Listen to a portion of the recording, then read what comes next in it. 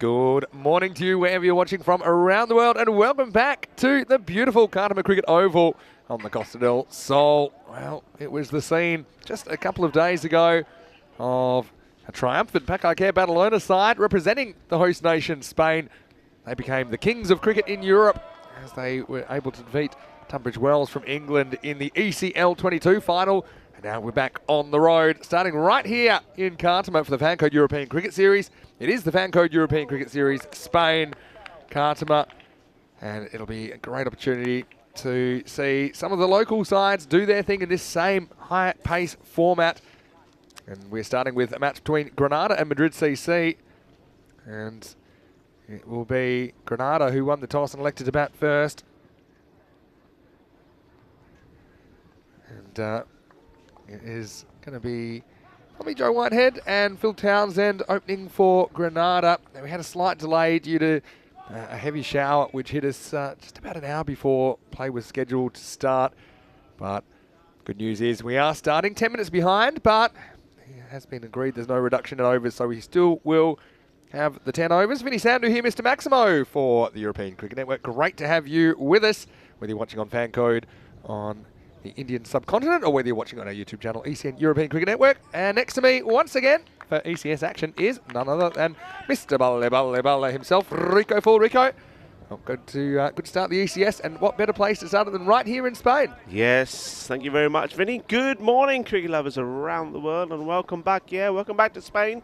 It's the FanCode European Cricket Series time. Look, isn't it marvellous? I think this is fantastic. You've got probably the team, well, not probably, definitely the team that's the oldest team in Spain. It was formed in 1964. So there's history there. And isn't it great for both these teams, both these Spanish clubs, to be playing at the ground where FanCode Badalona were crowned the champions, the kings of Europe. I think this is fantastic as play gets on the way. First ball. It's a good start. And as I said, well, say good start. It's going to be called a wide. Andrew Elliott there, the umpire, and alongside him is Ian Ramage at square leg. So we've got, yeah, Vinny, so we've got Madrid, which is the oldest club here in Spain. And then Granada, who only just formed sort of a couple of years ago. So the old and the new, in a new era for Spanish cricket. Yeah, and I think it's great. And both wearing that kind of Spanish red as well. As you see a couple going past the edge of Whitehead. This one will be a legal delivery. Yeah, nice areas early on. This is Imran Siddiqui. It's been a crazy few weeks, hasn't it? And looks like just navigating the conditions a bit this morning. You can imagine this ground took a lot of water last week. Expecting a few showers today. At the moment, there's no rain. The expected temperature expected up to 17 degrees, currently about 15 to get this one going. Yeah, a bit of blustery kind of a day at the moment. It's behind the bowler. And they'll probably just reassess game by game about what end is used. We'll do whatever we can to keep the cricket going here. Now starting at the scheduled end of play. Well bowled again by Siddiqui. Beats the bat. Yeah, good bit of bowling, a bit more history for you. There the club was really active. This is Madrid, of course. But most of the matches they used to play were all around military-based type of matches. And then the team was created in Barcelona. And that the first Madrid-Barca match was in 1982. So we're going to miss. And there's quite a few of you already making references to the fact that, well, there was quite a big Madrid and Barcelona affair yesterday in football in the El Clásico. Well, Barcelona making a bit of a comeback now. Maybe that's why Madrid were keen to get out of the city and come to Malaga on the coast to play some cricket. Just get away from the football for a bit. Right, no more football talk. Get back to the cricket. Hopefully have a bit of a closer contest than the El Clásico yesterday. You're right, Rico.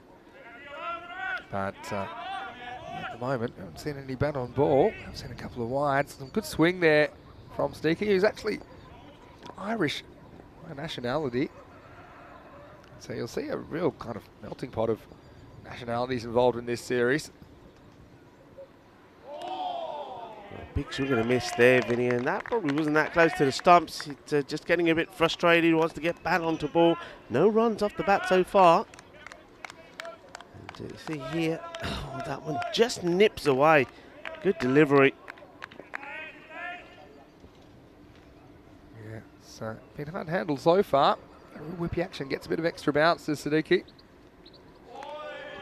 Gets this one a little bit too wide. Yeah.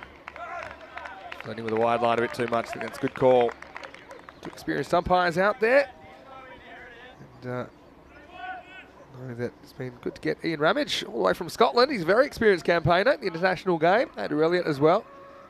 No stranger to high-level cricket. Oh, this one takes a little something on the way past. Now, I can tell you the issue here. The issue here is I think that Siddiqui runs right in front of Andrew Elliott. And I don't know why.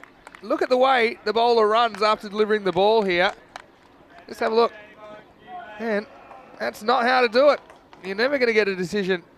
Yeah, it doesn't help his cause there at all, does he? And you can see the umpire just explaining, no, I can't give it if you do that. If it was bat or otherwise, we'll never know. Should finally get a run off the bat. Whitehead, well, he knows how to retain the strike because he will. And at the end of the first over of ECS 22, Grenada are 4 for no loss. Yeah, that was a nice tidy over from Imran Siddiqui. He's pursuing a career in photography, but he's got a nice few shots of him doing the bowling there, but a nice shot of him in front of the umpire as well. So I think there may have been a little bit of something on this, certainly from the way that everybody went up. Well, the only thing is he was in front of Andrew Elliott, and Elliott saying, look, I can't give what I can't see. So they do finish the first over with 4 on the board, 1 run to Whitehead, and he's back on strike for this one. Second over about to begin, and it's going to be Rahil Shafiq to bowl it. Bowling to Whitehead. A nice shot and chase on here for the fielder. He's not going to get there. 4 runs. 4 carreras. And there's the first boundary in a FanCode European Cricket Series. Nicely played. It was over pitch and just put it away. Yeah, it was well put away. Just had to get over Woody. That's John Woodward, who is that square leg there. Has to pick it off the fence. 4 runs. Still the 3 over power play, of course. Same format that we love so much here on ECN. I always think if the international players or the kind of ECL players can deal with these conditions, I think that the domestic players, they should be okay.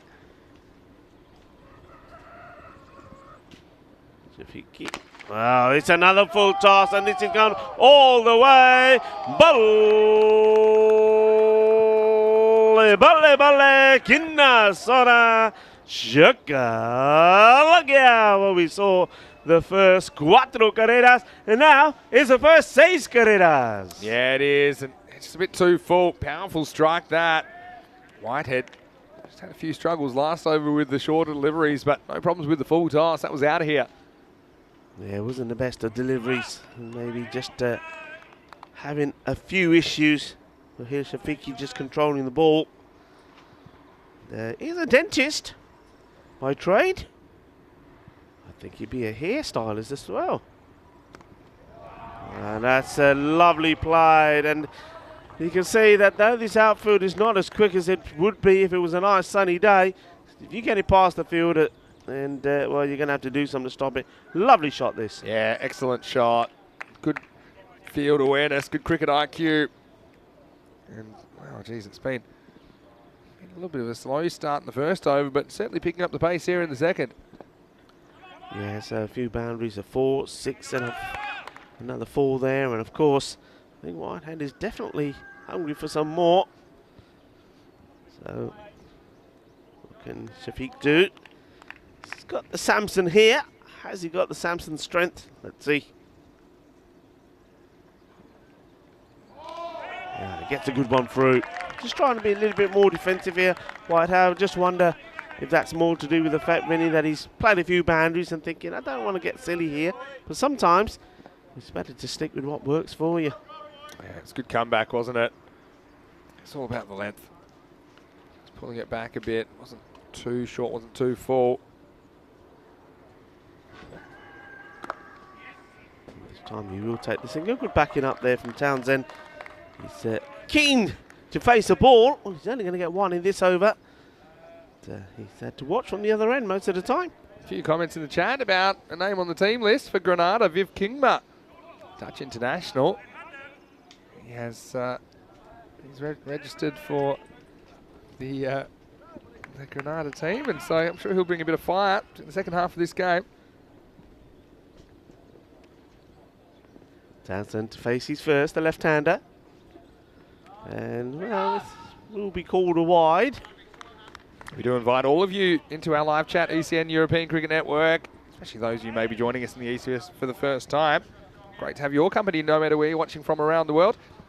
Got Sundori also asking me what I think about the Costa del Sol versus Malaga contest a bit later on. I do think Costa del Sol are looking pretty strong to me in this tournament. It's a good reply from Shafiq, getting this one right up there. And we'll finish with a dot. So start with a few boundaries, first three balls, but did tidy things up eventually. Nice bit of swing there. Maybe just swung a little bit too much for him, unfortunately. Ball was going to go on to miss leg stump. That is the end of the over. And the umpires, Andrew Elliott and then Ian Rummage will cross over. Andrew Elliott makes his way to the bowler's end. And yeah, we started with a bit of rain here this morning. There's a lot of rain around in the area at the moment. A lot of rain in Spain at the moment, would you believe? So we may have, well, fingers crossed we won't have. There may be one or two interruptions. But so far, all is good. The bowler comes into the attack. And we're talking about attack. This has been hit away. And he's muscles this over the boundary. And that's gone all the way over in cow corner. That's a good shot. Well hit there from Joe Whitehead. Yeah, Maximo time.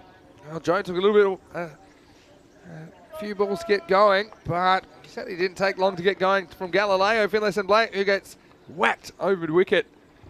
And so, Granada, they are getting moving, aren't they? Last over the power play now.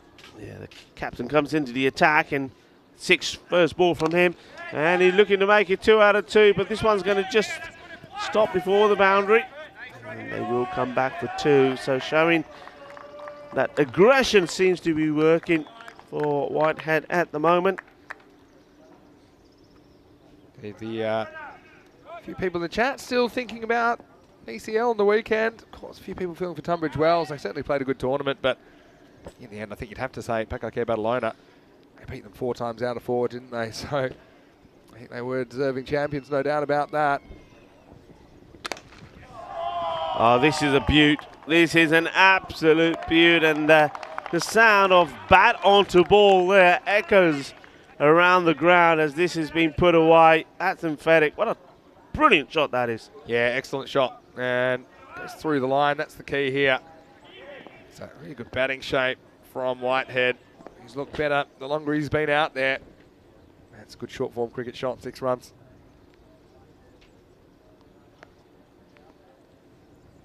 Finlayson-Blake, what can he do? Captain.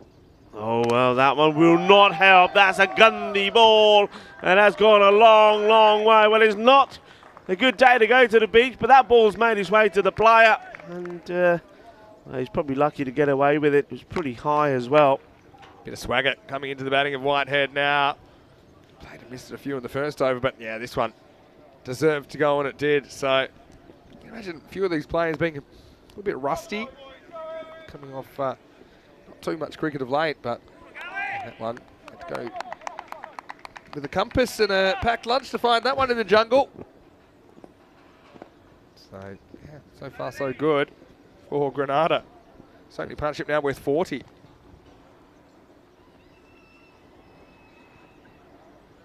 Oh, just stops himself as he's about to release. I think it's starting to slip away. Galileo here. He's originally from Hamilton, New Zealand, but he's been a cricket fanatic since the age of 7. And one of the goals that he has, being that he is Spanish through and through. He would love to play for the national team. Yeah, well, Townsend is the best seat in the house at the moment. He's only faced one ball in his power play. He'll face the second here off the last ball of the third. So it doesn't really matter when you've got your partner. 37 off 16. Yeah, pretty blustery. It's behind the bowler at the moment, so can make it difficult to hit straight. But we have seen the weather here. It does kind of blow around, doesn't it? Changes direction without warning, changes intensity without warning as well. Got it out to try and finish well. And he does. And throws himself at the pelota. No run there. But it has been, and it is a very good power play. 41 on the board of the first three. And Vinny, I have to say, I mean, going back to base on Saturday. First of all, the celebrations here were electric, weren't they, on Saturday night? After finals day and all the teams involved, and then going back to base. It was so good to hear all the positive vibes, not just from the players from all the teams, but also from the fans, and all just saying what a marvellous event that Bet the Ball European Cricket League was. And nobody really had anything but praise for Pakakea Badalona and said they deserved it. They were the true champions. And I think when you look on paper and all the results, the way it went, you look at the fact that they did beat Tunbridge Wells on every occasion they met. You can't take anything away from the Spanish champions, but what a turnaround that was for the book. And, well, what an exciting time that also means that there is for not just European cricket, but here for cricket in Spain. Yeah, because they'll have two teams at the next CCL now. Exactly, yeah. Pakakea and one other representative. Your bowler is Abdul Hakim. It's back, takes a bit of the pad, probably leg by. Some more footwork from the fielder. Maybe a little bit of batting in that. Low signal from Ian Ramage, who's he's done something like 35 one internationals, I think, from Edinburgh in Scotland. Very, very experienced representative. Had some really good umpires here in this region as well. Andrew Elliott, we saw in the night series just a month and a half ago down at Europa Point. Game. Just got this slow sort of looping delivery. Doesn't climb at you at the sort of pace you expect it is going to, because he's quite a tall man. He's got a bit of a run up, but a bit deceptive with his pace. Yeah, I think so. Just comes, tries to put on the spot. Quick hello to Taranjit Singh, who's joining us from probably not from Romania in the chat. Well, this one is in the air, and it could be the first catching opportunity, and it's taken. Nice bit of catching Marcus Harvey out deep mid-wicket.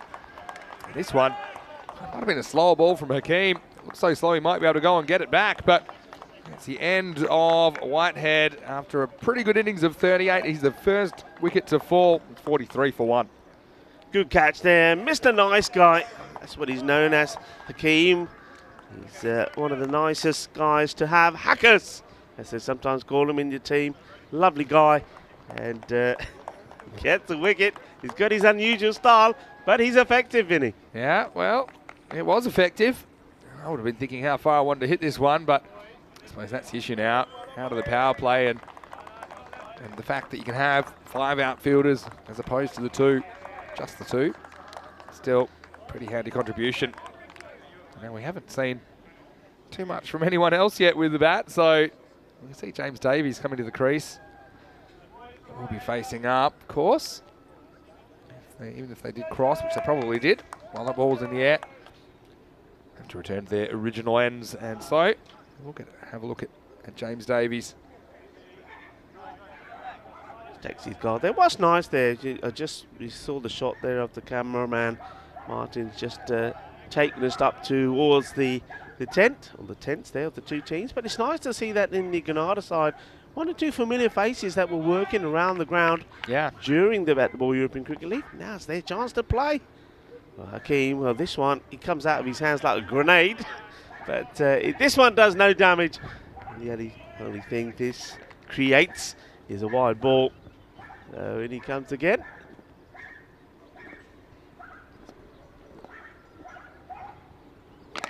Well, there's no pace on it. And even though he cracks it pretty hard, it only just is one bounce before it goes over the boundary. 4 runs. Well, I think he's going to be bowling that. Surely got to be looking at spreading the field a little bit here. What's going on here? Talk to me about this. Yeah, I know. Are they thinking the power play's like 4 over? I think they just think new batter. We're going to put some pressure on. No, no. They had more, maybe. Had more out before, right? Take the single this time. Yeah, you could be right. But you think if Hakeem's going to be bowling at this pace, batter's going to eye up that leg side boundary. You've got to have your well, he's certainly got to have a mid-wicket in there. Yeah, you think so. Now got left-hander on strike for last ball. Townsend just getting his regulation 1 ball. He gets to face an over.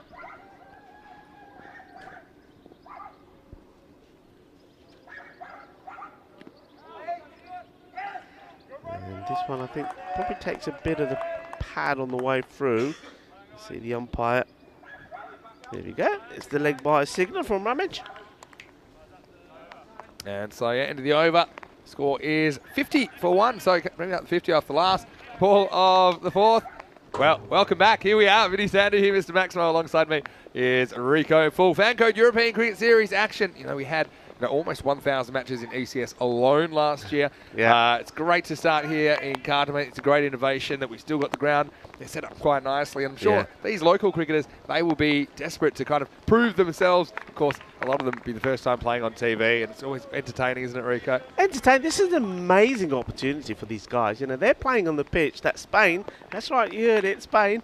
And Pakake Barcelona won the Bet to Ball European Cricket League. They were crowned the champions of European cricket here, and they're playing on the same pitch. I think this is massive for them, and I think also they'll be boosted as we see. We're talking about boosted. A new bowler comes on and takes the wicket, and this is James Bentley into the attack, gets the ball right up there. And, well, it's the left-hander. Townsend has to go. Didn't really get going at all. That was his 5th delivery. Plays all around it. And it's on the money. And the foot there, they've been chucked there. Chucked their foot there. It's another wicket. Well bowled. Here we go. Boom. Chuck their foot there. Bring the ball first up. I mean, we saw some bowlers struggling with their rhythm early, but, yeah, full, straight. And I think you see Townsend just playing across that slightly. And so what a great start that is for Bentley.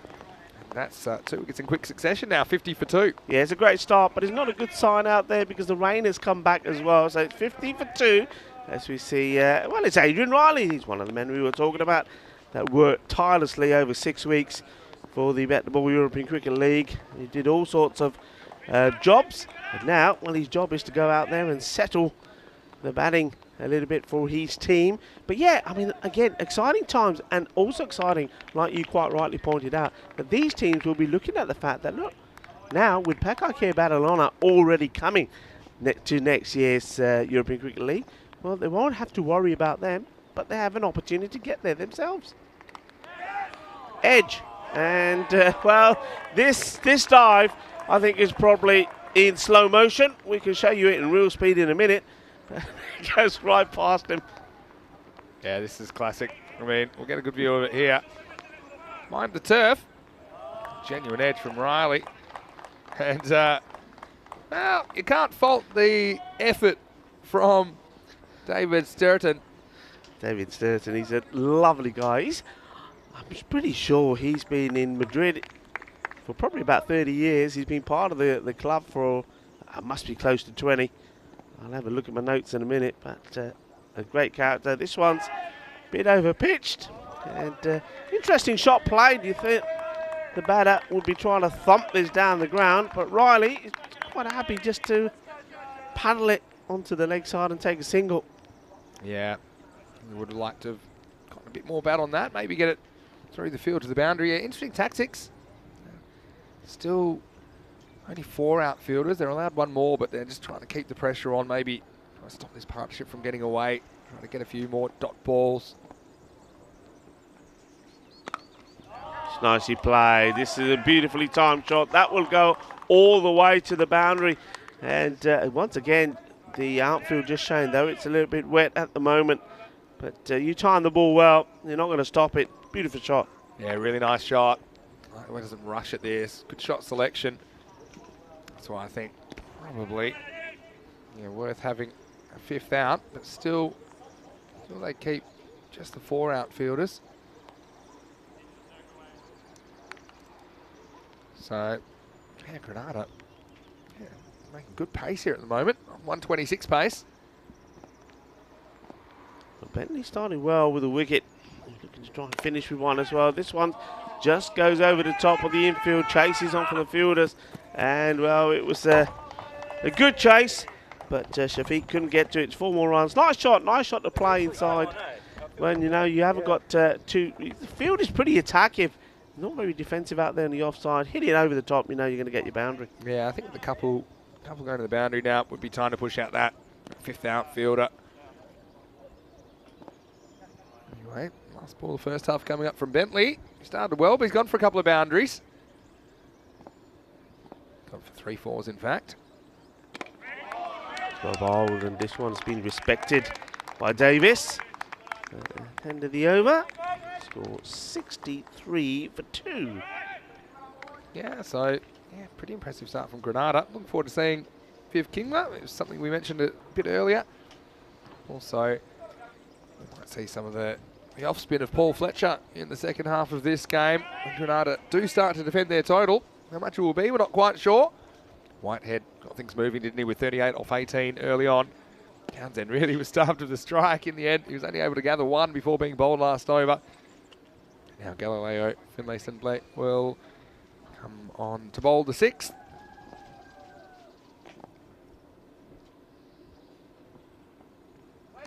Be a wide from the captain, coming back into the attack.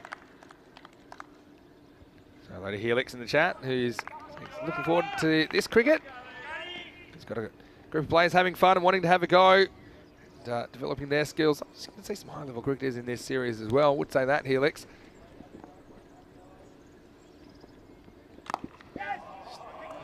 Nicely played, soft hands. Still a very interesting field, this from Madrid CC. They've only opting to have 4 men out. They can have 5, of course. And haven't got, well, they've sort of got, I would say that fielder there in front of us is sort of in between where mid-wicket and long on would be. I would have him more orthodox mid-wicket and maybe get your long on up.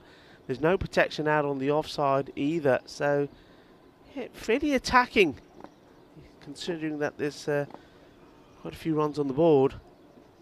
It's nicely played with soft hands, just guides that away. Gets a single. And there's Stilton again. Yeah, 32 years. He's been in Madrid, so very much Spaniol.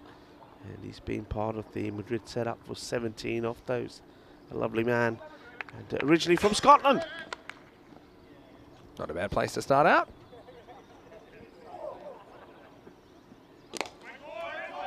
Nice shot. And well, if he hits here, it could be interesting. He's just going to get to it quick enough.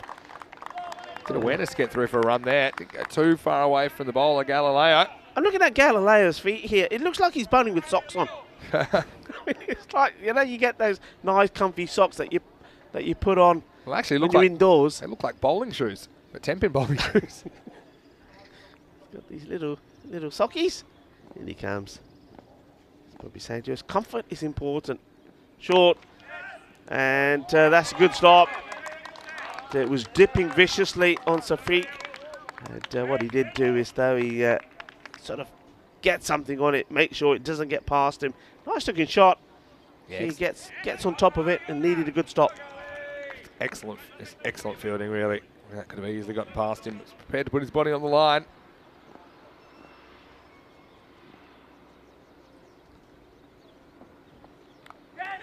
Got him. Wobbled.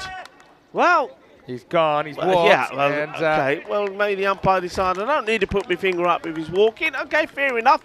The bowler would like to see that finger, though. You want to see that finger go up. You want to have that delight.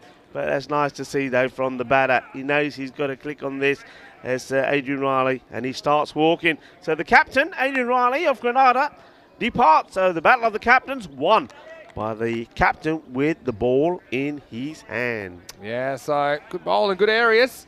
And so, yeah, it was pretty funny watching the bowler panic there, thinking he wasn't going to get the decision, but the batter, he was halfway to the pavilion, wasn't he? So Riley's got to have to go now. It's been a good little comeback here now, this over. Riley goes for 6. Nice catch behind the stumps by Victor Medina as well. Finlayson-Blake gets a wicket. 68 for 3. Richard Abbott comes to the crease at number 5. It's so funny. A few people in the chat thinking it was a bad decision by the umpire. That's why I think maybe you're better off at this level putting your finger up anyway, so you don't get the blame. Yeah. I know the umpires, they always get scored. Certainly in the ECL they were on the critical decisions. This next one's just pushed away. No run. End of 6 overs, 68 for 3. Yeah, so I think if I was umpiring, I'd definitely be putting my finger up and making sure I get that one in the correct column. That's right, yeah. Otherwise, it probably goes down as a no decision, right? It certainly would. I don't think Ian Ramage has got anything to prove, though, as far as getting scored on his decisions. But yeah, it's got a bit of bowling in there. A nice bit of catching. It was a significant deflection, and he adjusted well, Medina. Look, the only thing I'd say on that about, okay, if I'm umpiring and the batters nicked it and he starts walking straight away and the bowler's appealing to me, yeah, I'm just going to nod my head, say, yeah, he's out, but look, he's walking. You know, but I mean, he just stood there like a statue, didn't he? So the bowler did start to panic a little. Yeah. But then I'm sure his teammates said, look, he's walking, don't worry. I'm pretty sure that the umpire in question, Ramage, had a big smile on his face and probably did say, yeah, he's going, he's walking. Maybe a little bit of a wink. Oh, this has been beautifully timed. But once again, it's been well stopped. And it's Galeo again, the captain. I think this will be a no ball. Yeah, there were 6 outfielders. So they've gone from one extreme to the other. I just spotted that after the ball was playing. I looked at the field. And yeah, they had 6 outfielders. So that'll be a no ball now and free hit coming up. It certainly will be. And, having a few problems counting here, Madrid CC. I mean, first there was not enough. Well, when I say not enough, it's up to the team. But now they're bringing like everybody up. So they've gone from 6, they've gone to like 2, and now what are we going to settle on? I think 4. They've brought up 2 outfielders. They only have to bring up 1. All right, free hit time. And well, that was lucky nobody's near the fielder there. Who was that? That was Woodward, John Woodward. That would have been a red card offence. Look, he went diving in it. Look at this. Oh, Johnny Woodward. Well, I'm glad he didn't stop this because I think he would have slid and hit this ball diverted away from the field or on the boundary, and it would have gone to the boundary. That's a yellow card there for a 2-footed tackle. Oh, that's a red. That's a straight red. Especially on the umpire. He's backing up here nicely. Yeah, I think we might have to have a little chat with Madrid CC and just make sure they're okay with this number of players inside and outside before and after. They were the last play. team I thought were going to get pinged for 6 outfielders, especially when they had 2 or 3, when they could have had 5, and they had 4. And maybe 2 players thought the same ball. You know what? I can go back here. And if they did it at the same time, which seems to be what happened, they had too many. That's a nice shot straight down the ground. 1 bounce, 4 runs. Beautifully played. And yeah, that's the area that I was talking about. And this is where they've got it wrong. You see, you need to have your long on back and your mid wicket. So you got your 3 on the leg side, and then you can have, well, the other 2. They've opted to have fine leg and third man back on the boundary, which is a bit strange. Fine leg needs to be, for me, fine leg. Bring fine leg in. And put a sweeper out on the offside. But look, it's just 4. There's nobody straight down the ground either. Nobody straight down the ground, yeah. Very wide, long. Mid off up in the circle. Anyway, Hakeem hasn't been the worst at all, has he? Abdul Hakeem? No, Hakeem, he's deceptive. I mean, look, as the series goes on, teams will get used to him, right? So it will work for a bit, but once teams get used to him, I think they'll know how they've got to play him. And when you haven't got the field right, then there's always runs. Once again, nobody out there in the deep. Well, that's nice. Nice bit of stronger together there. Yeah, good teamwork. Did you release this in time? I mean, that's the only thing I was worried about. I thought he was going to throw it over him. Does well. Me too. I mean, it was like a pull back. It's locked down about here. Yeah, he does. Good. There you go. All the skills there from Galileo. Takes us to the end of 7 overs. The score 77 for 3. And, so this is the FanCode European Cricket Series. We'll be taking our show all over Europe, starting here in Cartama in Spain, and then next week We'll start in Portugal for 2 weeks, in Cartama, and in Capella, just outside Rotterdam in the Netherlands for a week, then Sofia in Bulgaria for a week, Romania for a week as well, before we go to Sweden next. As this next ball is hit straight down the ground, plugged slightly. Yeah, eventually it's navigated by Harry Young, who makes the stop, but not before they get 2 runs. People asking about Kingma being here instead of in New Zealand with the Dutch team, for various reasons, but he is here. He's not outside Europe at the moment, so he's playing for Granada. This one will just be a one. First victim of the bat plug there. Let's have a look at this. Bang. Not the first time, not the last time we'll see the bat plug. That's why it pays to watch the ECL, because you would have had 6 weeks of realising you can't slide your bat off the artificial surface. It's nicely played away. Man comes in from the deep. Still just the one man out there. They're still opting. Now they've gone for sort of quite a wide long on. Still no mid wicket in place.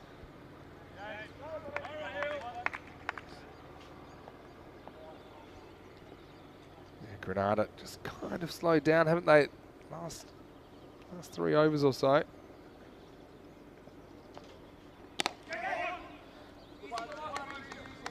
Good attacking fielding. Supporting the bowl as well at the moment. The fielders, Marcus Harvey there, coming in and keeping it just to the one. Just feel that you're going to start to see some big shots here sooner than later. Yeah. The last 3 overs haven't quite got it run at ball pace. Need to pick it up now, Granada. Goes for it in the air, opportunity, and taken, no mistake. And that's nicely done. So they do get another wicket, and smiles on the face of the captain there. Galileo. Here's another one. That has to go back into the dugout. Well, Galileo wouldn't let it go. He held onto that nicely. He backed away and just backed off, judged it well. Say, Davies, I think he realised it was time to up the ante and he held a bit quiet. Lately, only 1 boundary in the last 18 deliveries. He goes for it. And maybe a reward for having that extra infielder in. It does result in a wicket. So 82 for 4. 1 ball left in the 8th over. Yeah, good work. Not at all easy out there to be fielding as well, Vinny. I mean, it's still soft on the ground. The rain is coming and going. You see, it's starting to rain again. And though it's not particularly strong, what a horrible angle, isn't it? When you're out in the field and the rain's blowing sort of straight in your face, he's squinting in your eyes as well. So he's done well. They've all done well, actually. They've fielded well so far here. Wicket for Shafiq. We have new batter at the crease. It's Jerry O'Brien, the keeper. We had at number 6 with just over 2 overs to go. Yeah, that light rain falling. I feel like it might be one of those days. A frustrating one. The last ball for Shafiq now. This flicks this away. Will be stopped by the fielder. Acrobatically sliding and making the stop. It's good weather to get a slide in, though, isn't it? It certainly is. I've been called a leg by. Not so sure, but I actually thought it was pretty close if it didn't hit the bat. Look at this. Yeah, no appeal. Fair enough. I would have been screaming my lungs out for that one. Anyway, don't ask, you don't get. 8 overs down, 83 for 4. 83 for 4. Was that a good shout? Is it just me? I think, look. Mate, you can make an argument. You can make an argument that if that was given out, I wouldn't have said it was a bad decision. Yeah, I will say that much for you. I've seen him given. You like to have a good appeal, don't you? Were you an over-appealer when you did bowl? I don't think there's such a thing. Oh, okay, I won't say that. Come on. No, what I'll say is this. Come on. You shouldn't ever do half appeals. You're wasting your breath. If you're not convinced, then how are you going to convince the umpire? If you're going to appeal, you've got to appeal 100%. Oh, yeah, of course. Not over-appealing, though. I don't think over-appealing is carrying on and carrying on the appeal when you know the umpire's already made their decision. That's not okay. I'm going to say that O'Brien's got this thing where he likes to just walk right across his stumps and try and play the ball on the leg side. I think you get a good ball into him, nice and straight. He could be a victim of missing it or LBW here for sure. You see again there, he just likes to lean over to one side, pick it away. That was a little bit shorter, so he had more time to negotiate that and get back onto it. But that's certainly suspect there for LBW. Yeah, but I mean, I do think at this stage of the game, it's probably a better trigger movement than backing away, because at least you do get those wides if they miss the leg stump. Bentley's bowled pretty well. Despite going for a few boundaries earlier. Up in the air, fielder's got work to do, he's not going to get there. That's a nice shot played from Abbott, Richard Abbott there. And gives this a good old club. And Richard Abbott also, let's say a bit about Richard. He's, I said about Granada being a very recently formed club, and he's done a lot of work behind the scenes, getting the club up, registered. And now, as we know, Granada, they're putting a lot. They've got an area, a space. I won't call it a ground just yet, but they're turning it into a cricket ground. So exciting times for cricket on the Costa del Sol. In the air, this is an opportunity. It could be another catch. And it is. No mistakes again from the captain. So Galileo, Felice Blur gets another. Yeah, he's got a good safe pair of hands, doesn't he, Galileo? It's another catch for him. Yeah, it's just skied up in the air. And so, Granada, they're running out of balls. So they know they've got to go for it. Bentley gets the second wicket. This time it's Abbott who goes for a pretty useful 9. And he departs. Scores 89 for 5. Yeah, nice work. And Bentley getting in the wickets. And, well, like we say, at about the halfway point, we were thinking with the score being in the 60s, 63 for 2, that probably behind that 120, because they certainly had plenty of wickets also in hand. But they've just come up a little bit unstuck. I think Galileo's second over was really good, the 6th, and he's been good with the catching as well. And Hakeem, they couldn't get Hakeem away. Shafiq as well. So are we going to see some big hits here? One of that, I think it's going to be one of those, isn't it? Going to either finish with big hits or with a clutter of wickets. Mostly hit into the ground, but not able to pierce that field. We'll get a single.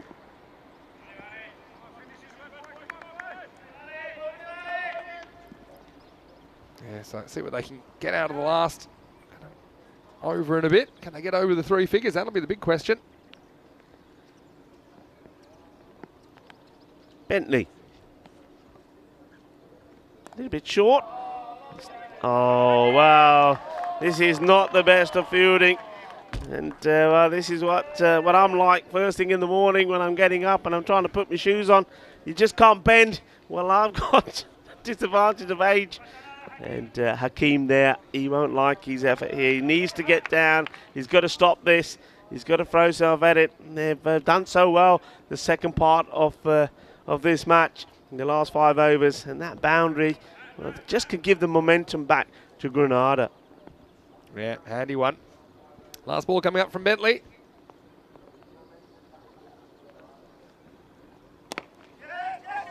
And, wants to keep hold of the strike. That's O'Brien. Yeah, it'll be the end of the over. So 95 for 5. Bentley did get 2 wickets in there, but did go for 24 as well.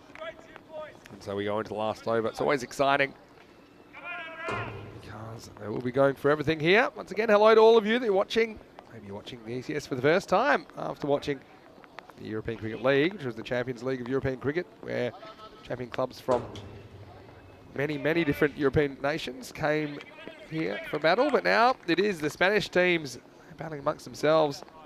Granada against Madrid CC here. And Granada 95 on the board, and they're going to bring back Imran Sticky for the last over. He bowled the first.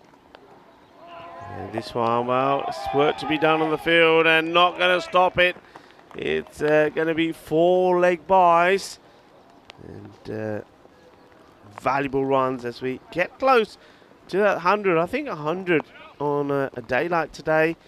A bit of rain around and the outfield not as quick as normally is. I think that's a very good score. I think 100 today is probably 115, 120 on another day. Billy. Yeah, it's a fair point. Question in the chat. Are Pack Care playing this week? Well, no, they're not, because this is just the teams from this region, or there or thereabouts. Chance taken, and that'll help. He's trying to get past the 100 mark. He's trying to get this over the infield, but not able to. And Sadiq picks up a wicket. Nice catch. Also there from the outfielder. Yeah, it was a good catch. It was a fairly regulation one. So I got man up in the circle. Marcus Harvey.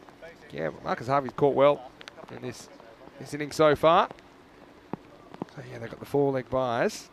And the wicket, and so it'll be the end of Jerry O'Brien for 6. Yeah, so good question though. Back again, I did see some great videos of them celebrating. Getting almost a ticker tape parade kind of a thing. Yeah. Weren't they? A lot of noise, a lot of action, confetti going off. I love the old dole, you know, the Indian tool, the Indian drums. I mean, the dole was playing as they got back to what would be their base camp. It was absolutely brilliant. People dancing in the streets, fantastic. Chris Brown, the new batter. We're going down the leg side, this one. Good delivery. This is a good spell from Sadiq. He only went for 4 in his first over, and now no run so far in his second. Yeah, just drifting down the leg there. He's pretty slippery, isn't he? Imran Sticky.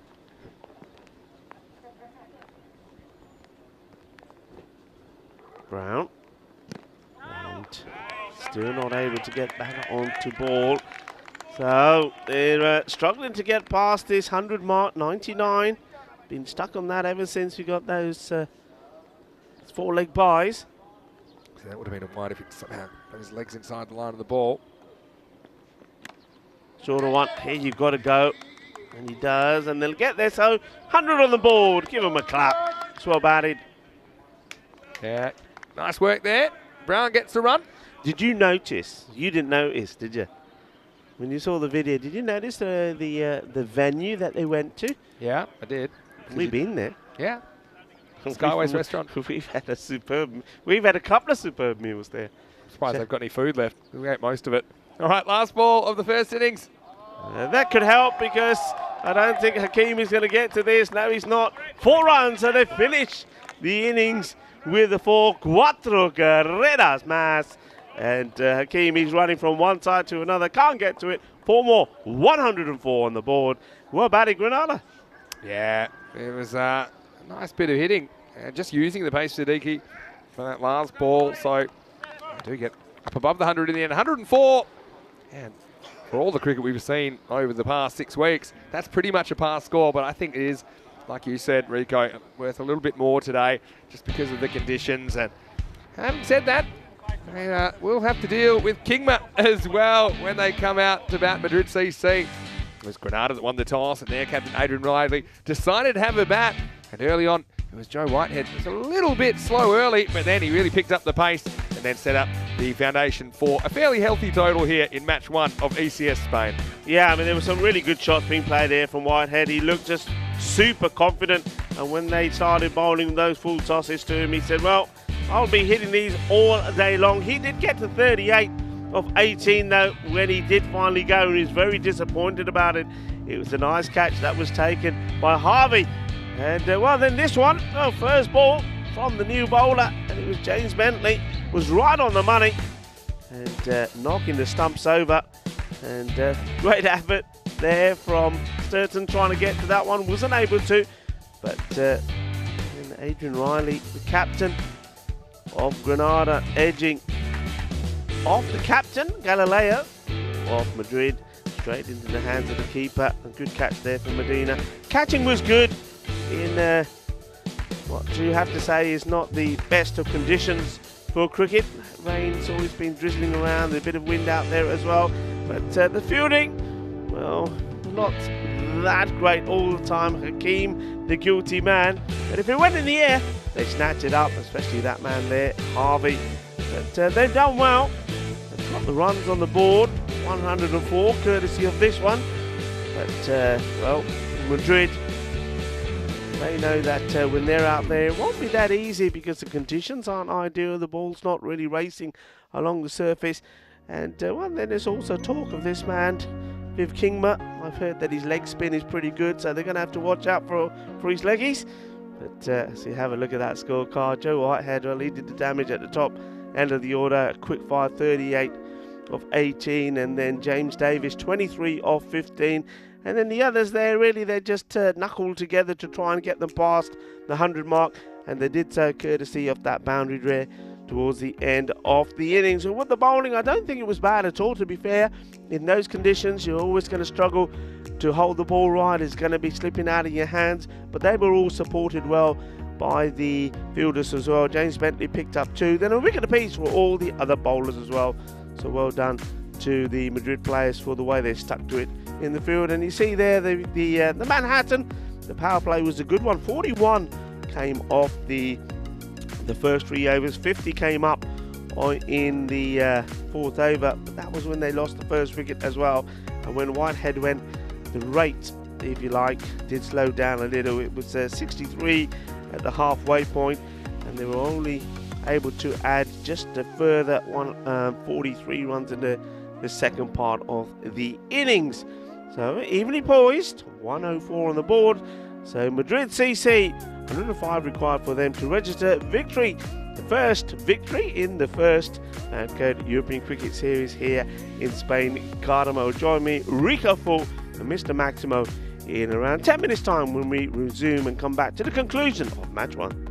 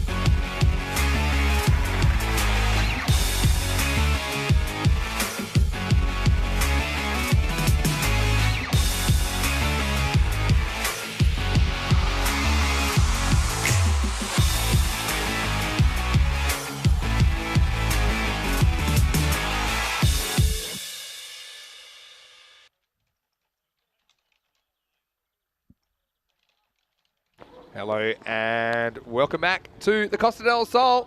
Not too much sunshine around on this Monday morning, but still, it's good that we haven't had too much rain, and for that reason, we're out there on the park. It's match 1 of the European Cricket Series in 2022, brought to you by FanCode, and it is Granada versus Madrid Cricket Club. Granada, they won the toss, they elected to bat. They put 104 on the board in their 10 overs. Now we're going to see Madrid see what they can do, as looks like they're going to open up with Jamshid Rahman. I think we're likely to see some entertainment, as we always expect in the European Cricket Series. Out there at the moment, we've got the Madrid CC openers. There's light rain falling. It's like we'll get Jamshid Rahman, who will be opening the bowling for Granada. Of course, they do have the services of Viv Kingma. Doesn't look like he's going to open also with the conditions, you wonder. But, will he bowl unless absolutely necessary? We'll find out. These two teams will play a doubleheader this morning, and then later on today we will get Costa del Sol versus Malaga. Look forward to that. So yeah, pretty decent score on the board, 104, 105 for the win. Here's Rahman. So just sneaks inside, I think.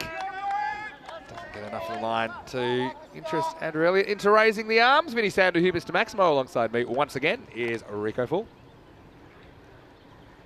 Thank you very much, Vinny. And well, we've seen this one probably, if it hasn't touched anything, it's surely got to be a wide this. I think it will be. 2 wides will be the result. This one might have been the slightly slower one. And the keeper unable to get across and make the stop in time. Jerry O'Brien behind the stumps. There's opportunities, going to go straight down the throat of the fielder, no mistakes there. And there's the big man himself. And Kingma says, thank you, I'll have that. So first wicket down, no mistakes. Yeah, well, he picked the wrong man, didn't he? Viv Kingma has got a very good pair of hands. And yeah, this one just tries to go up, and he's also slightly hitting into the wind. So disappointment for Marcus Harvey, who has to go for a golden duck. Not the start to the series that he wanted. But good news for Jamshid Rahman. He takes a wicket, and Madrid CC are 2 for 1. Yeah, he's going for the big shot. He's trying to get it over. Obviously, Kingman, who's inside the circle there, but doesn't get the timing on the shot, and disappointing for him because he's done good work, hasn't he, out there while he was in the field, but can't sort of brush that off onto his batting as well, so he has to go, but he will get plenty of opportunities because these two teams do it all over again after this one. Yeah, that's right. Looking forward to that. No matter who wins this, it'll be a very interesting rematch. I'm sure one team will be out for revenge. Woodward is the new batter, John Woodward, and he cracks the first one down to long on. Riley does the fielding, just the single. And some of these players would have played in the first ever European Cricket Series, I think, all the way back in March 2020. At least a couple of them.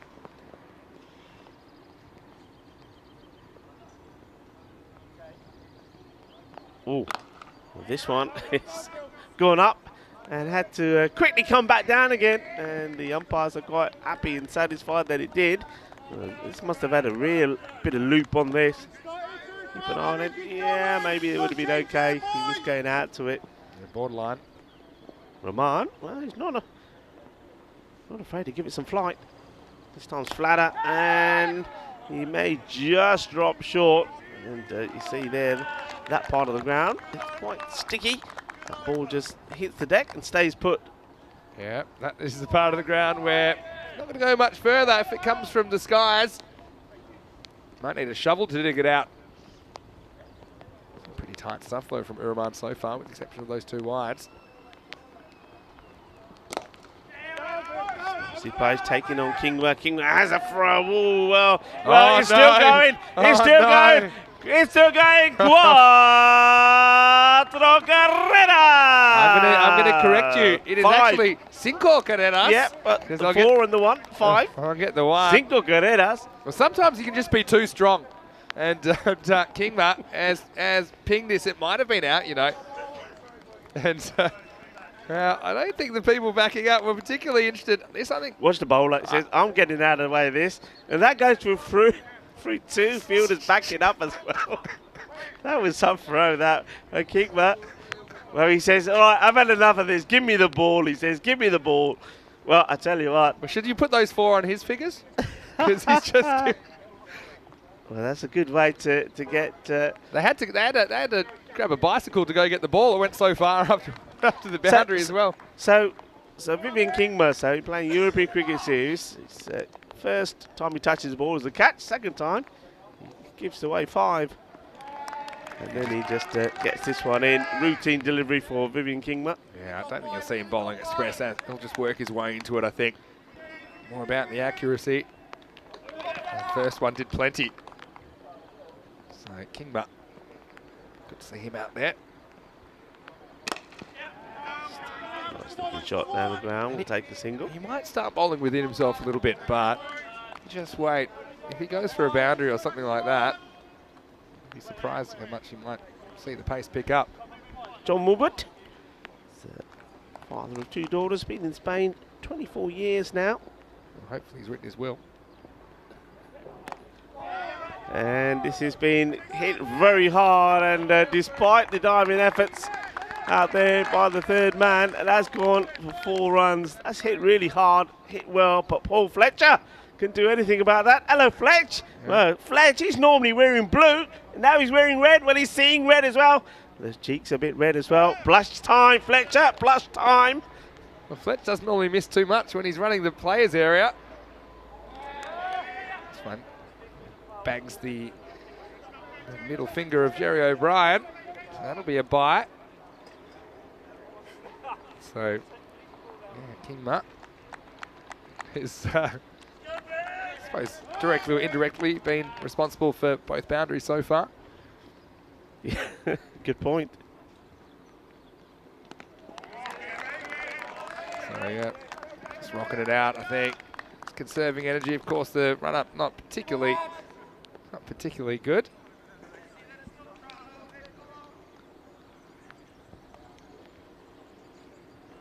Oh, how about this? It's a bit of funkiness, a bit of showbiz. And, well, Kingma won't like this. And, well, leaves this one. Does get stopped by the fielder. Oh, we thought we were going to see some more overthrows. At end of the over. So, despite losing that wicket early, and, well, thanks to some gifts as well, some freebies, they've moved on to 17 for 1.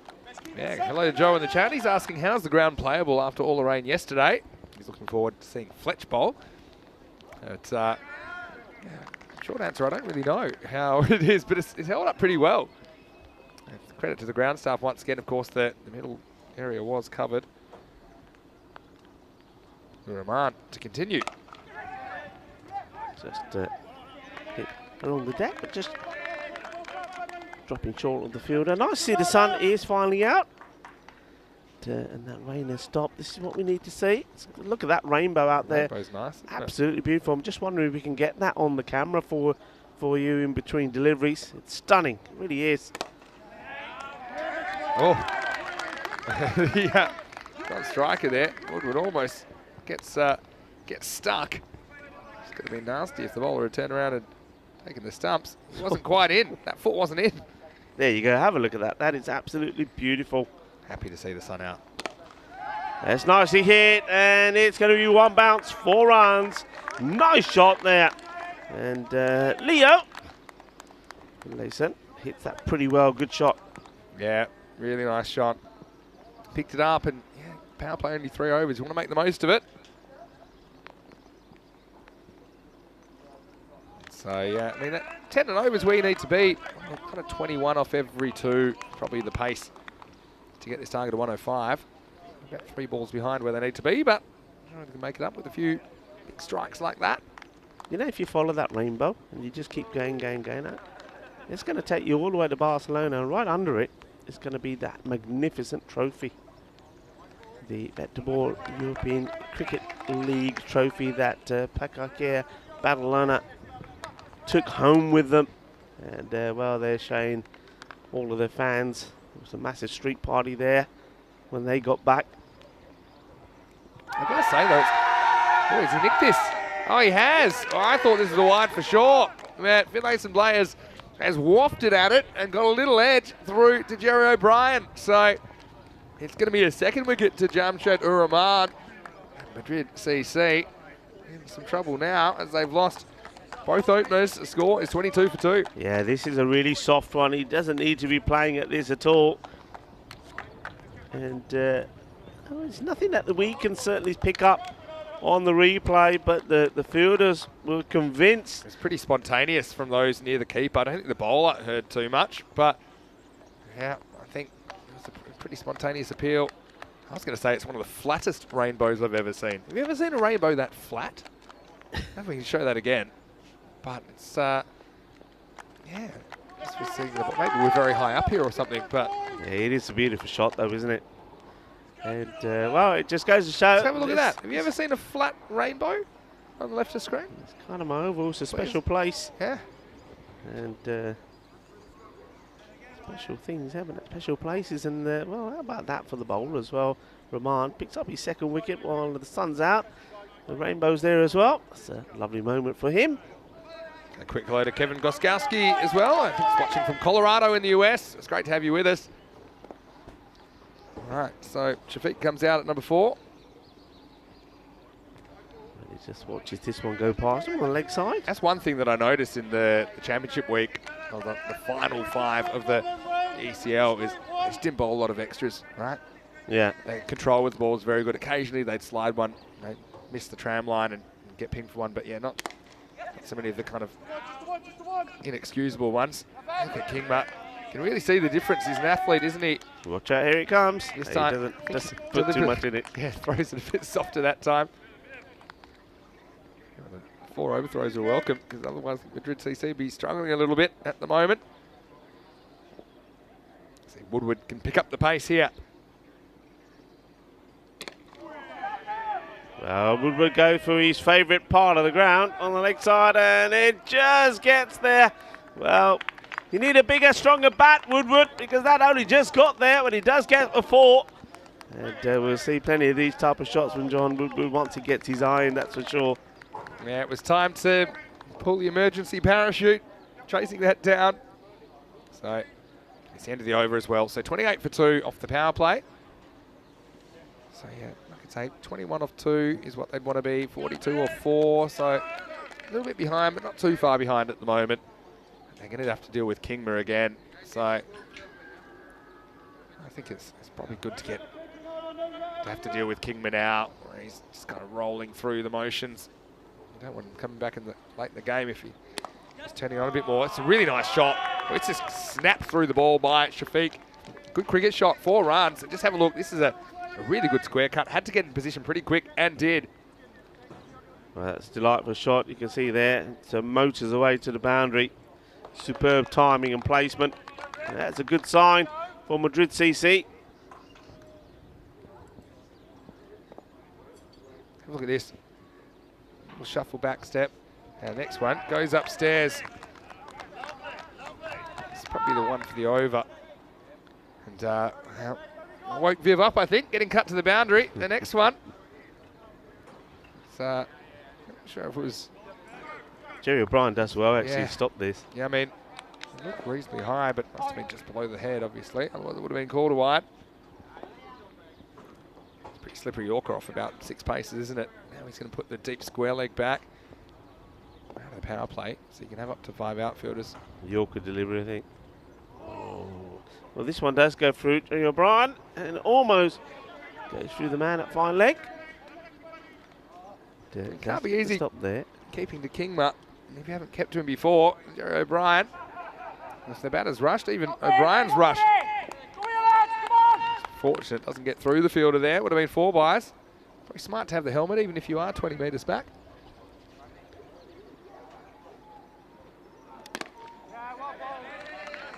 No run there. Just trying to give himself a little bit of room there, John Woodward. He'll like this challenge, would he? John Wood, of course, also part of the European Cricket Network crew. He's been on quite a few tours with us as well. Yeah, he has. Yeah, important member of the team. Oh, John Wood, we're playing one on the offside. Well, how about that? Things have changed. Sure, appreciate that. Kingma, one more ball left in his spell. If you can get through Kingma and not lose a wicket to him, I think it'll give Madrid CC a lot of confidence. They can go on and do this. Nice looking shot. We'll get one. John Woodward is one of the founder members as well of Madrid CC. They went through a phase, Madrid CC, when the club did fold, but it was brought back to life, back from the ashes in 2001. And it was John Woodward that got the club back up and started. He's done various roles, but he is the president of the club at the moment. But one thing about Madrid CC is the amount of work that they do behind the scenes for charity as well. All sorts of charities, and he holds a lot of T10 competitions in Spain as well. And we'll talk more about that later on. Maybe even have John himself up in that might be nice, actually. commentary box to talk about some of the things that Madrid CC have done. One of the things I've been trying to do for ages is get a cricket ground right in Madrid. It's been a real challenge, hasn't it? It's been massive. They've, Madrid, it's the capital of Spain, of course, but any cricket ground? No, and they've had various attempts. I mean, they've tried playing on a polo ground. That sort of worked for a bit. But, so if there's any big sponsors there, anyone who wants to partner Madrid Cricket Club and getting a ground for them, well, he's the man to talk to, John Woodward. Speaking to Woody, some of the surfaces they've had to play on before, playing on broken glass at one point. Yeah. I mean, I suppose that's a similar story in a lot of the federations in Europe. As this one has been absolutely hammered. What a lovely shot this is. The sun comes out and the good shots come out as well. Well, Shafiq, I've liked what he's done so far. He's shown that he can play on both sides of the ground. We saw him play an excellent square cut earlier. And this one is a beautiful shot over square leg. Yeah, really nice shot. Picks it up. Had to hit it well because there was a fielder guarding the boundary, but he wasn't quite on it. That one sailed over his head into the jungle for 6.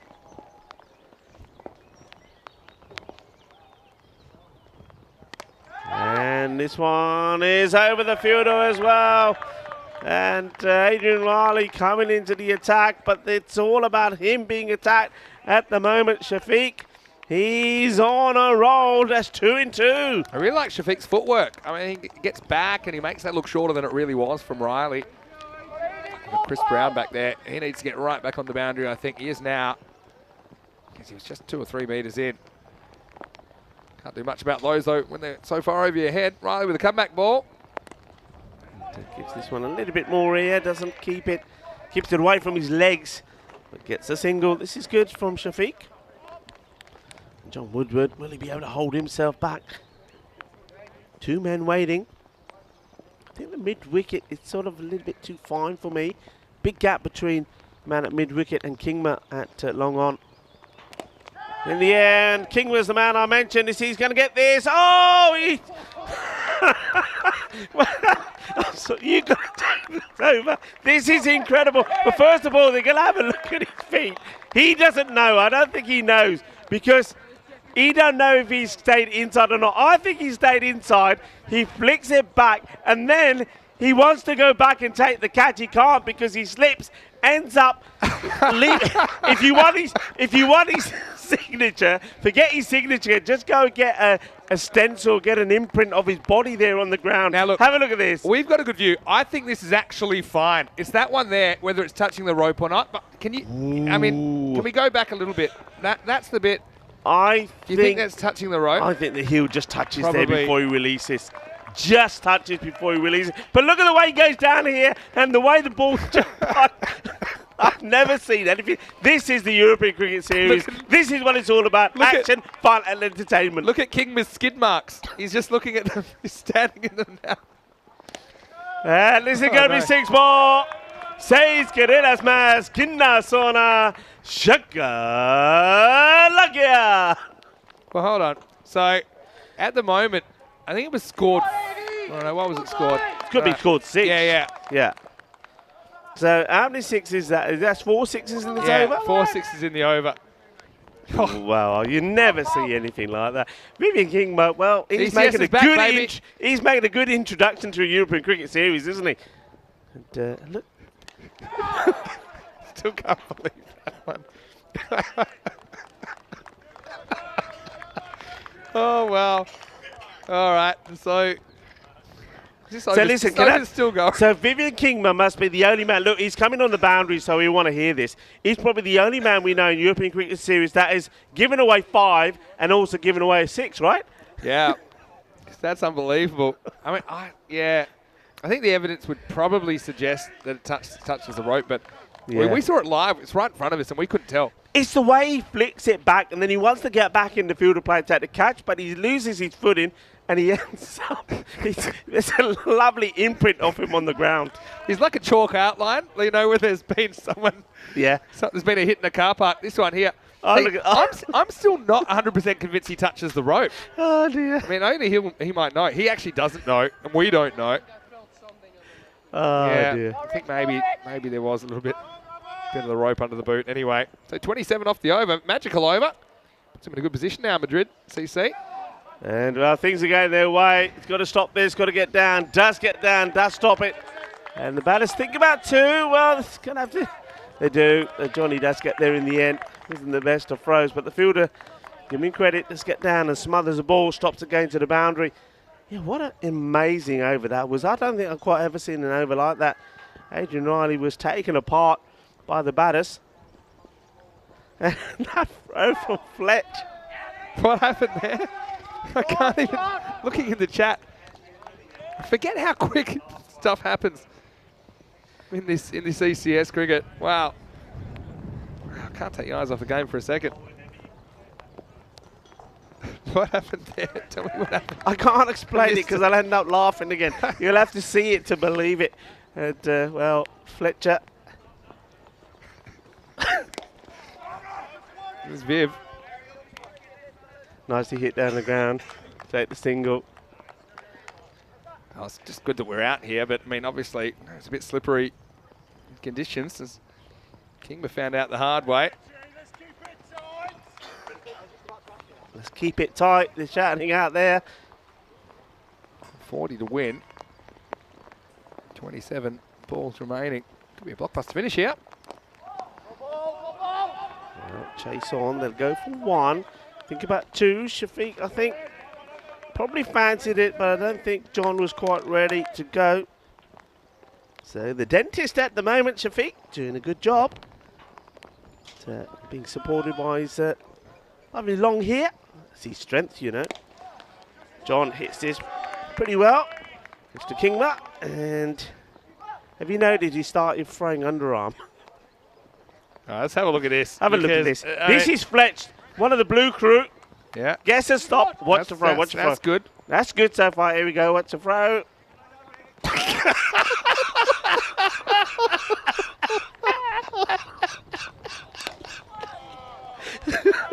4 runs. Cuatro carreras. Look, apologies, guys. That's a really good shot. And, well, Shafiq, he's going to turn. No, don't do it again. Don't do it again.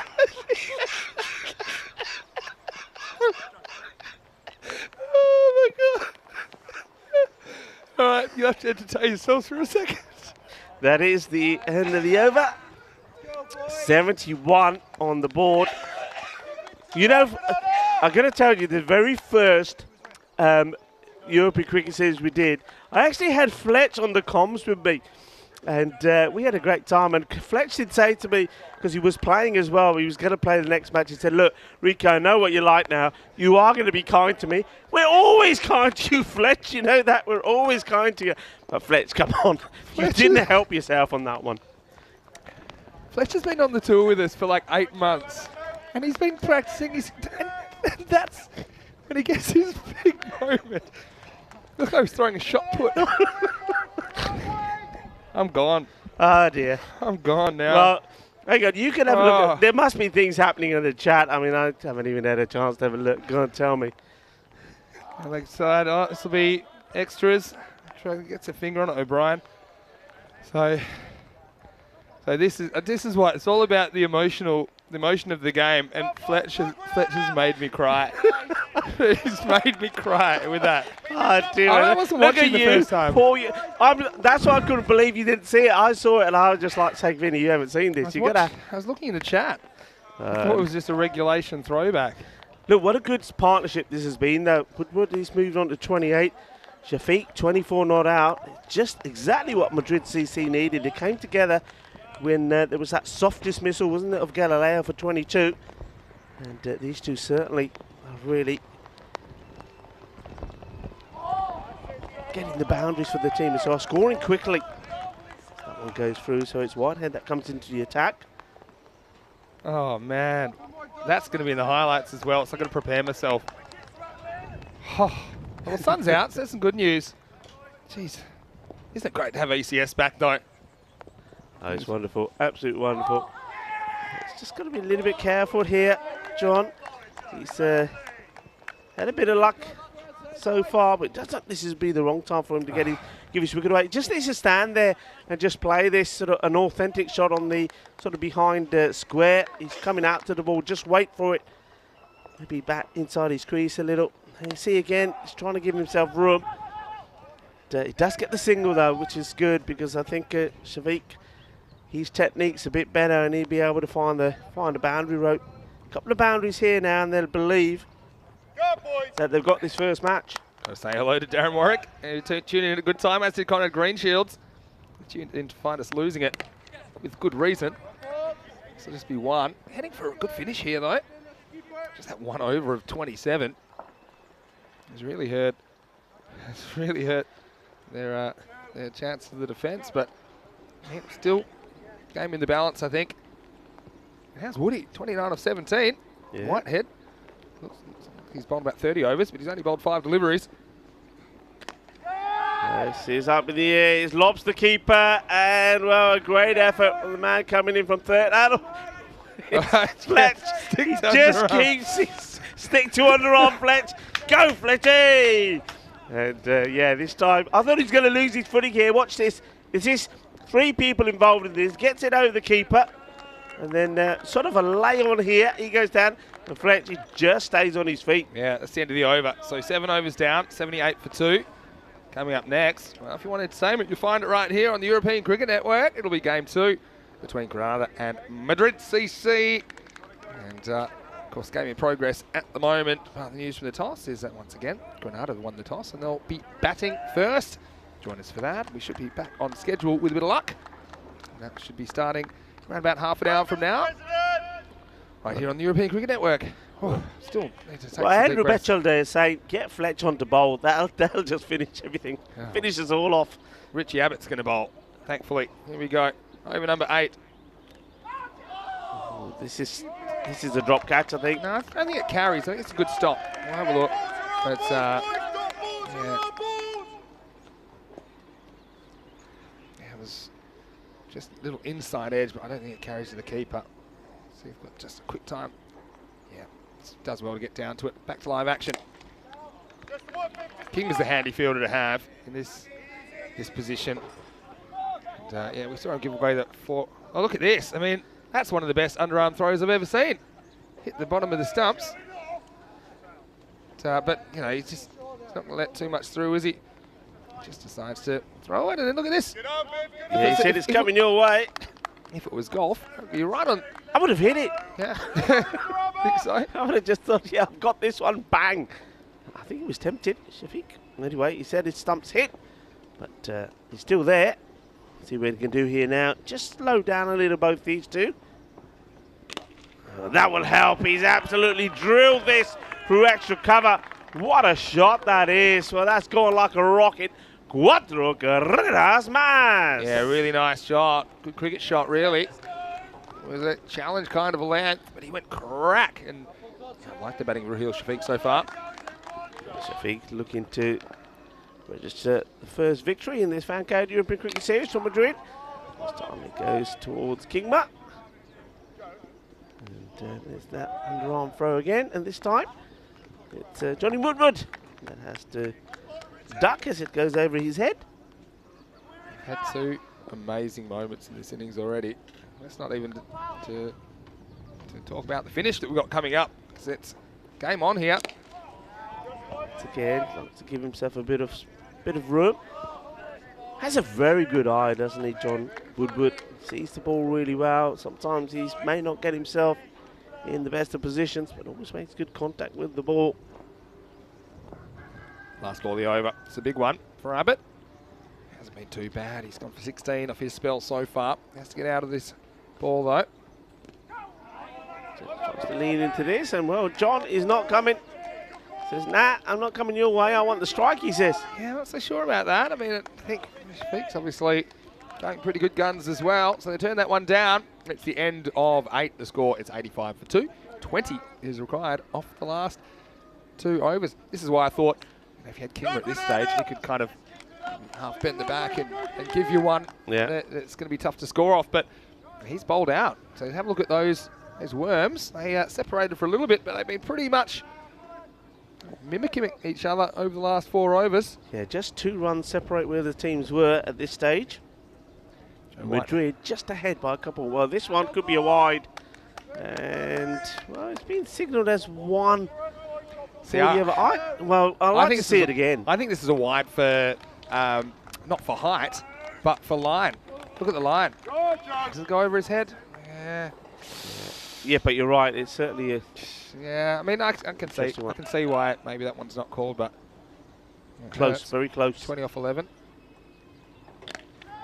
Oh, this one is in that area where there's no fielder. It's left wide open, and makes the most of it. That's an interesting position, really. Both these batters been hitting in that zone, and yet there's nobody there. I'm not really sure why. Just having a quick look around where the other fielders are. You've got the 2 men straight. They've gone for cover around on the offside. Third man is back. And you can see the third man, he'll have to come inside. Well, somebody has to come in now. Well, there you go. They're going for the man who was doing the sweeping on the offside. So they have got the field as it, I think, should be now. Here we go. Can't afford dot balls here, Madrid CC. John Woodward gets right on top of this one and just helps it along, takes a single and says to Shafiq, there you go. You go for it. You don't want to be bowling short to Shafiq. Interesting to Shafiq, they bring the man in. And Shafiq is the one who's hitting the boundary, so don't get this. Very strange. Yeah, so what? Yeah. They've got that deep square leg unattended now.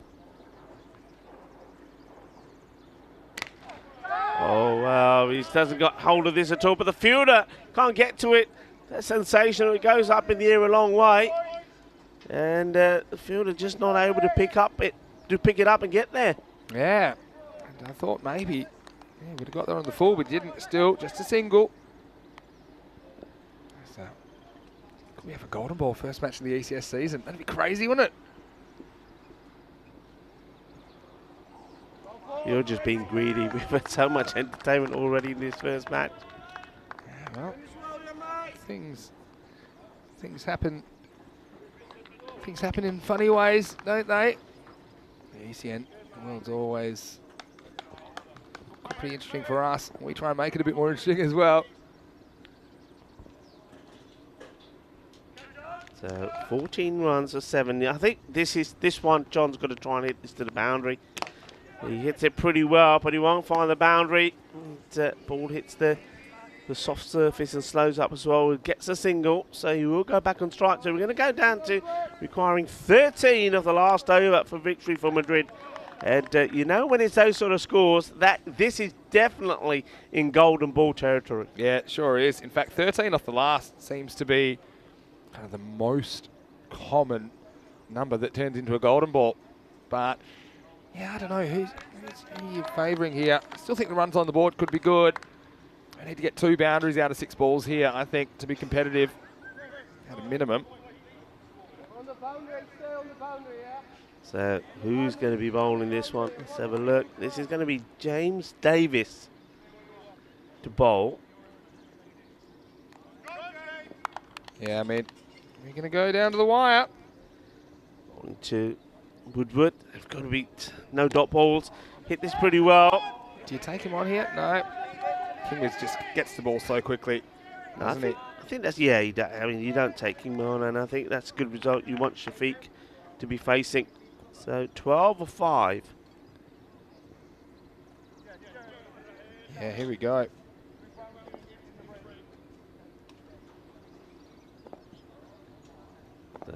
Just check with this field is so that again keeping that square leg area vacant to Shafiq, preferring to have the man on the offside on the boundary. He hits this well, but he's gone straight to Kingma, and they're not looking to even try to attack. I think you've got to make that call. I think Shafiq will know that he's probably should get back to his end and sacrifice John maybe. 11-4. Yeah, well, they need something quick, don't they?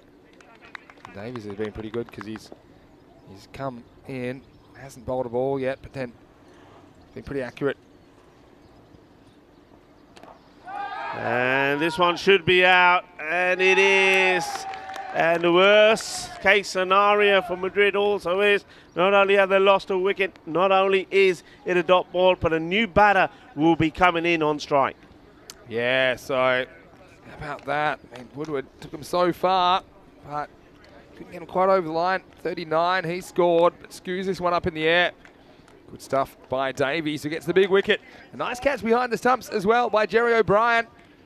And that's disappointment for John Woodward as he falls. It is 94 for 3. Yeah, 94 for 3, and new batter comes in. I think it's Sadiq, and I think his mission is just basically, right, okay, whatever comes my way, I've got to thump it. Yeah. Can't be a dot. That's the key thing. This ball cannot be a dot. Yeah, well, that's right. Looks like he can hit a long ball though, doesn't he? Siddiqui? Yeah, I mean, taking that 1 over of 27 from Riley, you'd say that they're defending this comfortably, but man, it's just a strange middle of the innings. Also, you go back to that kind of 4 overthrows at the end of the first over. All right, here we go. 11 off 3. Well, this will help because this may go all the way to the boundary. It does. Well, swing hard, and if you get lucky, you'll get 4. And that's what he does. So Sadiq, he's not waiting around. Throws everything at this, including the kitchen sink. He gets 4. Yeah, well, you need a bit of luck, don't you? And that's exactly what he gets. Sadiq first ball. So now 7 off 2. Well, if they do get a dot here, they can tie it with a 6 on the last ball for a golden ball. All right. I still think scoring is the best way out of this for Madrid CC. He's going up in the air. Kingma comes in. Important moment. Takes the catch. And Sadiq goes. So ball to go. It's still 7 required for victory. But as you said, Vinny, now a 6 would give us the golden ball. Yeah, and you know who the most frustrated man on the field is right now? It is Raheel Shafiq, who they cross here. And then he gets told, sorry, you got to go back to the other end. And that is why this rule is so important. It rewards the fielder for taking the catch. And just have a look at Shafiq. He's 31 off 15, but he won't get to face again, it seems, because the new batter will have to come out and try and hit a 6 to take the game to a golden ball. The only way Shafiq's going to face again is if this does go for 6, because I think he'll be one facing the golden ball. Yeah, absolutely. And Kingman taking his second catch in the match, making absolutely no mistakes. Well, he's it's worthwhile just having him just as the fielder, isn't it, really? I mean, that's a top catch in a difficult moment. And here's Harry Young. You want to be a hero? Here's your moment. Basically, 6 to tie, 7 to win. I mean, you can get a 7, but I can't see it happening. To get 3 and 4 overthrows. So let's have a look at Harry Young, left-hander. He's going to have to be brave. Almost doesn't matter where the fielders are, as far as he's concerned. Kingman's going to go round to long on for the left-hander, so that's probably a smart move as well. It's not so easy. You come out and face your first ball in the series, and all you need is a 6 to tie. Davies has held his nerve, though, well, hasn't he? He's got 2 for 6. Hasn't he bowled really well, Davies? Yeah, and even the 4 was an edge. So this is where you just got to make sure as a fielding captain that you got enough in the circle. Not going to give away any unnecessaries. Well, it's going to be pressure on the bowler as well, Davies, because the left-hander, it's got to make sure he doesn't bowl a wide. All right, here we go. 6 for a golden ball in game 1. And, well, he gets back onto it, but this is where, I mean, they'll get a single, so there's going to be victory here for Granada. But more experience from the batter. You just step inside this, take the wide and say, right, give me another. But it's not to be. They'll get a single. But what a great match we've had. The very first in this FanCode European Cricket Series in Spain. And it is Granada that end up being victorious. It had everything. I always say these matches is a frenzy of action-packed entertainment and a bit of drama as well. But we've had it all, and the good thing about it is that both those teams to do it all over again the next match. Well, the good thing about that was a close game, wasn't it? When you consider there's just a handful of runs in it, and they will get the chance to go again in around about 15 minutes time. So I'm sure that a few of our viewers, or more than a few, will be keen to tune in and see the second stanza, as Madrid CC will want to square things with Granada. It'll be the same again as far as the order of innings, because Granada winning the toss in match 2. They've elected to bat first. So I'm looking forward to seeing Whitehead in particular at the top of the order. I thought he was very good, Davies. He showed with the bat and the ball how important he was. Yeah. And Madrid CC, they had some good performers as well. I like Galileo Finlayson play, not only with the ball, but also with the field. And then Woodward and Shafiq impressed me with their efforts, trying to hunt down that total of 105 that they required for victory. But now, why don't we have a look at some of the highlights of this? And well, there's going to be a bit of everything in these highlights. Okay, this is the bet. We got to watch these highlights and not laugh, okay? Let's see if we can do it. Come on. I'll try my best, but no guarantees. Let's see if it can be done. Then we had this rocket of a throw from Kingmutt that got past about 3 people backing up and had to be picked out of the jungle. That was a 5-er. And then we had... Okay. You failed. No. You failed. No, I'm fine. No, you laughed. No, that was all right. That was a good effort from Fletch. Diving effort. Yeah, good effort, that one. And this one, I mean, that's a wicket from nothing. I don't think the bowler even hears it. And then a polite inquiry. Yeah, a little edge. And that was the end of Finlayson Blake. And the rainbow was there. Start of something new here. ECS back in 22. And they needed boundaries, didn't they? Got to say, I did like the batting of Raheel Shafiq. I think along with Woodward, they put together a partnership that put them in pretty good shape. And now this is the one where Kingmutt almost pulls it off. And I still think, I mean, it may have been fine. It may not have been fine. Kingmutt, well, he was surveying the damage, but this was the over of 27 where really you felt that Madrid CC stormed into contention. Yeah, it all happened there, didn't it? I mean, this is the stop. Here we go. All right, you turn your mic off. I mean, he lost his hat. It's just so... Oh, dude, just... What was he doing there? I mean, what was he doing? He's seen so much cricket. It's not like it's the way the cap comes on. It's a total disaster. Big wicket there. Yeah, he's still on the winning team, though. Winners of Grinners. And Woodward went late. And it was a good last over, wasn't it, from James Davies. And when it came down to it, this was the crucial one, because it was 6 to tie at this stage with 2 balls remaining. But because Kingmutt takes the catch, it means the batters have to swap back. And then Shafiq, he was frustrated. And in the end, just a single off the last ball. And Harry Young, unfortunately, couldn't get it over the boundary. And that meant that Granada opened up with 2 points. And we've actually do it all again, starting in about 12 minutes' time.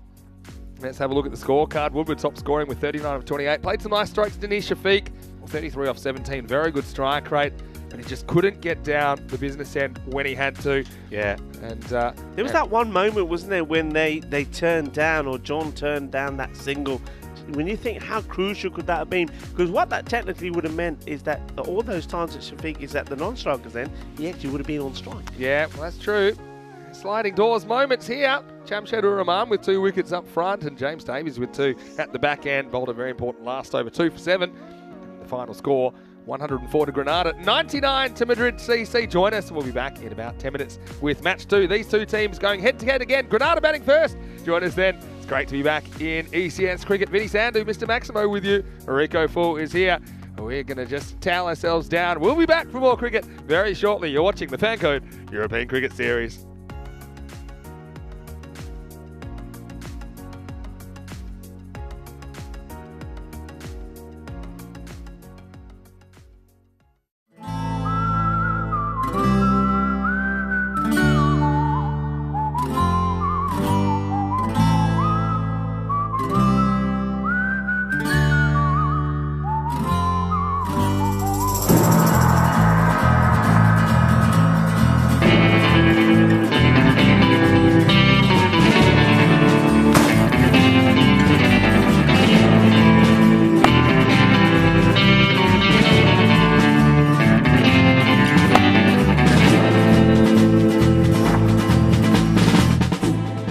is how we play cricket. On the Costa del Sol.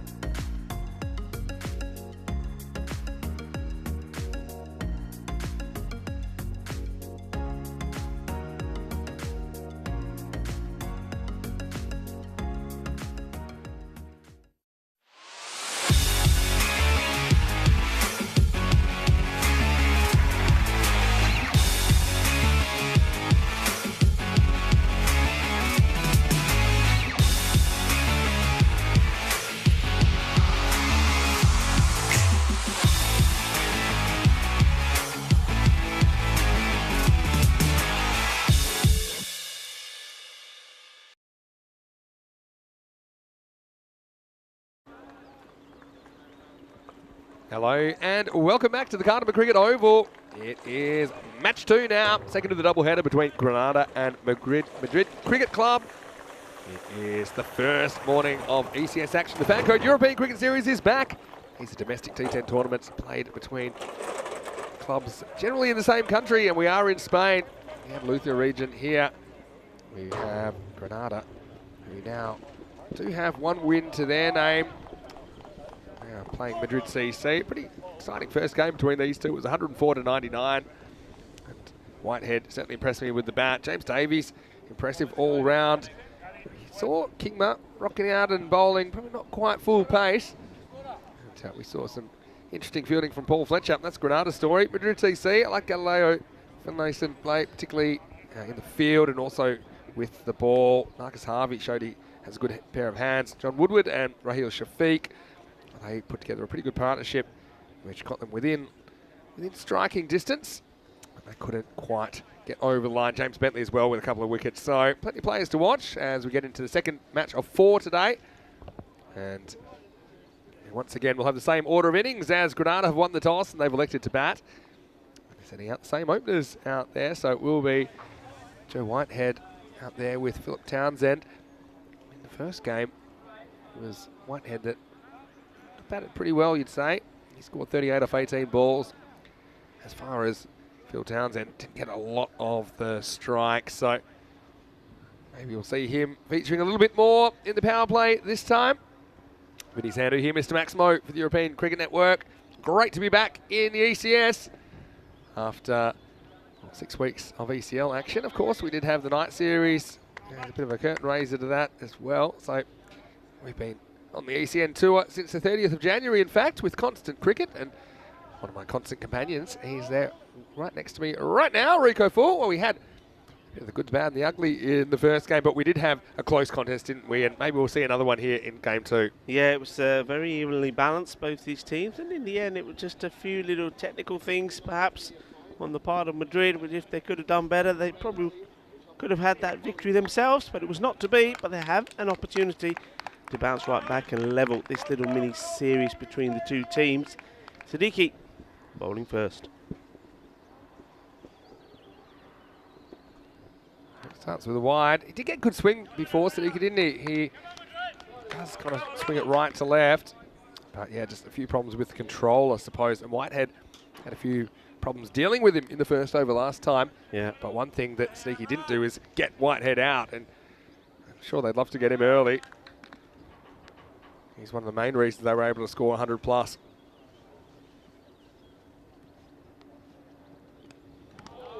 this is better channels. Getting him reaching. Couldn't quite catch up with that one. Yeah, good delivery there. Changing the wicket-keeper department as well. Harry Young behind the stumps. Takes that well. Yeah, Harry Young was the one that had the tough task of trying to hit the last ball for 6 to tie the last match. It was the only ball he faced in the match, but he's outside. He's just there behind the stumps. Oh, that's a peach, isn't it? Lovely delivery, that. Yeah, and I really like the zip he gets it because he is tall and he has that kind of, what would you say, not quite a slingy action, but he's all arms, isn't he? So those long arms tends to extract a bit of extra bounce out of the pitch.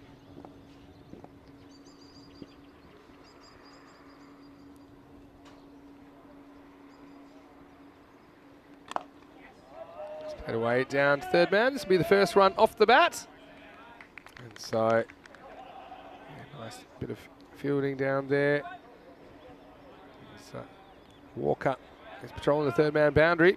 This means we get to actually have a look at Phil Townsend, who didn't face too many deliveries in that first match. It's a left-hand, right-hand combination.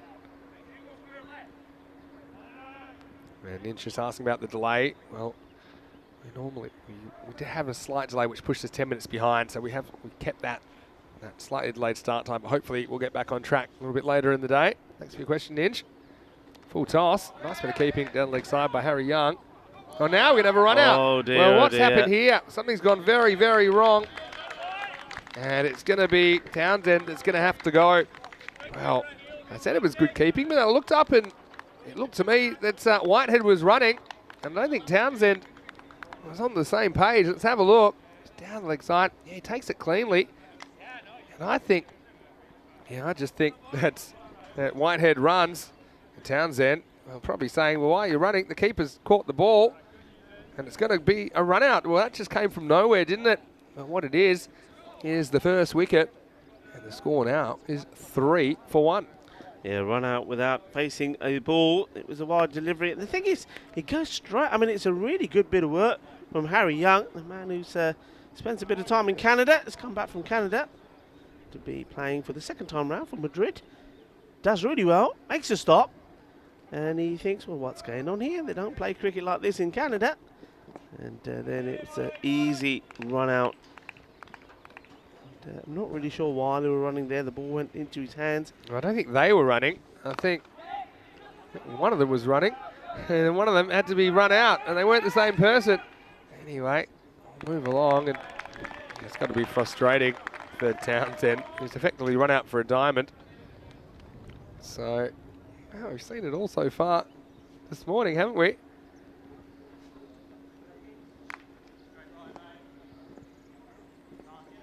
They keep making things happen. Well, they haven't done. They haven't got rid of Whitehead. He was the man that did plenty of the damage last time.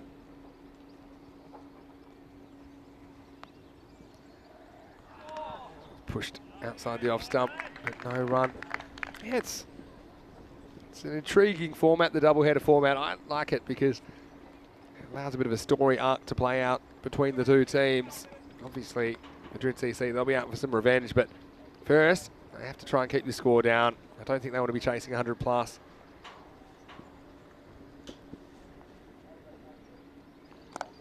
It's good pace again. Angled away intelligently by the batter. And yeah, all cut off down there once again by Walker. Yeah, good work. Good bit of cricket that all around. It's a spicy delivery. Put a little bit into it. It's played well by the batter and well fielded there. The third man. Just start to see once more some of the cloud cover we've got around here. It's going to be that sort of day, I think. Very much. Oh, how would you describe it? I'll describe it like a typical, well, maybe typical day if you're playing cricket in England, maybe. Yeah, no, it's actually a really good point. As we get to the end of the first over, it's 6 for 1 off 1 over. Pretty good one from Siddiqui. Yeah, it is that kind of English cricket feel where you're kind of thankful for any rays of sunlight that get through. We've had it all. We've had the bit of the sun. The sun's trying to come out again now. We've had that rainbow, a very low rainbow. Never quite seen a rainbow so low. Let's go back to the action here. And, good start, good areas from the new bowler. Yeah, Bentley started with a wicket last time. And so, yeah, Pretty much right on target from ball one here. These two need to put together a good partnership. They both can bat. We saw that last time. This is driven through, wide, mid-on. It's going to be 4. That is really nice batting. Nothing to worry about here from Whitehead. Looks like he might have done himself a bit of an injury when he hits this. It's just a case of overstretching. Looked a little bit sore. Maybe the back or the hamstring, but certainly nothing wrong with the contact. 4 runs. Yeah, it's a really nice played shot. Yeah, closest fielder to that was Hakeem, but nothing Hakeem could do about it. 4 runs, nicely played. Yeah, maybe just pulled his back slightly there, so just keep an eye on him, see if he shows any more signs of discomfort. Push the fielder back now. That long on. This one just a bit too wide will be called. Yeah, it'd be interesting how they do go about things in the field here. Just at certain points, Madrid CC didn't really seem to have too much of a plan, especially once the power play was completed. I wonder if they've got a bit more of an idea now, especially having seen Granada bat once already. Goes over mid-off this time. Powerful strike. I think it's going to be 4. Yeah, it's just inside the boundary. And excellent shot by Whitehead. He just stands and delivers. Not too much movement. It's economy of his range of motion. Yeah, excellent work. No, I think that... I certainly saw it live. No, I think that's 4. Look, it's already hit just inside. So I think it's a good call.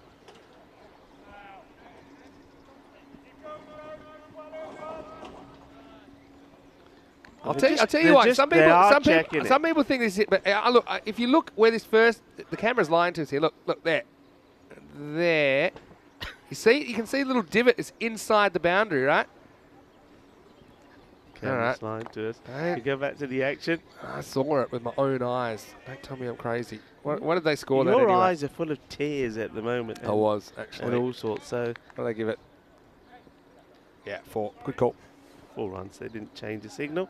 Nice to see Tyrone Peters out there. Tyrone, of course, was one of the umpires that was here for the Bat to Ball European Cricket League as well. So he's first time getting his experience now of FanCode European Cricket Series in Spain as well. Bentley, short and hit firmly.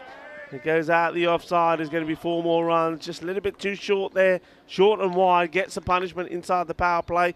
Nobody out there. And once you hit over the top of the infielders, that ball's just going to keep going. Yeah, good batting. Good power play stuff. So, yeah, I'll be hoping for that ton plus once again. So, Bentley, yeah, did go for a few boundaries last time as well. He's prepared to pitch the ball up.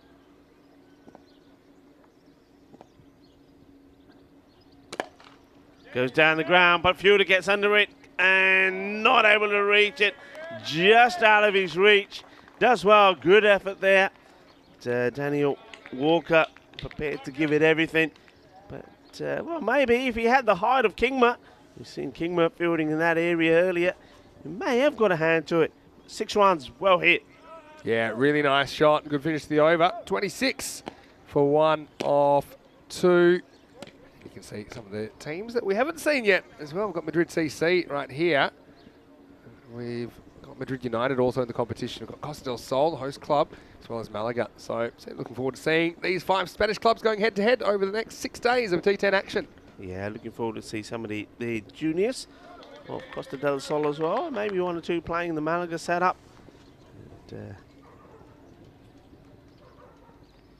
Short and absolutely thumped. Cracking shot. If you're going to pitch it halfway down the ground, the batsman is saying, Joe Whitehead, I'm going to put it away, and he's already shown us in the first match that he can be pretty dismissive of these type of deliveries. And that's exactly what he's done there. 6 more to him. Oh, this is too high. Surely this has to be called. I think this is a no ball for me. Well, twirling umpire thinking it was just below the waist. He can be the judge here.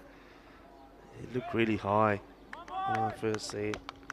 Yeah, I mean, I think that is too high. I mean, if you get caught off that, I'm filthy. If that's not given. But anyway, no damage, essentially. Nice little square drive this time. Good understanding between these two. They set off for a run straight away. They get there. Yeah, they do. Good running. Showing good energy. There's the sun. Comes out to bless us again with this lovely race. Leo. Slightly slower delivery. A little bit short. And well picked up there by David Sturton. That's the single. One of these singles, I think if they could just try and cut out some of the big boundaries.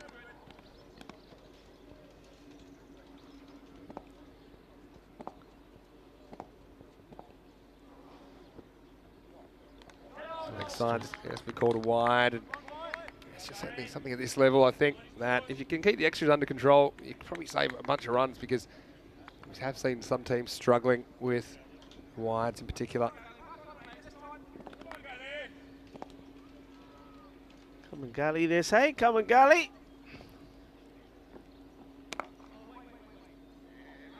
Just no run this time. But, they have been pretty happy keeping the field up, even out of the 3 overs this morning, haven't they? Madrid CC. So let's see if they employ that tactic again. Yeah, they were rewarded with it at times. I have to say, there were catches taken, which perhaps wouldn't have been if the field was too defensive. Could be in trouble, and it's dropped. Oh, well. And he fires it back in, but this was a chance. Marcus Harvey, he's caught very well this morning. This one was probably one of the easiest of the lot, but just got on a bit too quick. Down it went. Yeah, he gets there quickly, doesn't he? Sets himself. Does everything right, apart from hold on to it. So he will be disappointed with that one. It's also the end of the over. So score moves on to 37 for 1. So once again, it's a power play for around about in the 40s. Or close enough to it from Granada. So they'll be looking to once more go to the 100+ sort of score. Yeah, I mean, it's a pretty good power play all up, isn't it? 37 for 1. So, well, poor Phil Townsend. I mean, he batted through the first half of the innings, only faced 5 balls last time. This time he gets a wide, gets run out off the 1 ball. Hopefully he gets a bit more of an opportunity later in the week. But right now these two have been good. Got themselves in a good position. Raheel Shafiq, I've liked his contributions this morning. He's on to bowl the 4th over. Starts just a little bit too wide there, Shafiq. Yeah, I mean, he does everything right, doesn't he, for Madrid. He's bowled very well, and then he produced a good knock with the bat, but just couldn't get himself, especially the last 10 the balls of the innings. He needed to get on strike, he couldn't, and I think that made all the difference. They're just losing the first match by just 5 runs. This is driven straight down the pitch. Flat bat drive, but just a single to Davies.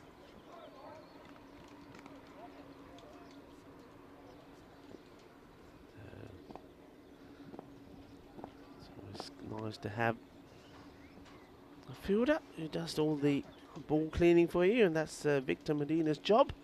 He's got the towel in his hand as he drops back, and Shafiq there just wants to have his 2 men a little bit straighter, a bit finer.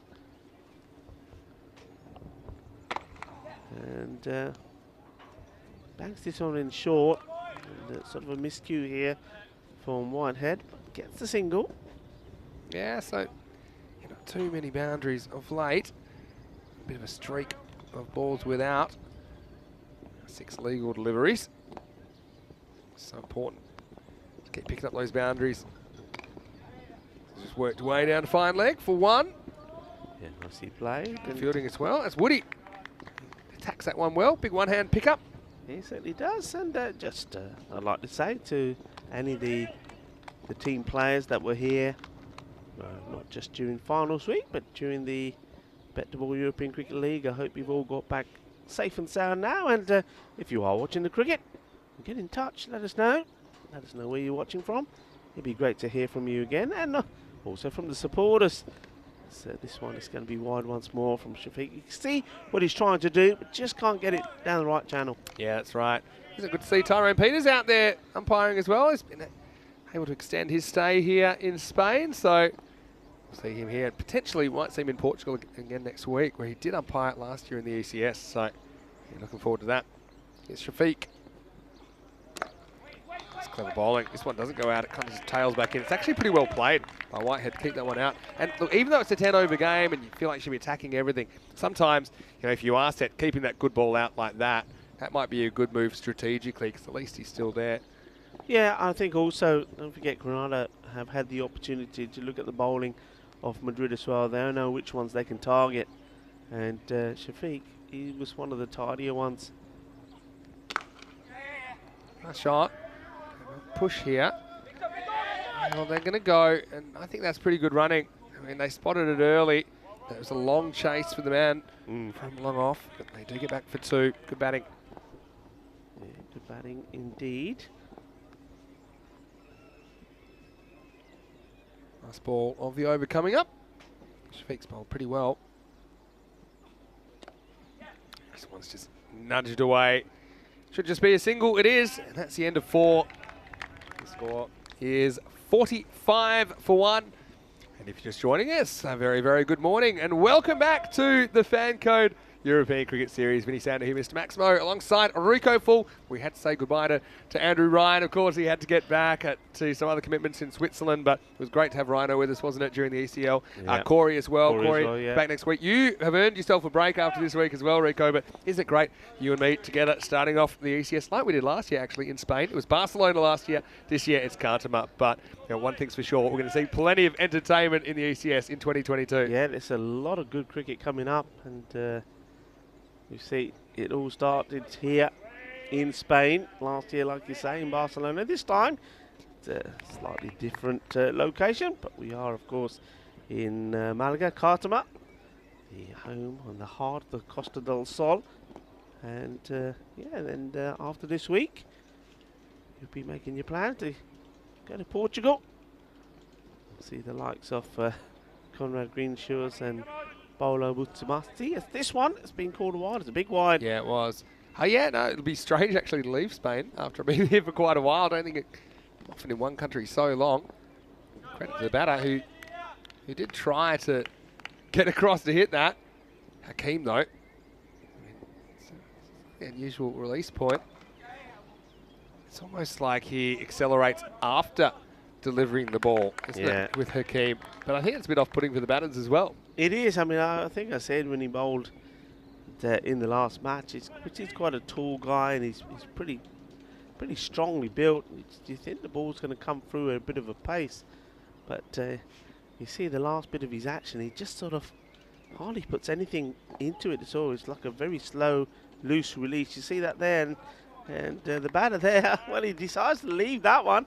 He says, "Okay, this is too good for me," and nice to see Hakeem Haka having a bit of a laugh about it as well. Actually seems back a little bit. Yeah, pretty well bowled. So I think the fielding is important as well. We've already seen a chance go down. It's nicely played. Won't go to the boundary. Think of 2. It's a good strong throw, but good running as well from the 2 fielders. Look like they're going upstairs to have a look at this. Yeah, well, I mean, no official third umpire, but they do have a limited review system. You know the issue here, it's the bat plug. And, he turns well, and I think he should make it easily, but just have a look at this one here. Just plugs after the line, luckily, because once you're in, it should be fine.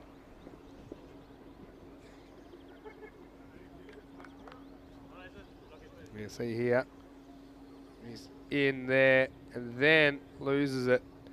So yeah, once he's in, I mean, if he falls kind of diving or running for his crease, then he'll stay in. So that'll be okay. It'll be 2 runs. But yeah, sliding about off the pitch is a bit of a dangerous move, isn't it? Next one's driven by Davies down the ground. This will bring up the 50 for Granada and bring it up in the 5th over. Yeah, singles at the moment, so this is good for Madrid. It's good from Hakeem as well. And making the batter play and everything. Hasn't bowled anything really loose. Field is better as well. Got those 5 men out. Well bowled and unlucky. Hakeem pushes this one right up. So almost gets a Yorker net delivery. So good finish and a good over there from Hakeem. Only 5 runs coming from it. 50 years up. So they are on to be getting that 100 again. But I'm just wondering if they can get that extra acceleration in this part of the innings. They were unable to do it in the first match. Yeah, that's right. It's been kind of a morning where 1 or 2 overs can define an innings. We saw that with the 27 in the last game. That came off that 1 over from Riley. In this one, Bentley went for 20 in the second. And I think we're just going to have it looks like maybe have a retired hurt situation. I think that's what's happened with Whitehead. I thought maybe he's going to go, maybe change a helmet or something, but we saw he looked like he was struggling a little bit with either a back or some sort of hamstring issue. So, I mean, that's a big blow, isn't it? As he's going to retire hurt for 26 and score 50 for 1. So, yeah, this will bring Adrian Riley to the crease. Have a look at this. That last shot.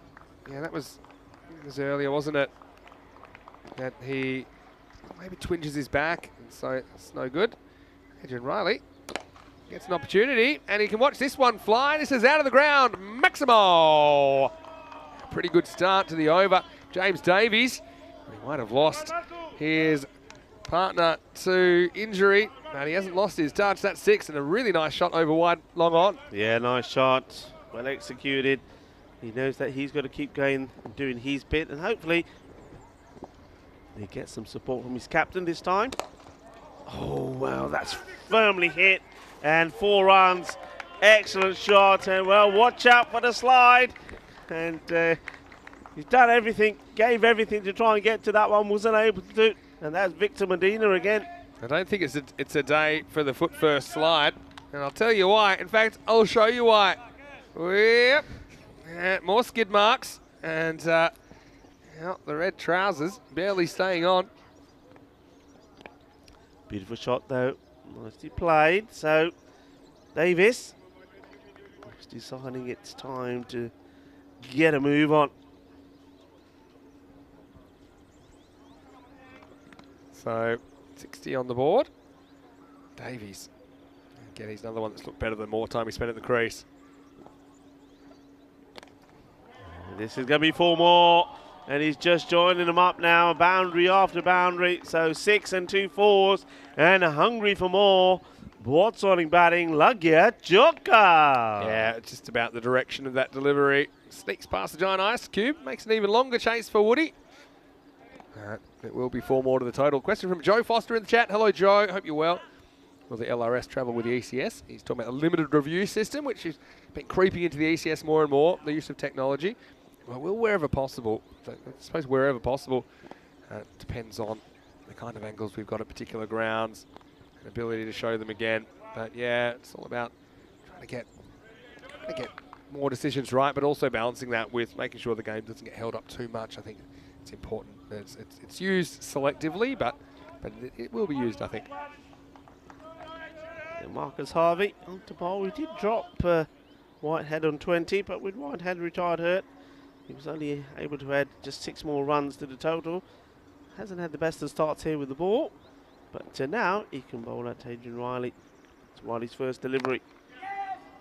Riley keen just to get off the mark. He was sort of outplaying that sort of shot earlier, just got a little edge to it. Offered a catch to the wicketkeeper, so he'll want to probably try and bat perhaps a bit more aggressively this time round. Yeah, Adrian will normally open for Granada, but I think he's just trying to work out the best place for him in this form of the game. Probably not an out-and-out hitter. A shot down the ground. This time handled by the fielder without too many problems. To Medina. So takes us to the end of 6 overs. The score 67 for 1. It's good that the weather's held off for us, Rico. That was a bit of a concern, wasn't it? There were some quite big thunderstorms where we're staying, which is a little bit of a distance away, but yeah, we were a bit worried about the shape the ground would be in, but once again, credit to all the grounds crew and all the volunteers. And look, special shout out to David Cooper, of course, who is the groundsman here. Also, Jay Wild, the president, I should say, of the Costa del Sol Cricket Club, for his very, very tireless efforts over the last few weeks in letting the ECL run so seamlessly here on the Costa del Sol. Yeah. Wasn't it lovely to see all of the comments from so many people? Certainly I got that on my social media postings about the cricket school project. So many kids playing cricket, and for them to be playing out there in the middle before the final, I think that was absolutely brilliant. Here's Siddiqui. Deflected away. He's overcommitted here. He has a pop. I think he gets back. Yeah, good early call there of no from Adrian Riley. There's no run here. Yeah, decides to have a ping. I think by the time it gets there, not really travelling, but it was a good decision, I think, to send back Davies. He strikes up again here on 33. Is there something on this? He's gone. Wow, a little bit of a touch, I think. And, wow, good bit of bowling by Siddiqui, who we know gets a bit of extra bounce. And, yeah, this one just gets big on Davies, who was sent back to this end, but he couldn't survive too much longer. So that's both the set batters gone. Let's have a look at this. Yeah, just flirting with it. Maybe flicks the glove on the way past. Yeah, you can see that. I think it just flicks a little bit of the glove. Great camera work there. Yeah. And, yeah, well caught behind as well by Harry Young. So that's a big wicket to get at this point in the game. Granada 67 for 2. Yeah, that was a good delivery. It was fast, it was quick, and it was right at the batter as well. I think if you're going to bowl that length, you can't give the width to the batter, and you can't drag it down the leg side. It's got to be right at him. That was good bowling, and you can see there the batter just trying to take a bit of evasive action. Not able to do so. James Davis gets a bit of glove onto it, and well taken by Harry Young as well. So Davis departs for 33 of 17. Oh, and he knocks him over the very next ball. Abbott comes, Abbott goes. Sneaky, the decision to bowl him here in the 7th, paying dividends. And now he's on a hat-trick. What a ball that was to get first up. And you saw Abbott didn't quite get in line with it. It cracked into the top of middle stump. And this game turns on its heels. Score now 67 for 3. Yeah, I mean, this is a boogie, oogie, woogie, kookaburra, 5-ball. And, well, Richard Abbott was nowhere. His feet were in the wrong place. He didn't fancy it. He backs away. Didn't fancy the pace. And Siddiqui says, well, if you don't fancy it, well, I do. I fancy you. I fancy knocking him over. And he does. Juggle the foot this time. That's a big wicket. Yeah, really nice bit of bowling. Always smart, I think, to attack the stumps first up to a new batter. Yeah. Always bound to be a bit nervous. Some batters do different things. Some kind of shuffle away like that. Some get their pads in too far across and play around their pads. So I think if you can get something that's going to hit the stumps first up, it's normally a good idea. So this will be keeper Jerry O'Brien to come out and face the hat-trick ball. Well, they've got the field in for it. They want it. And I'm sure Siddiqui wants it. And if he can get this one on the money as well, there's no reason why not. We had a fair share of hat-tricks at this ground, certainly in the Bat to Ball European Cricket League. 5 in the end in the ECL. They've got 2 slips in, a first slip and a floating slip. They've got a short cover, short mid wicket as well. Here we go, hat-trick ball for Siddiqui. Good ball, but O'Brien's equal to it. We see the field spread a little bit. So what he's done, not just taking the wickets, but he's stopping the scoring as well. So yeah, Granada looked kind of cruising to a 100-plus score. Not so easy anymore, I think, with 2 new batters at the crease. Yeah, well bowled. Was saying that they were wanting to try and accelerate. And with Harvey's last over, they did just that. But now, Sadiq is bringing it back in favour of Madrid CC, especially taking those key wickets. It's a bit wide, down the leg side. Just losing his direction. I can see how it would be a difficult bowler to face, Siddiqui, though. Just the way that he slings it from quite a high angle. He's tall, And he seems to have longer arms than he should, even though he is tall. So, I mean, I just think it's just What do you mean he seems to have longer arms than he should? What do you He's got mean? long arms. It looks like his arms go down to his knees. I just think it's like coming out of a catapult. Just look at the way he bowls as well. Bit of the West Indians of the 70s and 80s about his style. Yeah, he has got, I have to say, he certainly has that feel about him when he comes. Every so often he does put a bit more into it. It's like the one that he had Davis caught behind. There was a little bit of extra in that one. And he's able to generate some good pace. Last ball. Oh, very good spell from Zeke. He's got 2 for 7. Well, make that 2 for 8. He'll bowl that one again. But, yeah, still, it's been a kind of innings turning over, hasn't it? Yeah, it has. He starts from a long way back, the Siddiqui, and I don't really think that he needs this run. I mean, you have a look at it, he never really generates any pace. It's just all about him trying to get a rhythm, momentum, but I think he can be doing this from about 10 paces. Look, because I think he actually starts about there. Yeah, this one explodes off the pitch. So O'Brien can't score in 3 attempts. Into 7 overs. The score is 69 for 3. Yeah, good over. I think the only runs off that one came courtesy of wides. So he's taken 2 wickets for just 8 runs. So he's played his part. And now I think Madrid CC will be hoping that they can go on and get these 18 deliveries in. And we're trying to restrict Granada to say maybe about, I don't know, under 90. Yeah, well, it's possible. And one thing we'd love is if you follow us on social media at European Cricket and subscribe to our YouTube channel. You can also follow me and Rico on our social media pages. But yeah, a lot of good stuff on there at the moment, Rico, especially with the ECL wrapping up and reflections on the tournament. Some of the highlights, of course, from a final day where the championship was awarded to Pakai Badalona, the Spanish representatives. So yeah, you can catch us on our social media. This one's just edged away to point. Well, they will scramble through for 1.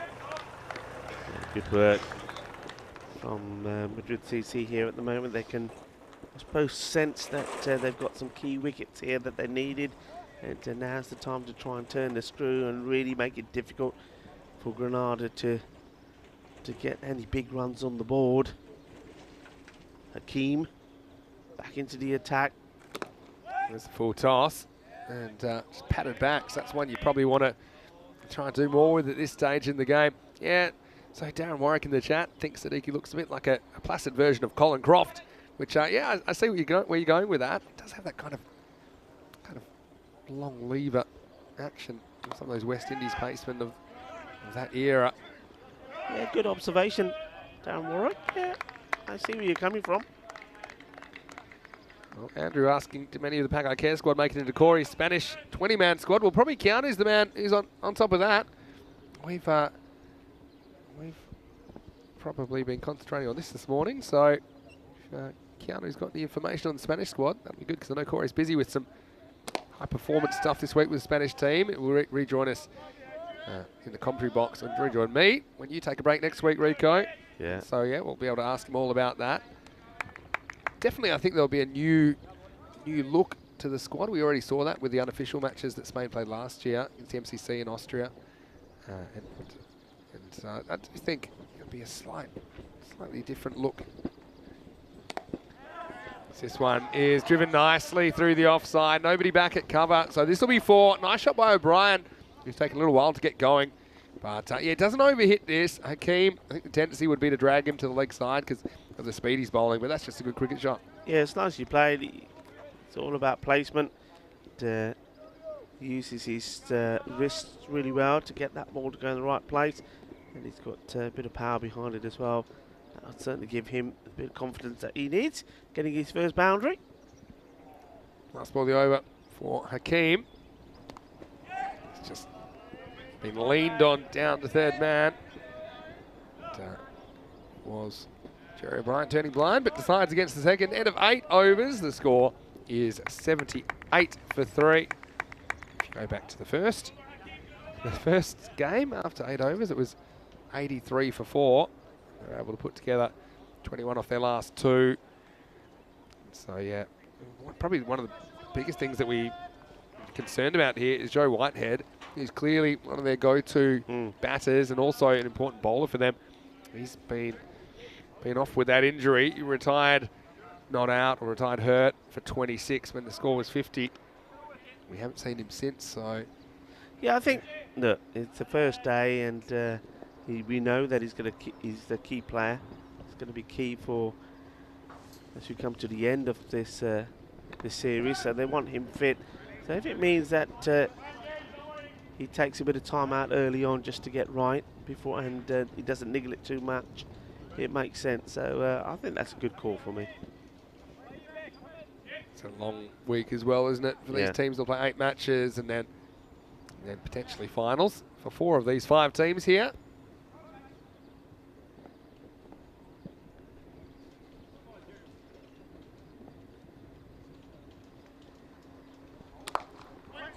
Away, but straight to the fielder. Yeah, I think at this stage of the game, I think probably might be worth just kind of taking off on contact. I think with the field more or less back, even the ones that are in the infield, be a very good piece of fielding to run you out. This is a dot ball. Oh, he's got to break the shackles here. Just drives this time. He does get the 1. Good early call that time. Yeah, this is still good though from Madrid. They're not going to be worried about these singles. They've done really well the second part of this innings. They did the same in the first match, to be fair to them. But when we saw that one expensive over for Marcus Harvey, the 6 that went for 17, you thought, well, here we go. The acceleration right on cue. But they brought it back well. And you see here now at the moment, they're just bowling a nice tidy line. I like the way that they've really sort of committed themselves to get that ball outside the off stump, just short of a length. They haven't offered too many gundy balls, I like to say, and they have made Granada really work hard for their runs. The captain's still out there. He's on strike now. He's 4 not out of 5. He knows that he needs to play a few big shots here. One would be eyeing up the leg side boundary. Driven down. So no real boundary pressure coming of late for Granada. It's not just boundary pressure there, so like that one there as well, because he doesn't hit it so cleanly. I think you need to be pushing. You need to run that first one quick. Really try and make, if you're not getting a boundary, try and convert the single into 2s.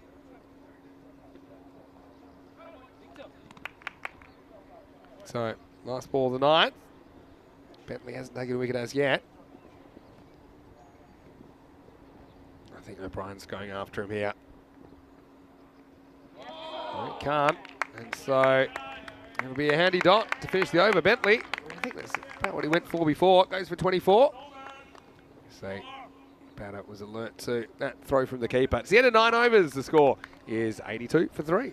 Yeah, I mean, but a terrific second over from Bentley. Just gave it just 4 runs. His first one, you know, was a magical one.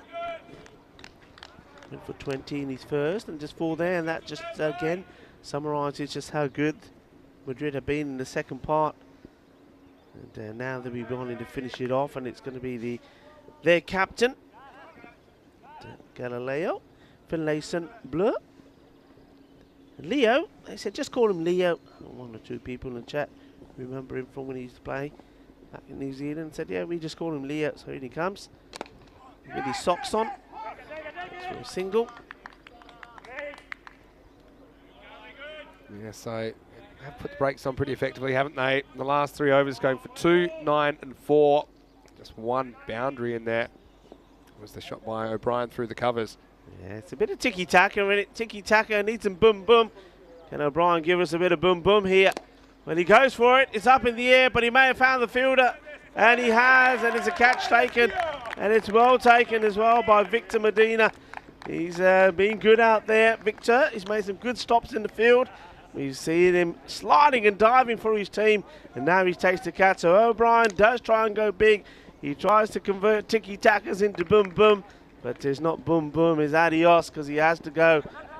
And he's back on his way to the dugout. He makes 8 of 11 deliveries. Yeah, so yeah, as we predicted, he was trying to up the ante. He couldn't quite get the kind of contact required, take it over the fielder. It was smartly summed up by Medina. He came in, judged it well, took a safe catch. Yeah, conditions pretty good out here now. Haven't had too much rain for a while. I think the ball should be fairly dry. And yeah, not too much wind at the moment either. So 83 for 4 balls to go, and it gives us a chance to look at Gary Randall coming in at number 6. And so Galileo with the wicket. He's got 1 for 12. 4 to come. It's clever bowling, especially a new batter. It gets him reaching, and not an easy one to coordinate. And you're playing away from your body early in your innings. Randall needs to get back onto ball. There's only 2 balls left. 2 or 3 to come. Here come. It's better, but that's a pretty ambitious field placing there, but I like it. yeah, You know, I like it. Shafiq, nothing getting past him. It's cracked straight to him, so good work. Now I think you pretty much got to run no matter what, I think. Very good over this last one. Only 1 run off it so far. In the air. Gets it in the gap. Got to try and go 2 here. I mean, I think Riley wants to face the yeah, last I mean, one. I can understand it from the skip. He wants to try and hit a big boundary, but he hasn't hit a boundary yet in his innings. Yeah, well, he'll have no chance of hitting one if he doesn't, if he runs the second. Yeah, I mean, look, I don't mind it. It's captain. He's taking responsibility. He wants to face the last one. Here we go. Can he get the 90 on the board? Smoke a Maximo here. Well, short answer's no. But now he does want 2. Will he get him? No, he'll get a single. That's very clever. Cleverly bowled. That's also from Leo. Just sort of says, I know what you want. You want pace on it. You want to hit a boundary. Just floats it up to him. Good length delivery. Just going to get a single. So that is the end of the innings. And they will finish on 85 for 4. Yeah, they will. And so I think it's a much improved performance. I mean, one of the main issues there was Whitehead having to retire hurt on 26 when the score was 50. And they found it a bit hard going after that, especially after James Davies was dismissed for 33. Not too long after, they kind of laboured that last 4 overs. It was 67 off 6.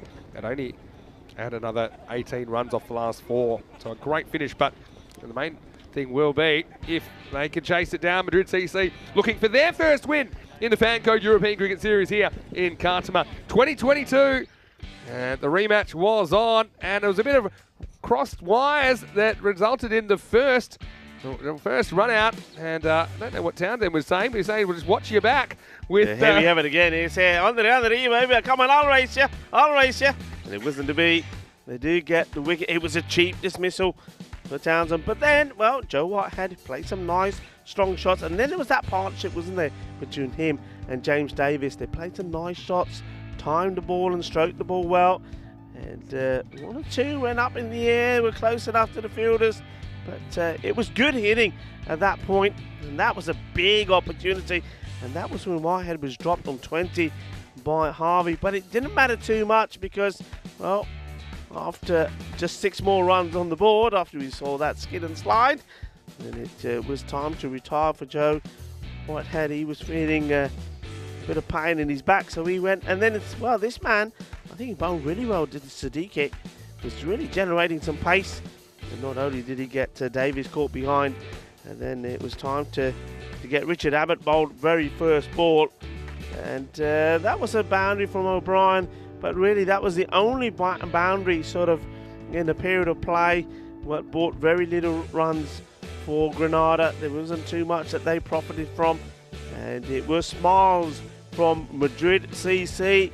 Because as we know, it was exactly 50 at the halfway point. But then only 35 runs came in the second 5 overs. So Madrid CC would like to believe that they are in the driving seat in this one. They would love to end this sort of mini series between Granada, with them winning this one and making it 1 apiece. Well, we'll have to wait and see how it goes as we have a look at that scorecard. So Whitehead, but let's hope he's okay. 26 off 20 before he retired hurt. And James Davis 33 of 17, but was well caught, you'd have to say, by Harry Young of the bowling of Imran Siddiqui, and Siddiqui picked up 2 for 8. Certainly was the pick of the bowlers there as well. Also, I think the fielding from Madrid was spot on. We saw wickets as well from Leo, the captain. He bowled very well. He's 2 overs, 1 for 14. And though there weren't wickets for Hakeem, I do like what Hakeem does. I think there will be batters that will get hold of him for sure, but he's also going to cause a lot of troubles as well as with his deceptive pace. He only went for 14. So this is going to be evenly poised, this match. Granada this time not able to get past the 100 mark. We saw them put 104 on the board when they registered their first win, just restricting Madrid to 99. Well, Madrid, they'll love to get anywhere near the 90s, because if they do, they will win this one. Is it going to be one apiece? So join me, Rico Full, and Mr. Maximo, as we come back in about 10 minutes' time for the conclusion of this match. Volvemos en 10 minutos.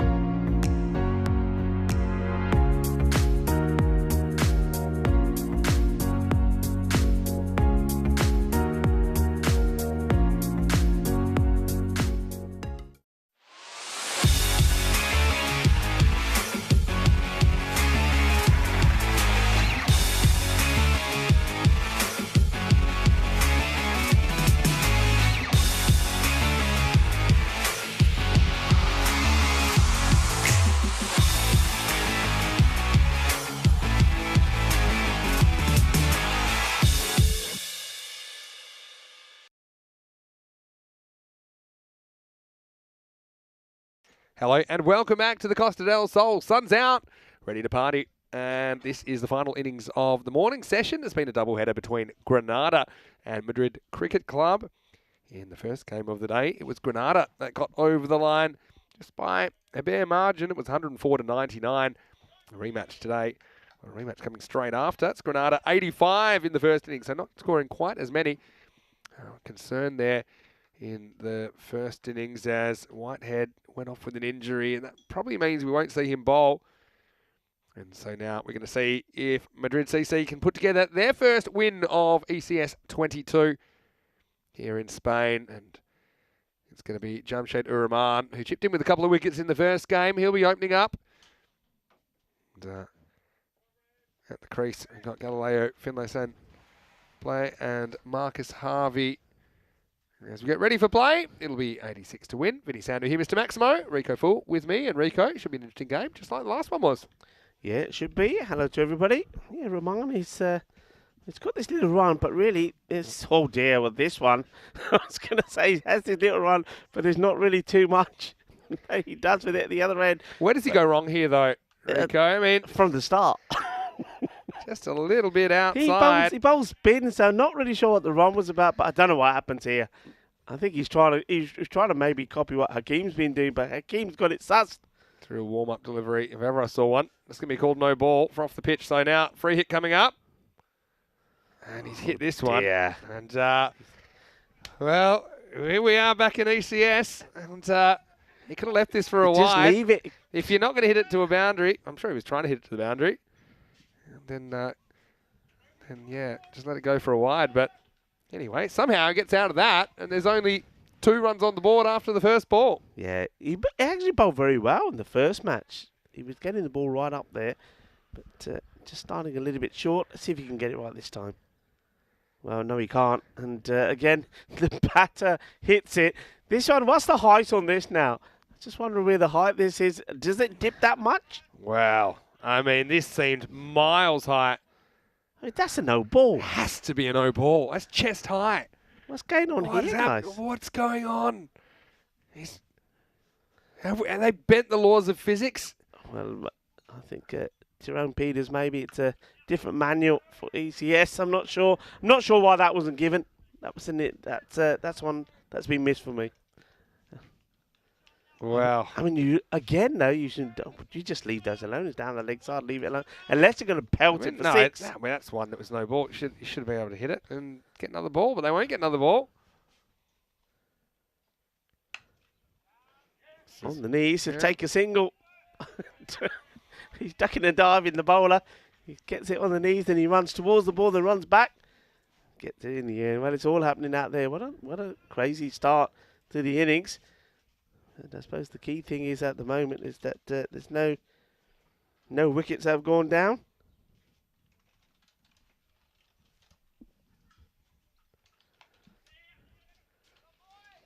So this need to just try and get the 2 batters here, Finlayson and Marcus. Just maybe just say, right, come on, let's just get some sort of pattern going here. And, get the singles moving, put the bad ball away, get a good start. Rahman. This one outside the off stump will be called a wide. So, yeah, extras, a bit of a concern, as you can imagine. Not a huge target. Getting that outswing that time. Just swinging a bit too much. This time does get a fair piece of it, and that's going to go all the way. Maximo! Harvey goes bang, and this first over ends up costing 13. Finally cashes in one of these loose ones. It does well to get back in his crease and lift that one up over the boundary. At the end of the first over, 13 on the board, so more than what's required. The pace required, I'd say around about 17 every 2 overs, so certainly a good start for Madrid CC, Rico. Yeah, good hit there from Harvey. Puts the first boundary on the ball, and he does it Maximo style. Que grande! Grande 6. And yeah, that's all they need to do really, isn't it? Just run their singles well and look to pick up a boundary and over if they can. They'll be home. James Davies will continue. Yeah, wind's just kind of blowing all over the place at the moment. It's mostly behind the bowl, a bit right to left as well. We know it can kind of swirl around this Cartama Cricket Oval.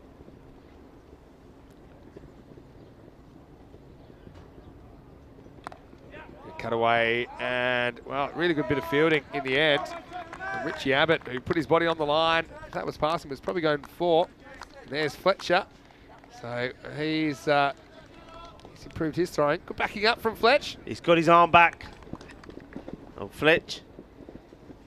Got his own technique, doesn't he? He's got a bit of a T-Rex arm, isn't he? That's good areas from Davies. So yeah, the first one got away a little bit. Yeah, just taking a second over, just bring things back into balance. But isn't it great? I mean, look, Fletch, hand it to him. I mean, he's worked tirelessly with the ECN, and now he gets the opportunity to play some cricket, and he's out there and he's loving it, and we're loving watching him. Go, go, go, Fletch! Just worked away, probably pad here, but we won. Maybe just off the gloves then. So I hear with that the Fletch gives you some bit of competition with the old karaoke as well. Yeah, Is that right? Yeah, he's great. Yeah, Fletcher's been one of our crew, one of the blue crews. It's great to see him representing us out there. He likes to get up. Well, this is scooped up, and Kingma, he's going to come around and just patrol the boundary this time. Just keeps it to 1. Yeah, no, Fletch likes a bit of karaoke. Rico, we never get you up on the karaoke, Rico. We'll get you one day. One day. I've got to protect my voice, haven't I? I don't know how you do it. How do you do it? Normally, when it's quite late. I do my karaoke in the mornings before the start of the game. You know that. Yeah, well, yeah, you do. The other thing is it's my last week at Sunset Beach here this week, so it'll be my last chance to do a show on Wednesday. Yeah. So that might be my... You selling tickets? No, I don't think anyone would buy them. That's fine. No, looking forward to that. Just worked away off the pads. Good fielding by Phil Townsend, who, let's just say, he hasn't had a lot of luck with the bat, but yeah, still giving 100% in the field. Nice work. Yeah, throwing himself around for his team. End of the over. Nice tidy over that one as well. Just the 5 runs are coming off at 18 without loss. And one thing that Madrid CC need to be thinking about is if I were them, I mean, it's not a big lot of runs on the board, but I would be saying, look, whatever that rate is, let's calculate it based on 12 balls less, because you know you're going to get 2 overs of Kingma. And not too many, you wouldn't think you're going to get too many runs from that. So I think when they've got the opportunity, they've got to play the shots, because I think this time round, like you were suggesting in the first match between these two, looks like they're just holding Kingma back. Hold him back. Can win you the game. That'll be the plan anyway. And the idea is, okay, even if he bowls like the wind, can the rest of his teammates handle it? I mean, well, we have a bit of a bye epidemic or something. That's the thing. No disrespect to the keeper, of course, Jerry O'Brien, but Kingma, if he really cracks it up, it won't be too easy for him. Here's Abbott now with the ball. Oh, well, this one is... Oh, there you go. His arm does work. It's going to be no ball plus 4 byes and a free hit coming up. And that's one way to intimidate the batter. Well, the keeper here, Jerry O'Brien, does make no attempt to try and stop it. I mean, you've got to try and stop those when it's a no ball, because they're getting onto your records. It's going to be byes. Just giving Tyrone a friendly fire here. He had a very good tournament, actually, during the ECL. Tyrone Peters, he's a square leg at the moment. And it was selected to umpire the final. Did a very, very good job. I love the way he dealt with the players and stuff as well. If I was saying to Tyrone, maybe that one earlier, I'd be in his style, I'd say, bro, you've got to see that one's high. And now the free hit is pulled away, and this should go to the boundary as well. It does. So Harvey has been good against that short ball. And Abbott can't get the radar right. 4 more runs to Madrid CC as they hunt their first win of ECS 22. Yeah, it's more like it. He does like to rot back into his crease well, doesn't he? And he puts that away. It's another boundary. And you can see that the captain now, Adrian Riley, just moving things around a little bit.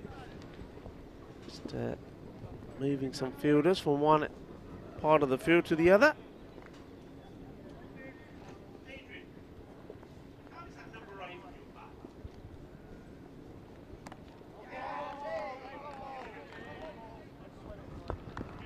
So follow up this time. It's yeah, certainly power play a bit more expensive, I think, than Granada were planning. Let's see if and how they do use Viv Kingma in this innings.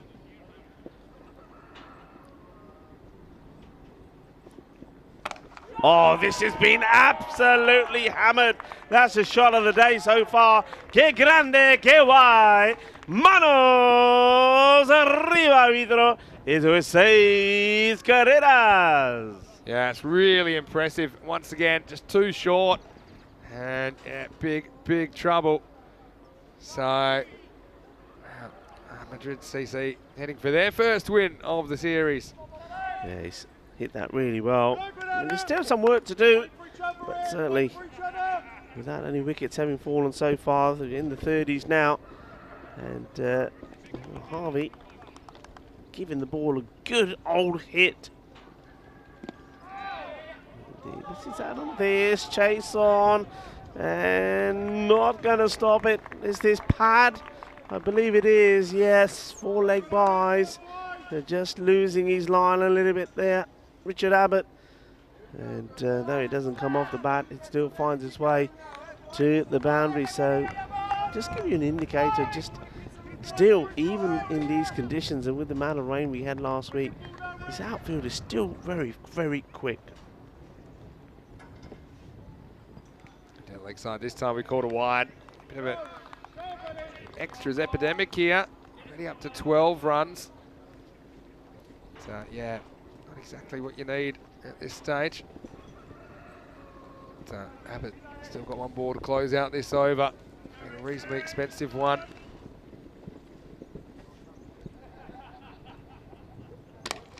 This is chipped away, just gets over the fielder.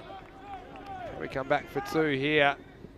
They will. It's a pretty nice effort there from Townsend. He flung himself at that one, but he won't be able to catch up with it. 2 to finish the 3rd. Into the power play, it's 41 for no loss. Yeah, well, John Woodward isn't batting, but I can hear him calling the runs. 2-2-2, he says, and they do take 2 to finish the 3rd over. It's a good power play. 41 on the board. So you have a nice shot of the ground there once more. You see plenty of clouds and the colours that they're forming out there, the greys and the whites, all the different shades.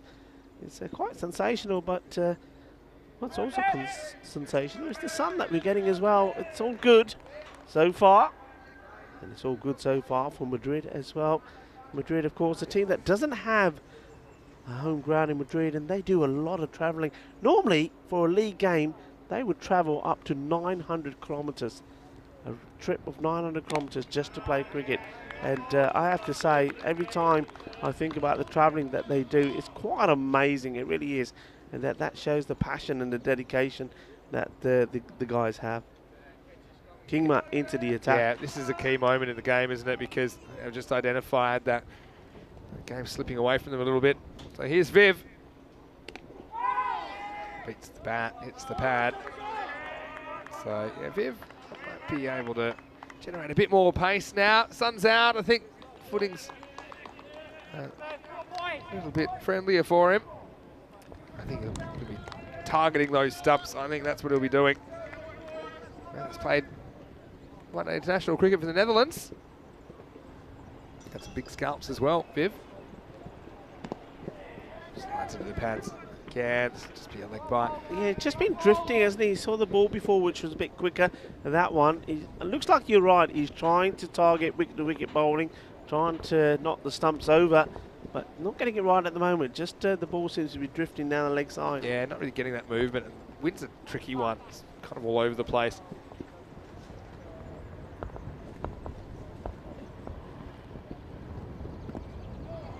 Same again. And you see the batters are a bit more cautious against Viv, aren't they? Compared to some of the other bowlers, but also he won't give you as much. He recently toured South Africa with the Dutch national team and actually bowled pretty well. So, yeah, that unfortunately was. He did have a good time with the ball. Yeah, he did. Got his own techniques. The full toss, overcooked the Yorker. We'll get first one off the bat this over. Yeah, that was the tour that after halfway through the first game, the Omicron kind of was a situation. And after Yeah. only 2 overs of the second innings, the Dutch innings, they called off that tour. So, sign of the times, really. Effort ball down leg side. It's be a wide. I know Viv, and you know, he plays the game in the right spirit, and he has this morning as well. But he likes to win as well. He's here to win, and so I think he wants to make sure if he has to dial it up a little bit, that he probably will. He's just straining for that Yorker. Last ball of the 4th. Nice shot. It's clipped off the toes, so it'll just be 1. Fielding's done out there by James Davies. 4 overs down.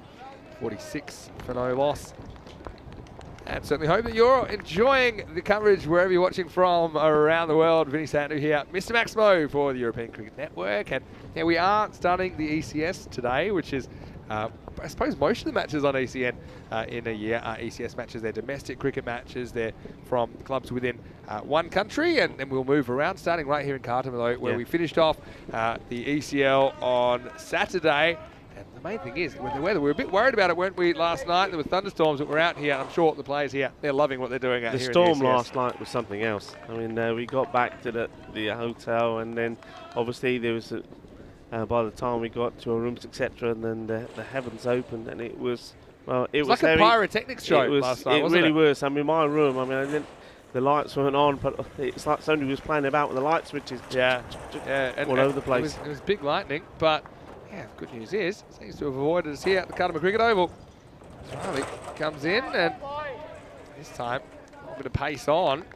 Riley was the man that went for 27 in that 1 over last time. But in the end, it didn't cost them the game, so I'll be happy about that. And let's see if they bowl Kingma out now, or maybe they hold him back a little bit for later in the innings. Yeah, I think a lot depends how this over from Riley goes.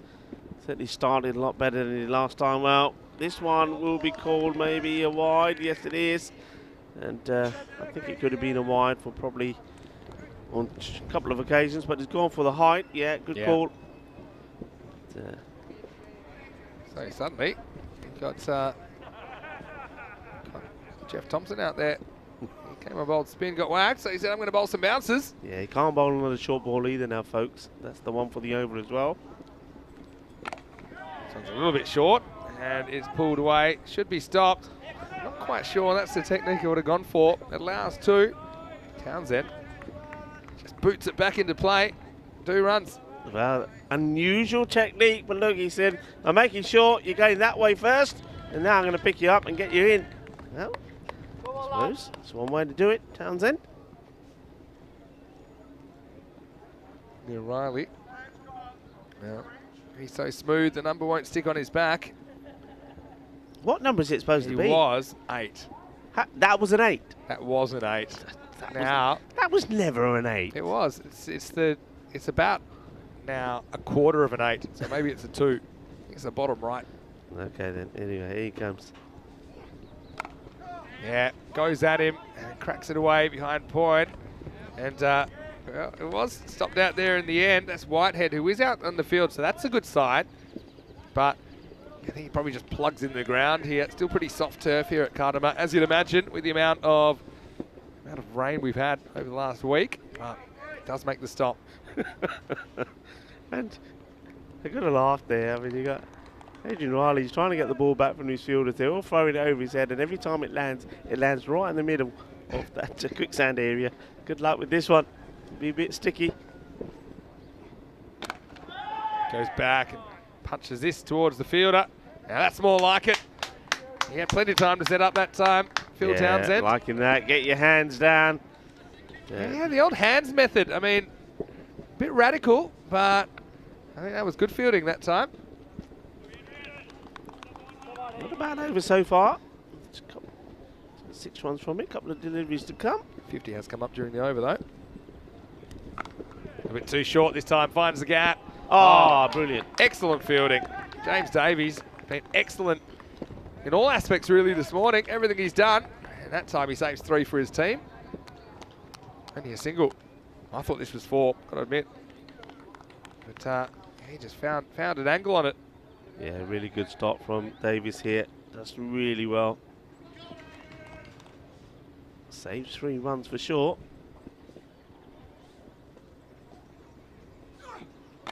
And this time it's a bit short. This one is going to go the journey. Maximo! Adrian Riley just was dicing with the short ball. This one was cashed in. Lovely controlled strike by Marcus Harvey as he moves to 31 off only 17 balls. Madrid CC looking good at the moment. 59 for no loss. They require 27 off the last 5 overs. Yeah, that's his shot, isn't it, Harvey? He rocks back, thumps it. And he's got his team in a really good position here at the moment. They're in the 50s, 59, so they're easily cruising at the moment. Remember, you still got 6 balls, though, off Kingma to come. And they're holding him back at the moment. It looks like it's going to be Philip Townsend to have a bowl here. And see if he can get the breakthrough. Kingma will go to the mid-wicket boundary. With, Adrian Riley there at long on. But they're keeping the square leg open. And I'm pretty sure that will change depending on who's at the striker's end. Marcus Harvey has put too many that end. Well, actually it's changing now. They're deciding that for both these batters. They'd much rather have a square leg and mid-wicket back. Here we go, nice start, good delivery. We've seen too many short deliveries from the bowlers from Granada in this innings, and that's nice to see Townsend starting full and straight. And this is up in the air, first opportunity, and it's been well taken, no mistakes at all. G. Abbott takes the catch, and that's the virtues of pitching the ball up, making the batters hit straight. He doesn't get a good piece of this and doesn't time it right. And Townsend gets the breakthrough. The first wicket falls at 59. Yeah, just what you need when the rate's gone under a run of ball. You need to remove one of the batters from the equation. They would have liked to have gotten Harvey, but still, I think that they'll be happy with whatever they get. And yeah, it was a good catch by Abbott. And I know that Craig Davies said that the Lama Cricket Club are watching their old clubmate, Richie Abbott, all the way from Hong Kong. Go Granada. So, well, I'm sure they'll be cheering the guys on. That's one part of the puzzle. I still think you're going to have to get rid of Harvey. Woodward coming to the crease. He looked good earlier, didn't he? Put together an innings of 39. But, you know, still got an over from Kingma as well. I think, you know, get a few dots stacking up. And I think Woodward early as well. It might be a bit suspect and might be trying to cut off a single. They do have a short cover in there. I like that. Yeah, I mean, Woodward, okay, coming in now, that's fair enough. It's a chase on here for, well, that's going to be Fletch. And Fletch can't catch this. Be careful jumping over that boundary fence, Fletch. But yeah, they've gone for Woodward instead of Shafiq. Yeah, interesting that. It was just a genuine edge, wasn't it? And yeah, Fletch couldn't cut off the angle. Yeah, that's a fortunate one, but you make your own luck, I suppose. Woodward gets off the mark with 4. Townsend, I liked what he's brought to the table so far with the ball. And now he gets the wicket, so 4 and out for Woody. And it's a little off cut, I think, from Townsend. Does the trick, so 2 wickets in quick succession. Madrid CC 63 for 2. Yeah, this is what you have to do. If you want to sort of snatch this one out of the bag, you've got to take wickets. And taking wickets, getting new batters in, slaying the rate down, that's what they've done. And Townsend, well, good bowling from him. He was unlucky with the 4, of course, it was an edge, but it's just bowling up to the stumps, and Woodward drifts away, tries to create room for himself. Not a good shot. He won't want to be watching this one again. And, well, he keeps his head nice and still looking downwards, and he's able to see the ball smash into the stump. So Don Woodward comes and goes, and now we're looking at the here. It's going to be Shafiq who comes out the bat. Yeah, Shafiq looked good last time. I suppose what you would say about Woodward there, doesn't waste too many balls, 4 off 2. And they've got Shafiq coming in now with Harvey. So I think these two can take it home, but if you get one, or especially both, could be game on. Townsend, it's again fairly straight. Good effort by the fielder, but... Well, yeah. they've got to just keep running here. You could have run 3 if you could have run 3 from the first. No, it was at 4 though. Oh, they are going to run 3. Now they're going to get 3. If they run 4, we won't have to check it. Let's have a look to see if this is 4 or not. is, well, he just gives it the big hoof, doesn't he? I like this effort. It's like a video game. People going down all over the place. Goal line I clearance. think that's fine. Yeah, he's okay there, yeah. He's hoofed that. So it'll be 3 runs. 3 runs. Saves 1. All right. Important now that Harvey, he's going to be on strike because they do get 3. And he stays there to the end. He's going to bring this home for Madrid. It's going to be close, this, isn't it? Just outside the line. No, I think this hits him on leg stump, and it might just be moving part. So you see it here. These are one of these left to right kind of cutters. And I think that's probably just sneaking down the leg side. Good shout though. I like that over from Townsend. I think concedes 7, picks up 2 wickets. So yeah, potentially a match-defining over after 6 overs. It's 66 for 2, 20 required off the last 24. Well, that looks pretty easy, especially when you look at the batters they got at the crease. But you know, I do think I'm gonna have to get one from Viv. And Adrian Riley is going to come back now, and so well, he'll be hoping that he can keep it tight. They've used 6 different bowlers so far in the first 6 overs. I liked what I saw from Townsend there, so he'll probably get the 8th. So I think they're just trying to hang in the game, and then hopefully they can use Kingma down the stretch. But Got to pitch up though, Riley, hasn't he? Got to pitch up. Cover in place. It's a better delivery, into a bit of space, but fielders will get there into a gap though, so they will get 2. Yeah, certainly like the energy. See, that's Kingma's run all the way from long on to back that up, and that's just good cricket IQ from the Dutch international. Yeah, I mean it's what you've been taught, and once you've been taught it and you do it for year in year out, you don't forget it. Kingma.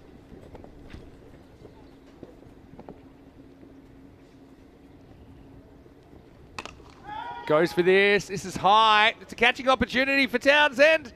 And, oh, this one completely it's on the eats chest. him up. Wow. He takes it on the chest. Townsend, I'm telling you now, Townsend is a footballer. We've seen him use his feet well when he's with the balls on the ground, and now he uses his chest as well, but he weren't able to chest it in his hands. Well, that one's a clavicle buster. I mean, I don't know how much hand was on this. We'll have a look. But, none. Wow. It was a big opportunity. It's a bruise. That's what that is. Oh, that's a big slog. Yeah, I mean, not really necessary at this stage to be playing the big shots. But, yeah, I suppose you could win the game in 3 big hits. That's maybe what they're going to try and do off Riley. He went for a few earlier. Yeah, Harvey's played well. His strength is on the onside. I think he just got to be patient. Doesn't want to throw his wicket away here. Well, that is a Gundy ball. I changed my words quickly, and it's been put away. I mean, you can't be bowling those half-trackers, and it's absolutely been smashed. He's given that some welly, Captain Caveman style. 6 more. Yeah, good execution of the pull stroke, though. It was there to hit. Well, that's how you put the garbage out. And he's done it emphatically. Not a good ball, that, from Adrian Riley. Let's see if he can come back. 37, Harvey moves on to. Just 11 more required. And now this one's going to be more. Yeah, it's a knee-high full toss round the corner. Maximo. Harvey, what innings this has been. 43 not out of 21. And they're very, very close to being able to bring up the winning runs and their first win of ECS Spain.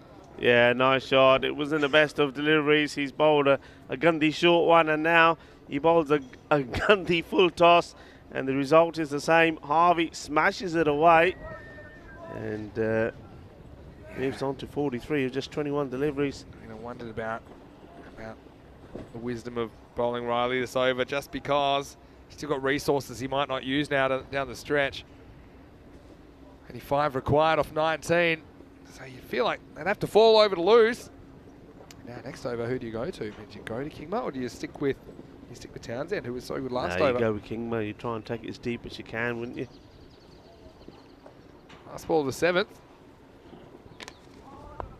Looks like we will go to an 8th. It's a long chase. Come back for 2. They'll get there. So in the end, it's quite an expensive one. 17 come off the 7th. The score is 83 for 2. And coming up, we have two new teams hit the park. Costa del Sol, the host club. We have seen them before on ECN in the Spanish Championship weekend, but it's their first ECS, and they will bowl first after winning the toss against Malaga. And Malaga, I do like Nadeem Hussain. I played a game with him a couple of weeks ago. He does hit the ball well. He's also a pretty clever bowler. I've got to say, Costa del Sol, they've got Avinash Pai in there. They've got Andrew James Crom. They've got Samir Nayak and Renessa. They've got a pretty strong team. I think they'll start strong favourites in that game, which will start in about 20 minutes' time. But right here, we're looking at potentially the last over. Townsend, they are bringing him back. He did take 2 wickets last time. Only 3 to play with. After this, it'll be 2. Costa del Sol, quite a few players that we've seen in the night series earlier in the year as well. Quite a few that we also saw turning out for the Calpe Giants in the ECL. So, I mean, that was a pretty good-looking squad, wasn't it? Yeah, it certainly was. And they've got some good. Well, this one finishes the game, and he does it in style. And what a way to do it as well, because not only is Harvey finishing this match early, he's also bringing up the 50, the first FanCode European Cricket Series 50 here in Spain, and well batted to Marcus Harvey. He's batted really well indeed. He deserves that, and you've got to say that based on how close Madrid got in the first match between these two, I think that's a fair result. I think even Stevens, one apiece, but this one was all about the batting of Marcus Harvey. Yeah, and it was a really good innings, no doubt about it, and she'll be very, very happy with the finish as well, as Madrid CC get their first win in ECS 22, and what a way to do it. Bring it up with a powerful strike into the jungle. But yeah, one apiece, I agree with you. Pretty fair. Kingma, we didn't see as much of him as some of our viewers would have liked, but I'm sure that he'll feature pretty heavily down the road in this ECS, just giving a few opportunities to some other players. And one thing's for sure, some of these players, they weren't sure that they would have been able to get on the park this morning. Yeah. We knew of the thunderstorms in the area, but they did get out there, the weather's held, and in the end, it was Madrid CC that win that one comfortably with 15 balls to spare. Well, let's just say it wasn't a great start to the innings, as that one got away from the bowler before too long. Had some boundaries going as well. We had a little bit of an extras epidemic, didn't we, early on in the innings? But really then it was the batting of Marcus Harvey. His half century was the crucial defining innings in this one. The difference between the two teams really, as Madrid would pass the total ultimately with a quarter of the innings to spare. Yeah, it was some nice hitting there from Harvey, and I don't think, really don't think we've seen the best of him yet. I think the way he latched on to the shorter delivery, and bearing in mind that these guys haven't played much cricket, you just think that the more matches they play, the likes of Harvey, Shafiq, are just going to get better and better. So we're going to see some interesting scores, I believe, in this series. Yeah, no doubt about it. And so, in the end, we saw the good, the bad, and the ugly on that one. That was almost a throat punch for the fielder out there, Townsend, but then he came good with the ball, didn't he? I mean, Adrian Riley again, unfortunately, getting a bit of tap, and when his team needed it the least. And yeah, that was the one that finished it off. Look, game played in good spirits between the two teams, of course. Some of them have travelled quite a long way to be here. I'm sure they're thrilled that each of them do get some points. And yeah, coming up next, we've got Costa del Sol versus Malaga. I'm looking forward to seeing those two teams go head-to-head. Marcus Harvey ended up opening up and scored 51 off 23 in a player of the match performance, I'm sure. 6 sixes and a 4 in there. Apart from that, Galileo Finlayson Blatt with 12 off 17. Woodward 4 and out, and Shafiq contributing 7 on out at the end. Townsend with the wickets, 2 for 14. He couldn't quite keep them in the game. Once again, Riley switched to pace, but still a little bit expensive. Kingma only used the once for 3. Also like the over from James Davies, who I think had a pretty good morning. So we're going to take a bit of a break. We'll be back in about 15 minutes with the next match, and it will be the host club Costa del Sol out there against Malaga. Make sure you join us for that one. Until then, Vinny Sandu here, Mr. Maximo. Alongside me is Rico Full, and hopefully you're enjoying the entertainment here. ECS is back on the European Cricket Network. We'll see you shortly for more FanCode European Cricket Series.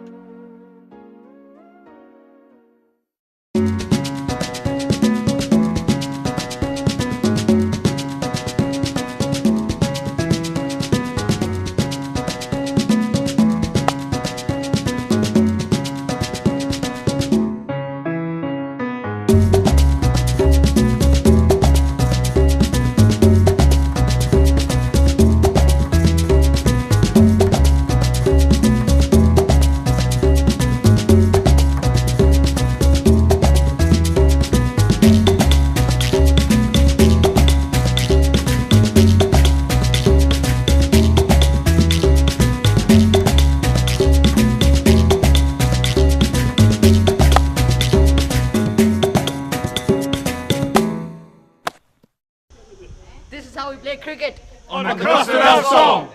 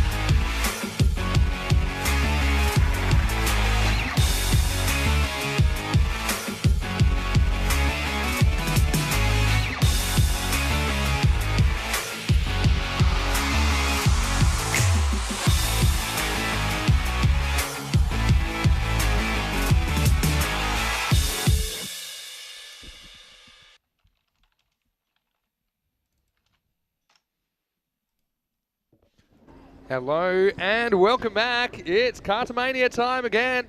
The Costa del Sol home to the first European Cricket Series of the year after hosting the second ever European Cricket League, which was run and won over the last 6 weeks. Won on Saturday by FanCode Barcelona, the Spanish representatives.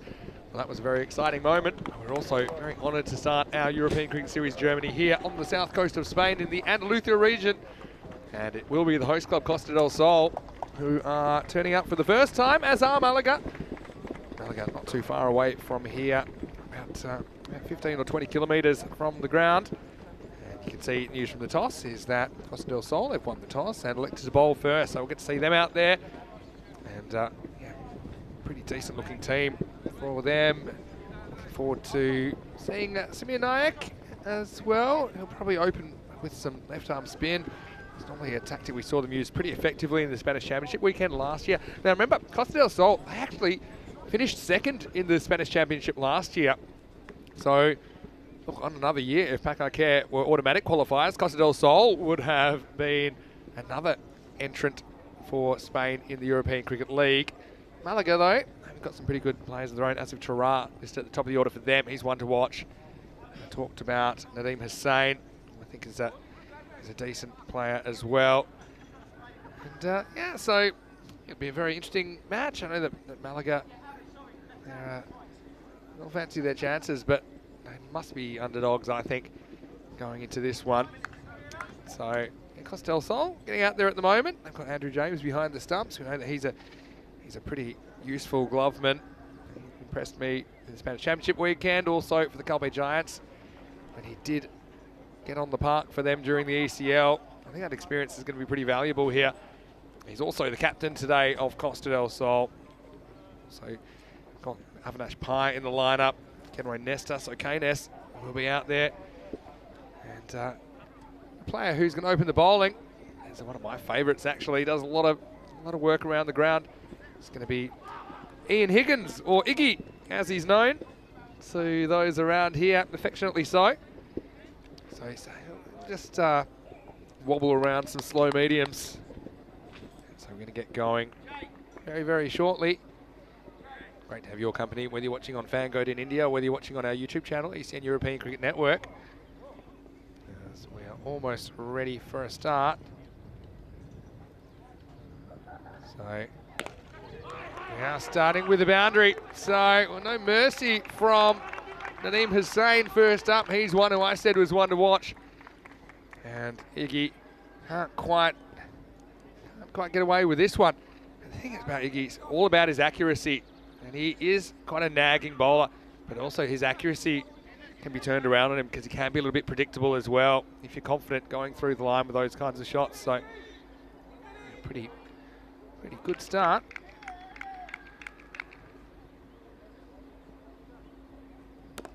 Yeah, much better this time. This one just pulls it back slightly. Do say I do like the Malaga strips. That very deep green that you see. Next one goes to short mid wicket. It's well fielded, and yeah, Costa del Sol, I think they like their fielding unit as well. It was Chris Batten that fielded that one. And this time, always to catch. It's dragged out to deep mid wicket, so just the one. So Higgins went for a boundary early, but since then he's been pretty good with the comeback. It's our first chance to have a look at Wakas Ahmed as well. Right-hander, so left-hand, right-hand combination. Love to get your thoughts in the live chat as well. ECN European Cricket Network. Always love the opportunity to interact with you. As this one is cracked and it's going to be 4. It's good batting, just a bit of width there from Higgins. And Wakas Ahmed gets off the mark with a pretty confident looking shot. Very low risk shot as well, I think, as he just hit that one pretty well through the offside. I need to elevate it, got it through the infield. This outfield's running pretty nicely, not too much rain. We had a spot of it earlier, but I'm actually amazed how well this field is playing at the moment. And now the wicket, so bit of a mixed bag, but Iggy gets his man in the end. It's 4 and out for Wakas Ahmed. This one just came back a little bit, I think, took a bit of an inside edge and knocks over Wakas. So good moment for him. And Malaga lose their first wicket at 9 for 1. Just went slightly across that one, didn't he? And yeah, the result is a wicket, and Captain Andrew James likes it. Why not? Not a bad first over at all. Hello to Aaron Kumar, who is in the chat, watching from Romania. Hope you're well. And yeah, Iggy's got a few fans in there. See, Richie Cunningham's in the chat as well. And don't know, anyone that's been to an ECL knows how hard Iggy works around the ground. So he gets an ECS wicket here. Good way to finish the first over. Mohsen Tara is the new batter. So after 1 over, it's 9 for 1. This looks like Sammy Boda. He's going to bowl the next one. He's another one we've seen play a fair bit of cricket on ECN this year. That's got to be good experience, doesn't it? Consider kind of uniqueness of the format and the kind of cricket we play here, but even to have played recently on this ground, it has to be somewhat of an advantage. And here is Samath Boda. Goes straight, doesn't quite time it. Nesta down the ground, he'll field it. Minimum of fuss, so just the one to start the over. Let us know if you have any questions in the live chat. Always love to get your thoughts. Rico's just popped out for a second to grab a spot of lunch, which he deserves. Thanks to Purple Pepper Catering for looking after us. Not only here, but also throughout the whole ECL. Tara batting on off stump, or maybe slightly outside. Once the leg side gets it, but the field's well placed. That's Mirnak that cleans up, and just the one that time.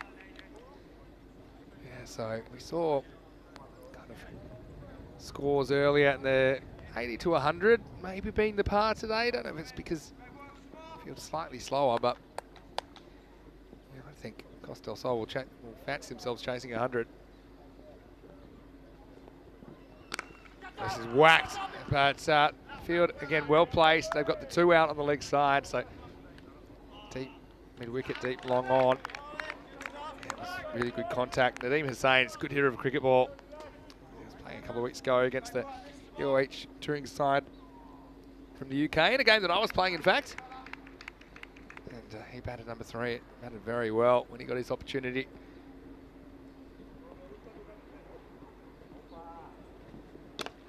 And this one is in the air, hanging a long time, but it's not going to carry.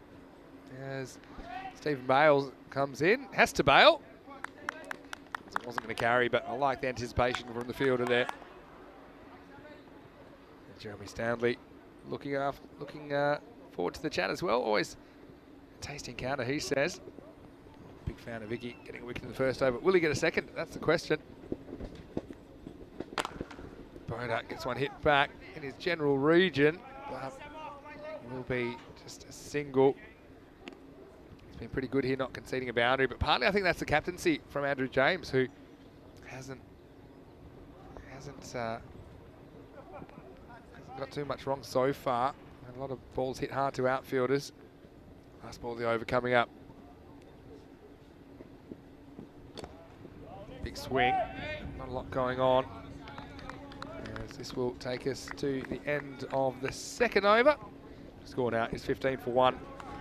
Yeah, give us your thoughts in the chat as well about the ECL maybe, and what you enjoyed most about it. Maybe some of your favourite moments. I know that I've got some of my favourites as well.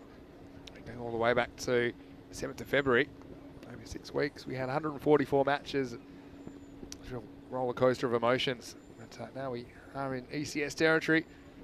All these 5 clubs from Spain, as you can see there. And Madrid CC. So the nature of their second win, they go to the top of the table. As the morning session was split between them and Granada. And we'll go back to Higgins. Why not? Took a wicket last ball. This one's not the best, and it's going to be 4. Just gets the length wrong and the line wrong there. Gets out. Yeah, knee-high full toss on leg stump, put away by Tara. He wasn't having any of that. So, pretty good batting. And also, I think that if you ask Iggy, he'll say that it wasn't the best ball he's ever bowled.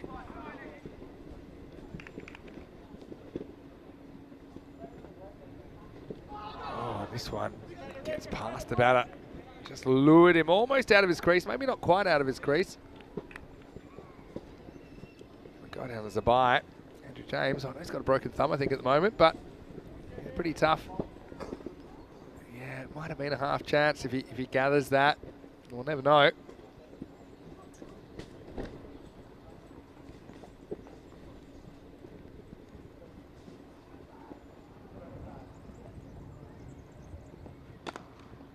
Nice looking cover drive this time. There's no one back on the offside. This will be 4.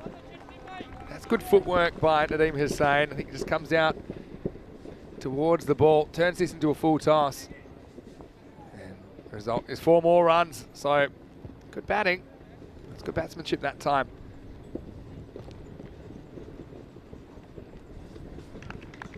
And Iggy did go for a couple, but did pick up an important wicket in the first over that he bowled.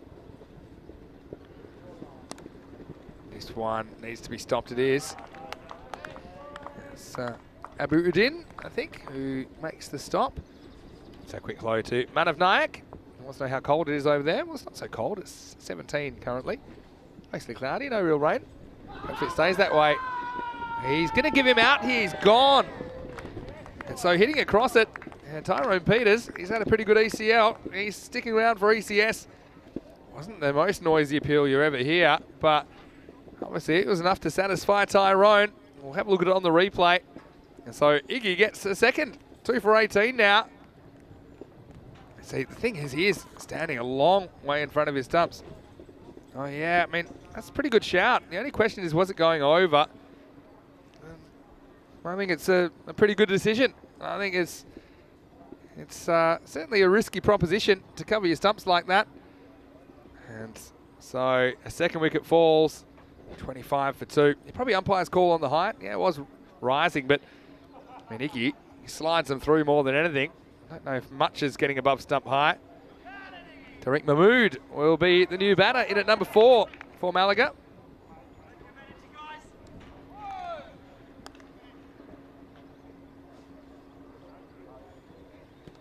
And beats the bat with the first ball and the last ball that he'll get from Higgins, as Iggy finishes with 2 for 18. At the end of the power play, Malaga are 25 for 2. Let us know who your favourite players are. I know we've got a lot of people in the chat right now. Hello to Tarek.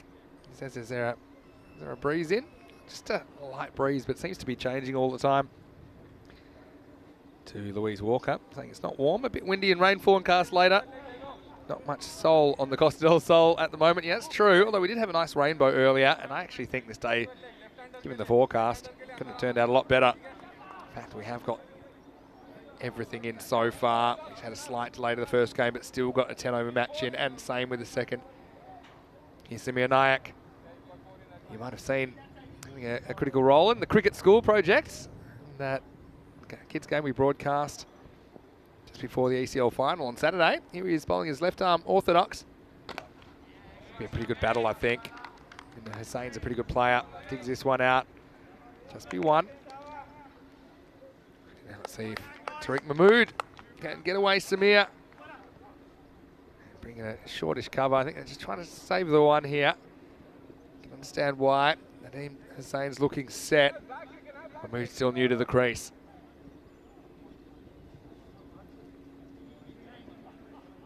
From up to the stumps with his trademark face mask. Baseball style face mask. Yeah, tosses it up, he goes for it, it's in the air. Could be a catching opportunity, and it's taken. And it's Stephen Bales that takes it. And Nayak, well, you often see him pushing him through, but this time he basically challenges Tariq Mahmood to go after him.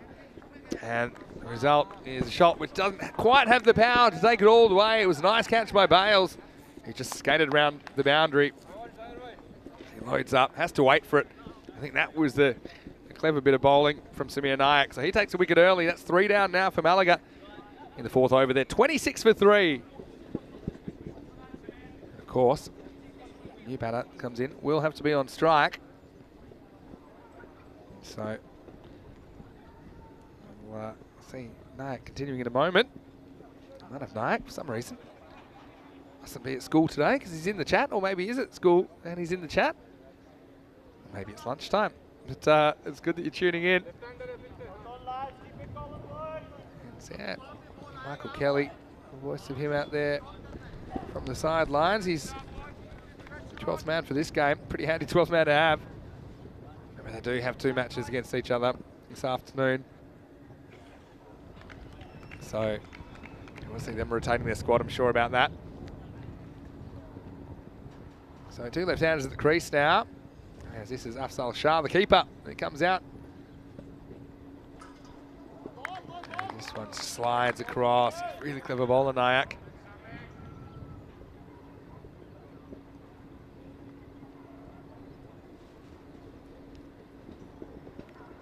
And once again, no bat on ball there.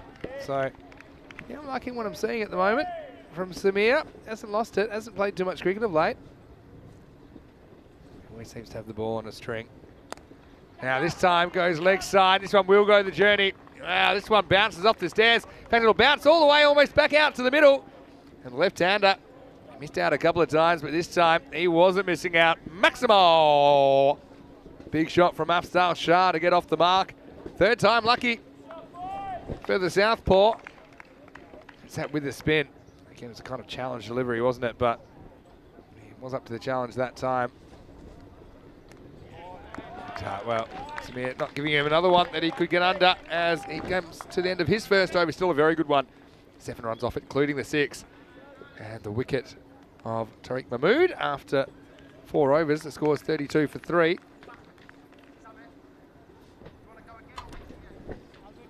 And I know that a lot of you tuning in. Maybe you're watching for the first time in the European Cricket Series, which is the domestic leg of the European Cricket Network's calendar. I can see that Amy is watching. Hello, Amy. Good to have you back. I know you've been a bit busy lately.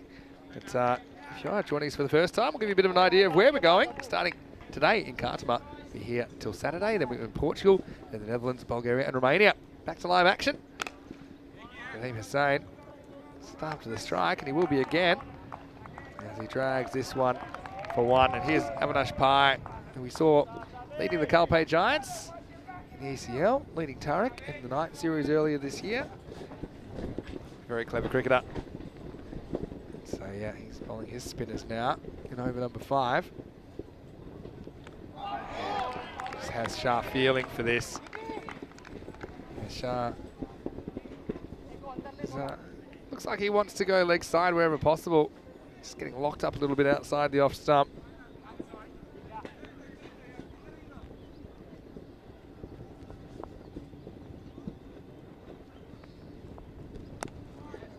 Whipped away off the pad. It's just 1. Again, field well placed. Deep backward square is there. If you have any questions while I'm on my own, why don't you throw some questions in the chat. I always love to get questions from the fans. And, nice to see Janine in the chat as well from Yossis. as well. Cut off by Chris Batten. He gets down and dirty. I'm going to say that, and threw back on the Yassis Instagram page, we saw some pretty cool shots of Tyrone from a couple of years ago. We certainly enjoyed those as we were having our Sunday brunch. And I know Louise has put some of her favourite moments as well. And one of her favourite moments was when the two fielders collided at full tilt, ended up in an embrace, still made the catch. Yeah, that was actually Punjab Lions, Nicosia from Cyprus. Yeah, it was a catch and cuddle moment. Plenty of them though, plenty of highlights. Nadeem Hussein's after this one, he's going to get 4, picks the gap. I really feel a lot of responsibility on him now. Try and carry this innings to something reasonable. And he takes this one just outside the off stump. He picks his spot and he finds it. So 4 to finish the over. And yeah, pretty good one in the end. And, I think we'll have Chris Batten coming on for a bowl in over number 5. So I've got a question for everyone, and it's going to be a bit more of a non-cricket question. What did you get up to on your day off? Because we only got one day off here at ECN because we went into the reserve day. So we just had one day off yesterday on Sunday. So I'll let you know what I got up to. You let me know what you got up to on your day off away from ECN. Here's Chris Batten. Hits the back pad, but it was going down the leg side. It'll be a leg by. Cameron Sanders in the chat saying, see Batten, the Malaga Express. Well, not really, because he's playing for the Costa del Sol, but yeah. We had Jamie Batten, the Bulgarian Express, earlier in the ECL, didn't we? But yeah, Batten's a pretty experienced cricketer in his own right. Again, it'll be pretty accurate. Yeah, it's a good ball. That one just shapes in a bit. Nadeem Hussein can't deal with it. Yeah, we had a nice kind of team lunch. Those that felt up to it yesterday. Of course, a few people felt a bit fatigued after the week we had, but we had a good turnout. As this one is lifted into the gap again, and this one will go all the way. Maximo! Big shot. This time, I think the angle of Batten suits this from Nadeem Hussein, who wants to go leg side, and he gets it. And you might see a field change. I think they're going to plug that gap, put an extra fielder on the outfield there. So now you've got basically long on, deep mid-wicket, another deep mid-wicket. So 4 fielders guard the leg side boundary, including the backward square leg. Gets a bit of an edge on this, saves him. Probably going down the leg side anyway. And, how are you, Cameron? It's good to see you. And, yeah, let us know what you got up to on your Sunday. I know that recently we had Father's Day in Spain, so to all the fathers out there, we had a good one. This one should be stopped by somebody. It's Keynes, Ken Nesta. Stops that. He's an exciting player. Well, he was really good when he got going for the Calpe Giants a couple of times in the series as well in the ECL. And, yeah, they just feel that Costa del Sol will have a bit more confidence in the format. As this one is pretty confident from the batter himself, as this one gets drilled over the fence into the bushes. We'll go find that one. Maximo Afzal Shah again takes this one off the stumps and deposits it. That's gone 65 metres, and that's going to take some digging out. What a good shot that was. So takes us to the end of the over. Score is 54 for 6. And so 3 wickets down, but still the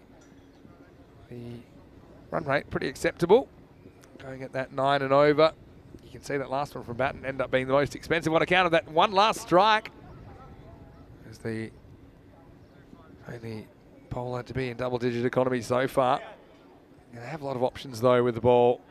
We haven't seen Nesta yet. Don't know if we will.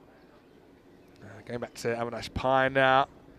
Last time we saw Pai play for Costa del Sol on ECN was in the Spanish Championship weekend, 30th and 31st of October last year. We had a nasty hamstring injury that basically curtailed his involvement, although he did try to bat bravely with it. But yeah, really, really struggling at that stage. But good to see him back, and we've seen a fair bit of him this year already on ECN. Here is Pye. Goes straight this time, but Keynes is going to drop it over the line.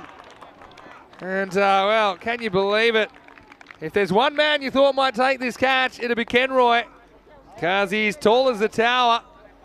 But it turned out to be more of a volleyball-style set from Kenroy. And then he just watches forlornly as he came back to earth with a thud. The result, 6 runs, maximal time. Now this one's straight up in the air. Well, someone's got to catch this. There's Bales who comes around, and he will catch it. So, well, it'll be 6 and out. 2 opportunities in 2 balls. And this time Bales, who was further in, he said, well, leave this one to me. I've already got one under my belt. And so that's a big wicket in the context of this game. As Nadeem Hussain goes for 33. The 4th wicket falls 60 for 4. Pretty good catch. I mean, no one really knows which way the wind's going. And yeah, this one was taken fairly comfortably. And so, end of a reasonable knock from Nadeem Hussain, but I think he would have loved to have batted a little bit longer.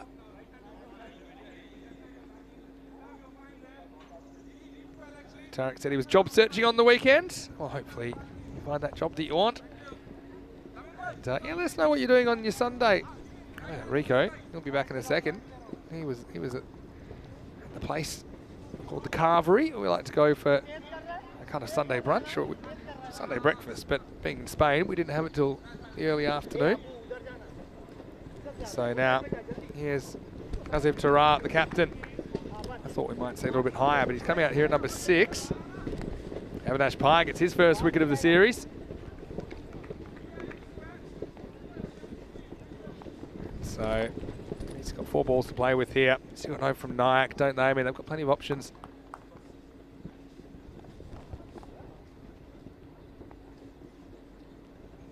And so just a quick one from Pye. Will mix up his pace. Pretty useful cricketer, Avinash Pye. Can bat anywhere. Can also do a job behind the stumps if need be. I do like him as a spin option, especially early in the game. He can bowl in power play as well. This one sneaks inside the line. It's clever bowling again. A couple of dots to start Tarar off.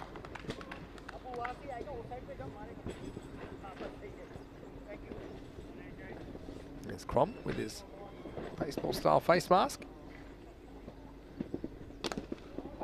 Hit down the ground, but should just be 1. Bales has fielded pretty well so far. Takes that one easily.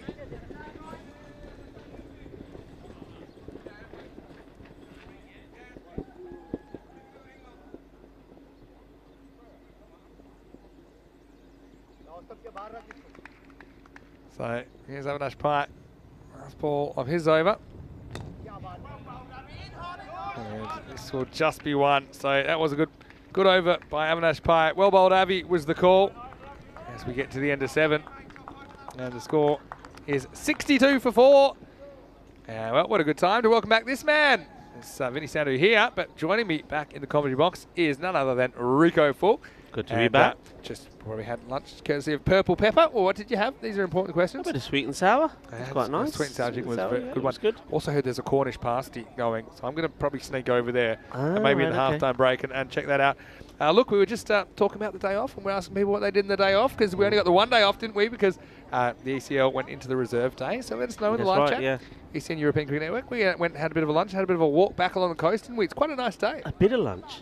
Bit of lunch, yeah. Bit of lunch. It is you said you weren't eating again until Tuesday. What happened? How come you went for lunch today? That's what I felt like after we spent the all-you-can-eat lunch. We spent good 2.5 hours there, didn't we? Yeah, it was a good feed. It was a good feed. So I'm surprised they keep letting us come back. It was nice to have bulk of the team there as well. Yeah, it was good. And we said goodbye to a few people who've now departed. Got some more of the crew here with us for ECS. There's Jeremy Knott. He's the bowler for over number 8, so not afraid to try a few different options. And he tosses this up, and this one disappears. Abracadabra, Maximo!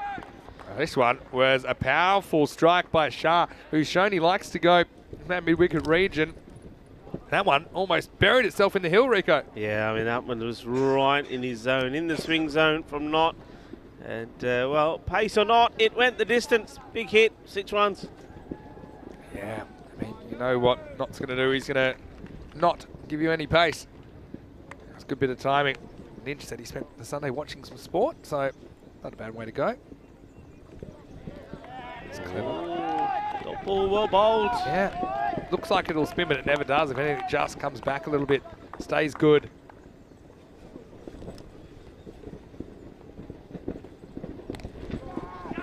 Goes for this again, and this one is out of here. Maximo Sharp loves it in that region, and he's hitting him well now. He moves up to 27 off only 13 balls. Yeah, boom, shaka. Look, yeah.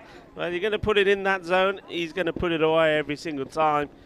And Knott needs to just push it through a little bit more outside the off stump to the hard-hitting Shah.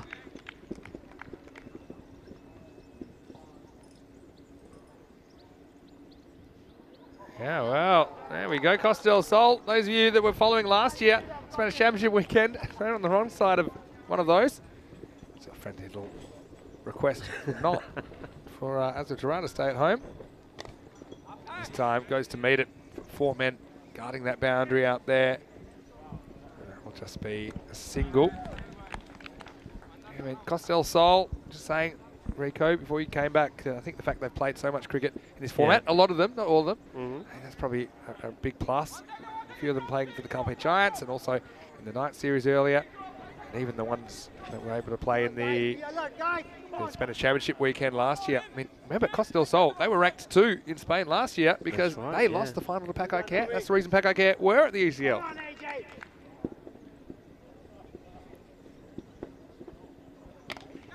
It turns into a full toss. Will be fielded. And look, there's another man we haven't seen too much of so far, Sam Houghton. Well, the Iceman, who we saw playing for Zagreb Sokol in the ECL back in Group B. Yeah. We also saw him playing for the Cartama Giants in the night series earlier this year. And we saw him obviously playing in ECS Croatia last year as well, so good to see him back. There's another moon ball. Comes down, mistimed. So just 1 to Shah, but he will retain the strike. 8 overs down. It's 78 for 4. Yeah, 78 for 4. So it's despite tossing him up, it doesn't go for too many in the end. 16 off the over. So 12 deliveries to go. And looks like Samir is going to come back and bowl a few of these. What do you say, Samir? Bowls a bit of all sorts, doesn't he? I think he's very good at sussing out the batter and saying, right, okay, what I'm going to bowl to him. He mostly bowls left arm orthodox, which is kind of left arm off spin, which will break right to left on your screen. What he does really well is he varies his pace. We saw him grab a wicket early by tossing one up to Tariq Mahmood. He also can shoot them through.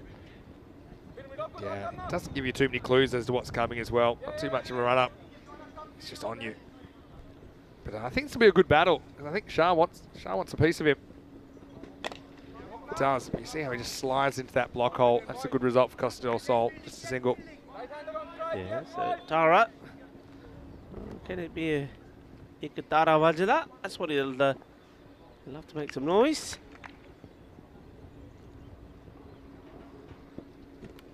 And this one's bowled, so clever bowling. There's Tara, advances on Nayak, but again, gets it in that block hole, knocks back to the top of the leg stump. And Malagaloos, a 5th wicket, is 79 for 5. Yeah, well bowled. Just like you said, Vinny, he's a very clever campaigner.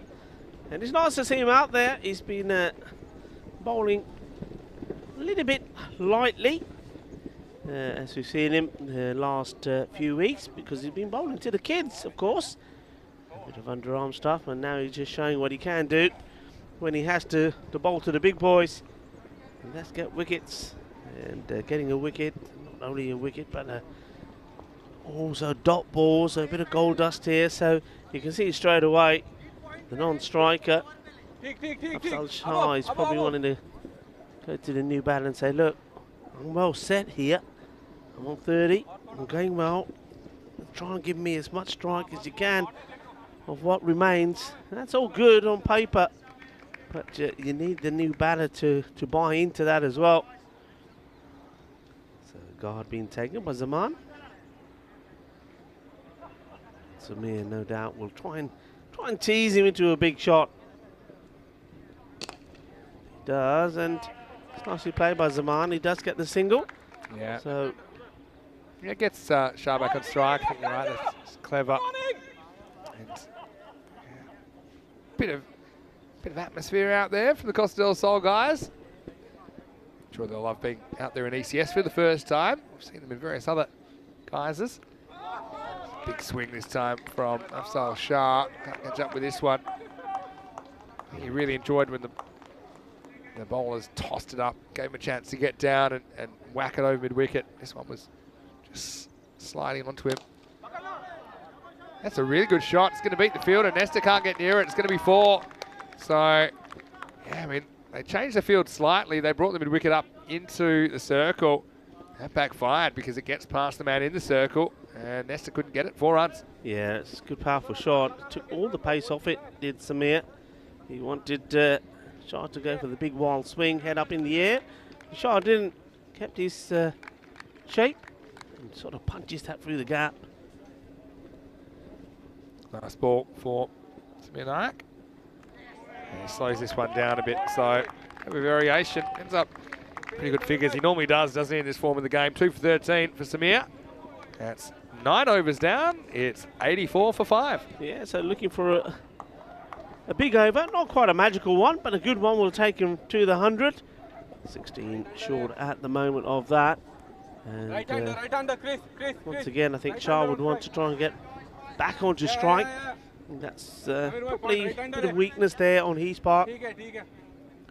That last ball from Samir, it was either boundary or needed to get a single, really. Now he's asking Zaman once again to oblige. Yeah, so Sammy Boda's going to bowl the last over. It's always nice when we see a few players. A few youngsters as again, well. Yeah. Well done. Yeah, pretty good series, the night series at the start of the year. Slight injury worry, but he's back to full fitness now, I think. Boda, 10th over. That's a big swing, but going nowhere. That's a good win as well. Zaman's new to the crease. The longer you can keep him down there, the better. Yeah, that's the result that you want. Dot ball.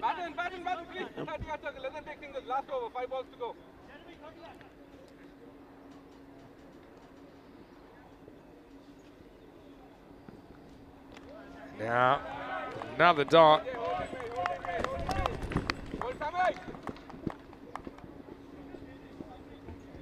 Good bowling from the youngster. I mean, we saw him, didn't we, when he played for the Giants as well, the Calpe Giants. He bowled really well there, and now he's just, well, he just seems to be getting better and better. Got a good line, good rhythm going. That's clever bowling. I think you're beating him a couple of times outside the off stump. So I think here, Shah's just got to make up his mind. He sort of half goes and comes back. I think Shah's just got to say, whatever happens, I'm going. Yeah, but the thing is, I either get there or I don't, but I've got to go. Zaman has to be clever and hold that end safe. Otherwise, Shah's just going to get run out, you know. 3 to come. Better looking shot. Well, that's it really well. That'll be 4. Well, no need for Shah to get down there. Zaman can hit him this well. It's just a little bit short and wide and punched through covers.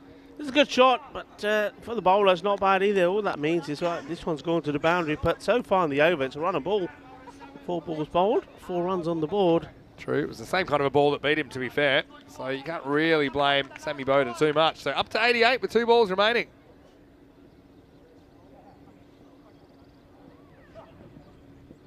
Now they want to go, and he's going to be run out here.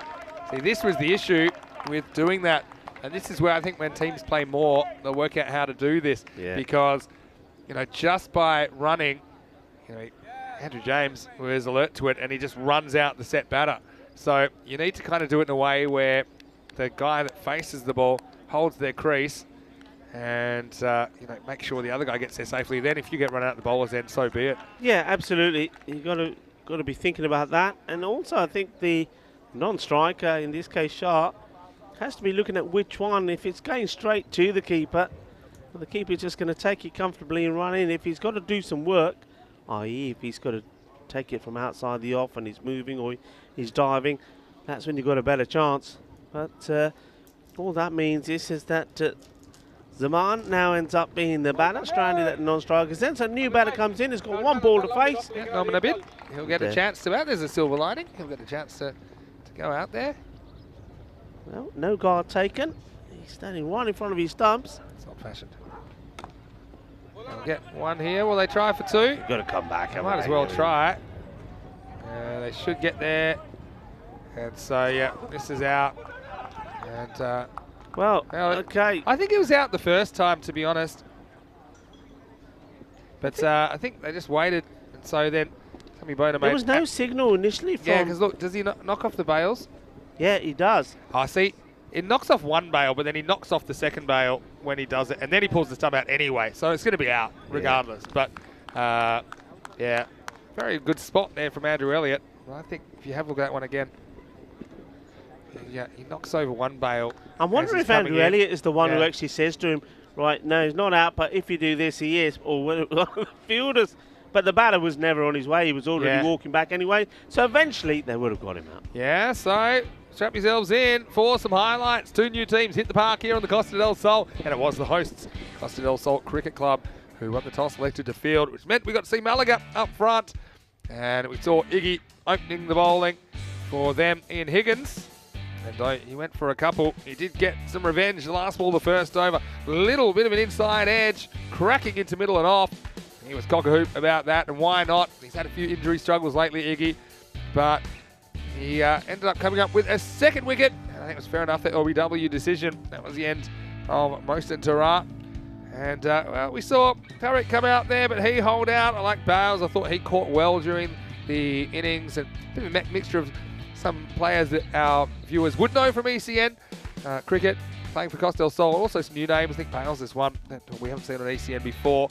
But look, then we saw some good hitting. And look, Nadeem Hussain played very well. Afzal Shah played very well. The two left-handers. I think their big hitting was critical to the health of this innings. And Kenroy, well, he could have had a highlight.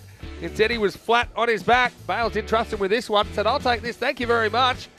And yeah, Mr. Malaga, you just felt that if they lost their left-handers, they were going to be in trouble. But there were some lusty blows.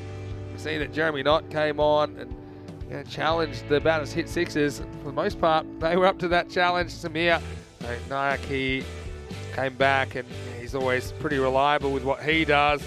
He's felt this, and he's just lost a bit of momentum towards the end, didn't it, Rico? Yeah, it did, and but it was still a good bowling display and good catching display as well on the whole from Costa del Sol. And then you see there right at the end, just the one run that was taken. So they do take the score up to 89-90 is what will be required for victory here for Costa del Sol. And remember, these two teams, they will play each other back-to-back matches. So whichever way it goes, one or the other will have the opportunity to get their revenge. But there was also some good signs there from Malaga, so he played some good shots there. Yeah. Nadeem Hussain, he was good, but they did like Afzal Shah's batting there. He just got frustrated that he couldn't get to the end where all the action was happening. Yeah, look, I think it's a case for him to bat higher. I think 5's too low for him based on what we saw there. Maybe he could even open or go number 3. With the ball, Iggy, nice to return to action for him after a bit of an injury layoff, 2 for 18. Samir Nayak, well, he's good as always, 2 for 13. Boda didn't give too much away, 11 off his 2 overs. Avinash Pai with a wicket, 1 for 16 off his 2. So when we return, it'll be Costa del Sol on ECS debut. They will be chasing 90 for victory, so back in just a few minutes. Vinny Sandu here, Mr. Maximo, alongside me is Rico Full. See you shortly for more cricket. ECS is back, and you're watching the FanCode European Cricket Series.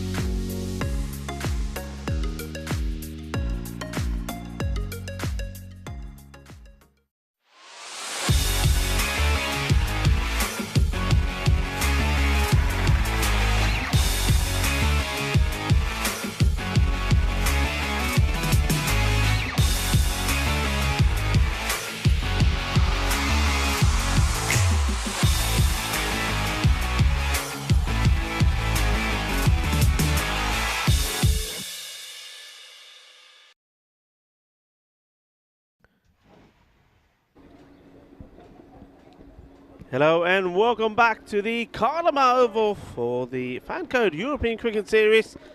And we've got an interesting second innings coming up here. Malaga with the bat. They slightly underperformed. They would have liked to have got to around about 100, but just some good bowling towards the end. Kept them to 89, so 90 required by the home side, Costa del Sol, to see if they can get their European Cricket Series off with a winning start. And remember that this is the third match today. Each day we will have 4 matches for you, and both these two teams will do it all over again. And after this match, there's going to be an opportunity to get a fight back in. The way things are at the moment in the standings is that both Granada and Madrid, as they played each other, finished Stevens with a win apiece. So a team, if one of the teams here can pick up both these victories, they will finish the day one on top of the group. So everything to play for here. Rico Full, and alongside me is Vinny Sandhu. Yeah, thanks, good to be back. And as the captain's going to open up. So, chance to see Avinash Pai at the top of the order. Classy player. 90 even for the win. 9 and over required.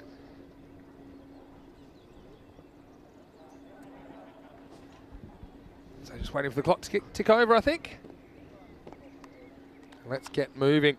First chance to see this CDS batting lineup. Goes after one that probably would have been a wide. It's hanging a long time and it's caught.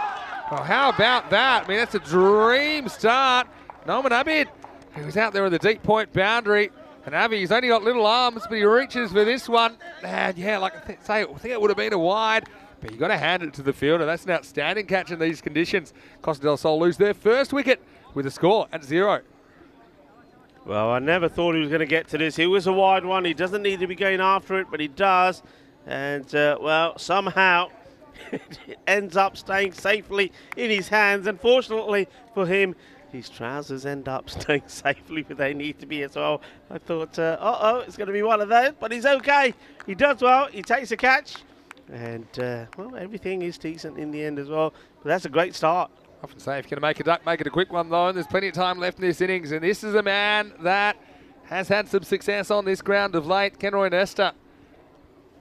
Born in St. Lucia in the Caribbean. He is an excitement machine. Comes out with just 1 ball down. Asif Tarat, the captain, pushed that one real wide of Avinash Pai, but he just wanted bat on ball, didn't he? So, yeah, excellent bit of catching to remove him. But they need to remove some more threats, I think, if they're going to defend this score of 89. I suppose ECS level, though. I mean, scores in the 80s, they play a bit bigger than they do probably at ECL level or ECC. We both said that on the ground today, as Tara bowls second up in the air, and it has been stopped, so single. Yeah, with this ground the way it is today with the wind, the outfield's not as quick as what it probably is, and you've still got some patches in the ground with the ball. If it goes there, will slow down. I think a score in the 80s is as good as one that's sort of between 95 and 100, you know. Yeah, good point. This one swept nicely. Classy shot as Stephen Bales gets on strike for the first time. Oh, it doesn't get too much better than this. Not an easy stroke to play first ball. But yeah, just caressed that one to the leg side boundary. The first boundary of the innings. Yeah, one of a shot, just sweeping that one away. It's all about timing. And he gets that one just right, just has to wait for it and then executes it perfectly. And that's been well appreciated by various people around the ground, including his own teammates. Nice to see some of the Madrid CC boys. They've stuck around as well to see the conclusion of today's play. Single taken. Yep, just a simple one there. That's it. We're at work. That's right, a little bit of glimpse behind the scenes. You're always going to get me working. You're going to try and catch me out like I'm not working. Well, I'm working. Now, this is in the air as well. This could be another opportunity, and it is.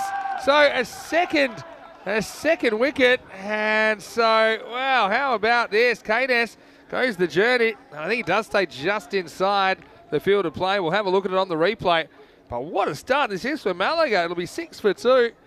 Yeah, just having a little sneaky look at this, but I think there's no problems with this at all. Wow, what a catch. Well, you were saying that Martins is trying to catch you out. Well, that's the fielder there. He's trying to catch the batter out, and I think he does perfectly well. I think he stays inside there, yeah. No, I don't see any issues there at all. I think that's Saeed Kulab. What a catch that is. How about that? I mean, taking your chance is so important.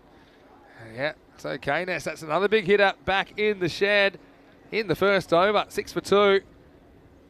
Now let's bring Samir Naik to the crease. He's a guy that can bat anywhere, to be honest. So it's slightly added pressure, but I still think that he'll fancy his chances putting together a partnership and trying to hunt these runs down. What a great catch, and well, 2 good catches being taken at right opposite ends of the ground, and that's put well, certainly put Malaga in the driving seat for the moment. Yeah, for sure. So the captain stepping up, as if Tarat.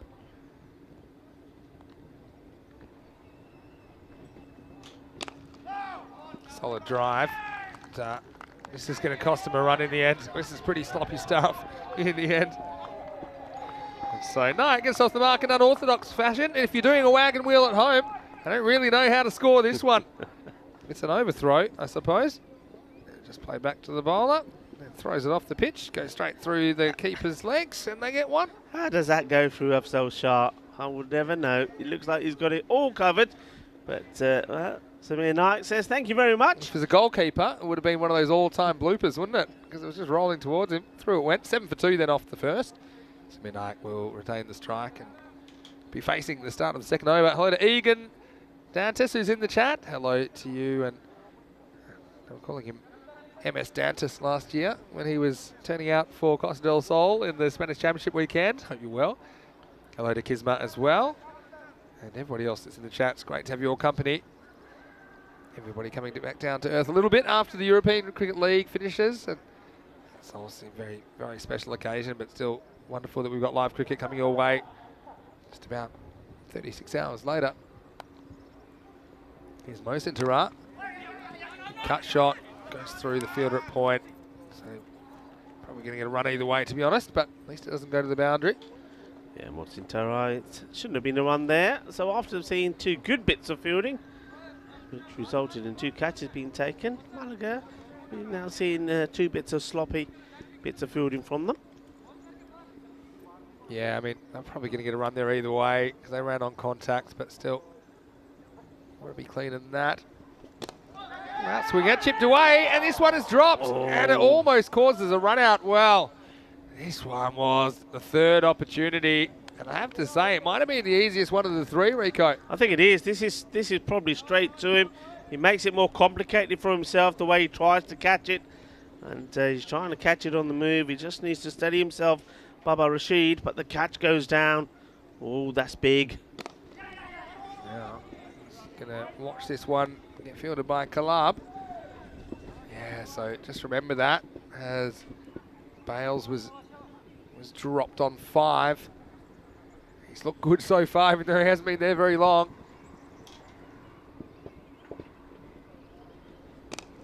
Now this one is kicked away from the circle. Now will they come back for 2 here? It's just been a bit spooked by that life earlier in the over, Bale, so we'll just settle for 1. Yeah, and something I'm going to say this here now because I'm sure you'll get a lot of talk in the chat about fielders not going down, not diving and using their feet. And one thing I can tell you is that it's all to do with where a lot of these teams play. I mean, you'll see that a lot from probably the boys from Madrid. It's they don't have the luxury of fielding on a grass carpet like this, which is soft and you can dive on it. Quite often it's quite rough and stony, so it will take them a while to maybe get the confidence to start throwing themselves around. Yeah, true. But yeah, there's only one way to learn, isn't there? It is a nice field for diving. Oh, this is ideal. Here's Mohsin Tarat, last ball of his over. This is driven away nicely, and this will be 4. It does beat the fielder, so good placement there from Stephen Bales, who's made the most of his life. Slight forward press, and yeah, Nice easy swing of the bat as he plays that one through wide mid on. 4 to finish the second. After 2, it's 16 for 2. Yeah, nice shot. Doesn't try to hit it too hard. It's all about placement. He does place it really well. We get an opportunity maybe here to just look at the standings. As I said, the two teams to play this morning, 1-1 apiece. And that's Madrid and Granada, so they're both there and 2 points each. Madrid, courtesy of their victory, better net run rate. So now it's all down to Costa del Sol and also Malaga to see how they finish. Remember, team that win, if a team can win both, they will end the day finishing top. And that certainly will give them that little bit of boost. So we go back to the opener. So it's going to be Asif Tara. Going to come back. Starts with a high one. This has been called a no ball, and I think it's been called for a foot fault. So interesting. I think it might be the back foot. Could be. But so 1 for the no ball and 4 for the shot. It was pretty high as well, to be fair. It could have been called for a number of things. Yeah. He's given it for the back foot. It doesn't matter if the front foot touches the sideline, but I think giving it for the back foot touching the sideline. Yeah, let's just see this again. Yeah, it's a good call. Yeah, it does. He lands with his back foot on the return crease, so it isn't a no ball. And so +4. The front foot does also, but that's irrelevant, right? No, so he goes reverse, as you do, and he'll get 4 buys for it. So, yeah. So I'll talk through that one if you're a bit confused. The previous ball, his back foot, his heel lands on the return crease. You're not allowed to touch the return crease. So from that point, it's no ball no matter what the front foot does. The front foot doesn't matter. It's the back foot. We don't quite see that in the replay, but as soon as the back foot cuts the line. Yeah, the second replay. Second time you did? Second time you could see it a bit better, yeah. I was watching it, so it's a good call. If I could change one rule, it probably would be I'd do away with the back foot no ball rule. I'd just make it all on where the front foot lands. Yeah, so costly kind of error. Just kind of a game when you're defending 89, which, I don't know, maybe at ECS level it's par. I still think probably 100, 105 is par most series, but every series has kind of different nature, different character. Yeah, he's bowled such a good first over now, that no ball, and then the 4 buys as well. Taking on the fielders as well. This is good positive batting as well. I think just taking a bit of a gamble here. Bales now, I think you can see that the fielders aren't particularly attacking the ball. He's good through that mid-on region, isn't he? Yeah. It's really safe there. Except for the one time he got dropped. As the next one is cut away by Samir Nayak. It's going to be a battle between the fielder and the ball. The ball wins 4 runs. 4 carreras. He's trying to overhit this. Just classy batting from a classy player. Yeah, this is a really good shot from Samir Nayak. He will. And you'll see that as well. Plays shots to all parts of the ground. Plays each ball on merit. He's got good vision of where the fielders are. Playing the ball in the gaps at the moment. So after a very good first over, where he took 2 wickets, as if Tariff, this one is not going so well. Nayak, what will he do next? Decides to go across the line. He's going to get 4 more here. It was just an overcorrection from Asif Tara, the captain. Came up with 2 wickets in the first over, but a couple of loose ones here. And Nayak, because it was a full toss, it makes that shot a lot easier. He gets 4 more. Well, full toss, and he's decided he's going to come around the wicket as well. And I think Samir, he's too good about it to say, yeah, I'm going to let this bother me. He knows he can afford to plant his foot down the wicket and sort of almost sweep that away on the leg side. So this is probably not a good option for me for the bowler. Last ball for Tara. Another cut. Nice, it's good placement. It's going to be 3 on the trot, so a dozen to finish the third. The power play ends with some power and placement from the experienced batter as he moves to 21 off only 10 balls. The score now is 39 for 2 after 3. Yeah, this is just exquisite batting, really is. He's without even breaking sweat. He's moved on to 21 and started to ask the questions. The bowler getting a little bit irritated there with probably 1 or 2 of the remarks being made to him. Well, the thing is, I think you just got to bowl full, come over the wicket. Don't give Samir the opportunity to be playing some of those shots. He's not getting easy. driving. He's not an easy batter to bowl to, though, is he? He's not, but one thing he does do sometimes, and I know you've seen it, we saw it in the night series as well, if you bowl to him full and straight, he starts to try and give himself room outside the off stump, so he sort of ends up tempting you to bowl at his stumps, and he tries to whip you way down the legs, but that's where you got to then start playing about with the variation of the pace. All right, so let's start another over. Fourth over time is Ahmed Mumtaz to bowl. And so power play's over. You can have up to 5 outfielders, which they do employ here in the fourth.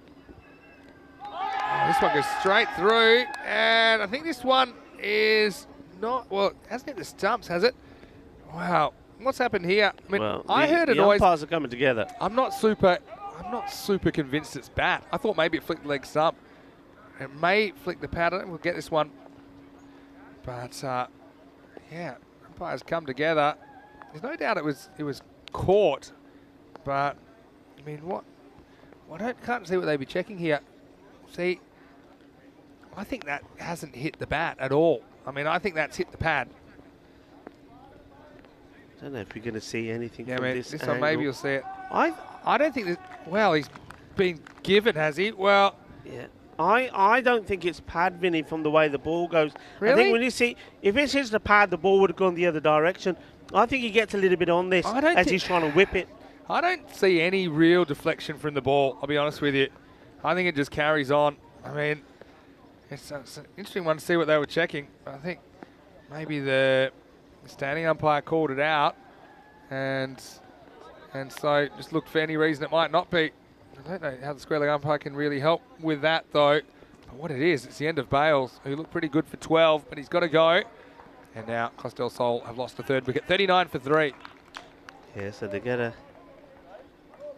a breakthrough after that quite expensive over from Asif Tara. They do get one back, so that's well, Mumtaz. Maybe he's well, I mean, to be fair, the bowler and the keeper went straight away. They were absolutely sure. I mean, all the angles that we saw there from the cameras is not really conclusive. I know the umpires came together. Now whether they had a quiet word with the third umpire, Ian Ramage. Third umpire can't help with that. I mean, the third umpire can't help with that kind of thing. That's not in part of the LRS process. So, I mean, yeah, a little bit puzzled by that one. Anyway, moving on. And it gives the Iceman a chance to get a bat, Sam Houghton.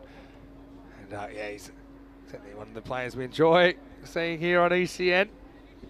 He's become a bit of a, what would you call it? Like a cricket, I'd say drifter. So more like a Renaissance man going in a few different series now, but he's enjoying his ECN experience.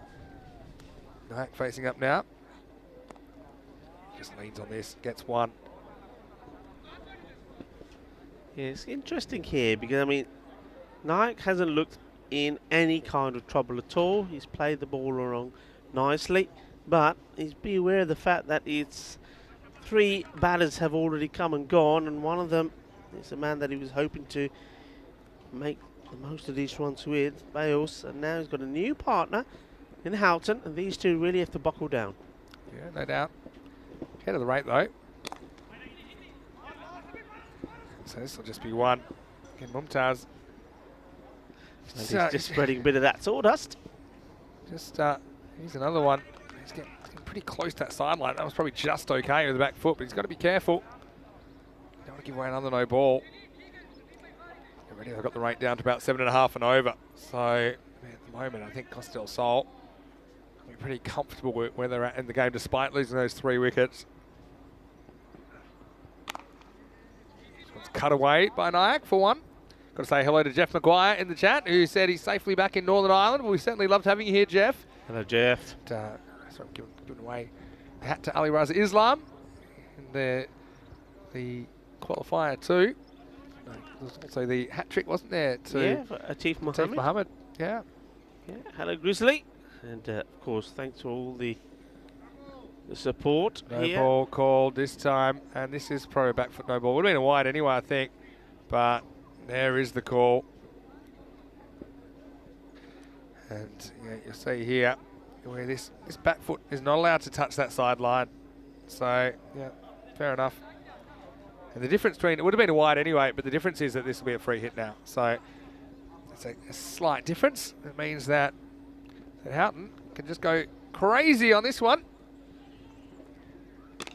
And so he does. He picks it up. And it's going up. It's coming down.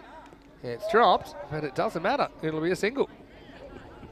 It was one of those where he's going up in the air, and I'm thinking, well, Mohsin Tara is making this look so easy, probably because he knows it doesn't matter whether he catches it or not. In the end, he doesn't even get it in his hands, but it's not going to hurt. It's probably not going to hurt his hands because it misses them. It's probably the worst result as we get to the end of the over. The score's 45 for 3 because he actually does get the end of his fingers on it, so it probably will hurt his fingers. Would it be better to just leave it and just and then just pick it out of the ground? He's not going to show any pain. A shovel or something like that. Vinny Sander here, Mr. Maximo, alongside me, Rico Full. Great to be back with you. Got FanCode European Cricket Series action coming your way, and we've started here where we finished the ECL, but we have Portugal, Netherlands, Bulgaria, Romania, Sweden, Czech Republic, Austria, Hungary, Italy, Germany, Belgium. Then we're back for ECC. Then we've got Croatia. We've got Malta, Barcelona, Cyprus. There you go. How's that? It's just pretty good. Are you just and in between, going around the map with you? Yeah, and in between, we should have some night series as well. So stay with us. It's going to be a big year. I'm excited, as you can tell. Wouldn't rather be anywhere else. Mohsin Tara with the ball. Yeah, at the moment, because of the extras being bowled, I think the batters feel under less pressure to play the big shots. I think they know they can just keep knocking it around, getting this kind of 8 and over. Yeah, I mean, that last over, if you have a look at it, it went for 6. But it was the extras, really. So you've just got to try and just tidy things up a little. And you see another bowler now choosing to bowl from, well, that's not very good fielding. Should never be 2 there. Another bowler choosing to bowl from the other side of the stumps. It may be just because they're finding that footing a little bit slipperier the other side, but I don't think this helps. You just get to a point where you end up just bowling runs around the wicket, especially to somebody like Samir, and that's another classy shot from Samir Nayak. And it's just you got to think, you got to have a plan. Now, look, so as a captain now, you've just seen 3 boundaries that have been played there from Samir. So if as a bowler you're going to say to your captain, that's the line I'm bowling, you say, right, okay, let's sort the field out. Yeah. Let's get. Well, what do you do here? Well, you could put the 3rd man back there as well. You can put a backward point in the circle to really make it difficult for Samir to play those shots. But at the moment, there's not been any movement in the field at all. Yeah, now they are moving the 3rd man a bit squarer. And look, it's just low-risk batting for high value. So what they're doing is they're putting the 3rd man in the circle. They're bringing another one across from the leg side. They put now more of a deep backward point or square 3rd man. Maybe a 5th man. Back there on the boundary. Here's Tara. This next one, Samir just drives pretty confidently for 1. That previous shot brought up the 50 as well for the Costa del Sol. And Nayak's looking good so far. 30 off 15. This is the thing. They did lose a couple of wickets early, but they didn't use up too many balls, so they haven't put too much pressure on the middle order. At the moment, this partnership is building. Houghton probably like to get a boundary away himself. Won't get anything here. It'd be a bit short of cricket over the last few weeks. It's not the only one, though. Halfway through this innings, 5 overs down. It's 53 for 3. Yeah, look, they do the right thing there eventually with the field for Samir. But then you're not thinking, you've got another batter on strike who hasn't played that shot. You don't need that field for him. So look at who you got. And Sam Houghton, he's been playing, looking to play for the mid-wicket area, looking to play more on the onside. I think to him, that field has got to come back. Yeah, true. So, still, game in the balance, I suppose. Well, I'd rather be Costa del Sol needing 37 off 30. Quick hello to Asad Ali, who's in the chat. Hello, Asad. I hope you're well. I hope you got back to Italy okay. I don't know that. Don't we? Just saw goodbye to Charlotte and Christoph. Well, this next one is a pretty innovative shot from Nayak, who makes up his mind that he wants to go backwards, and he does. So, he plays this one nicely. Just gets the length to work with and helps it over the keeper. 4 runs. Cuatro credas más. Yeah, this is a delightful shot. So he said, well, I played a few behind the bat, sort of the 3rd man area. Now I'm going to go funky. And the wicketkeeper says, hey, buddy, yaar bada shot Maria Sona. Amsal Shah saying, good shot. It was a good shot. Yeah, I like to see that sportsmanship as well. It was a good shot. Lucky got enough on it, because if it was a small deflection, the keeper can come into the game there. Here's Mumtaz.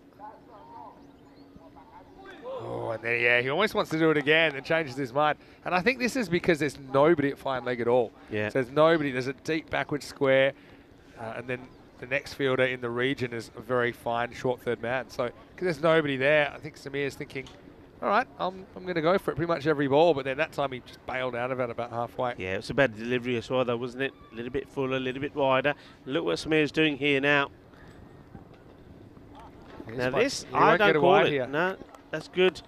I'm pleased to see that from the umpire. I think if you're going to move out there, then that line moves with you. And even though it does, you see where he is there. Yeah. So that's kind of the new rule, whether they're enforcing it now or not. But that's what it's designed for. Once you face up, anywhere that you go, then becomes not a wide. Yeah, but I don't think this is the new rule. I'll go back to that in a minute. See this delivery. Just to work it away, doesn't. With this time around, he actually stays there.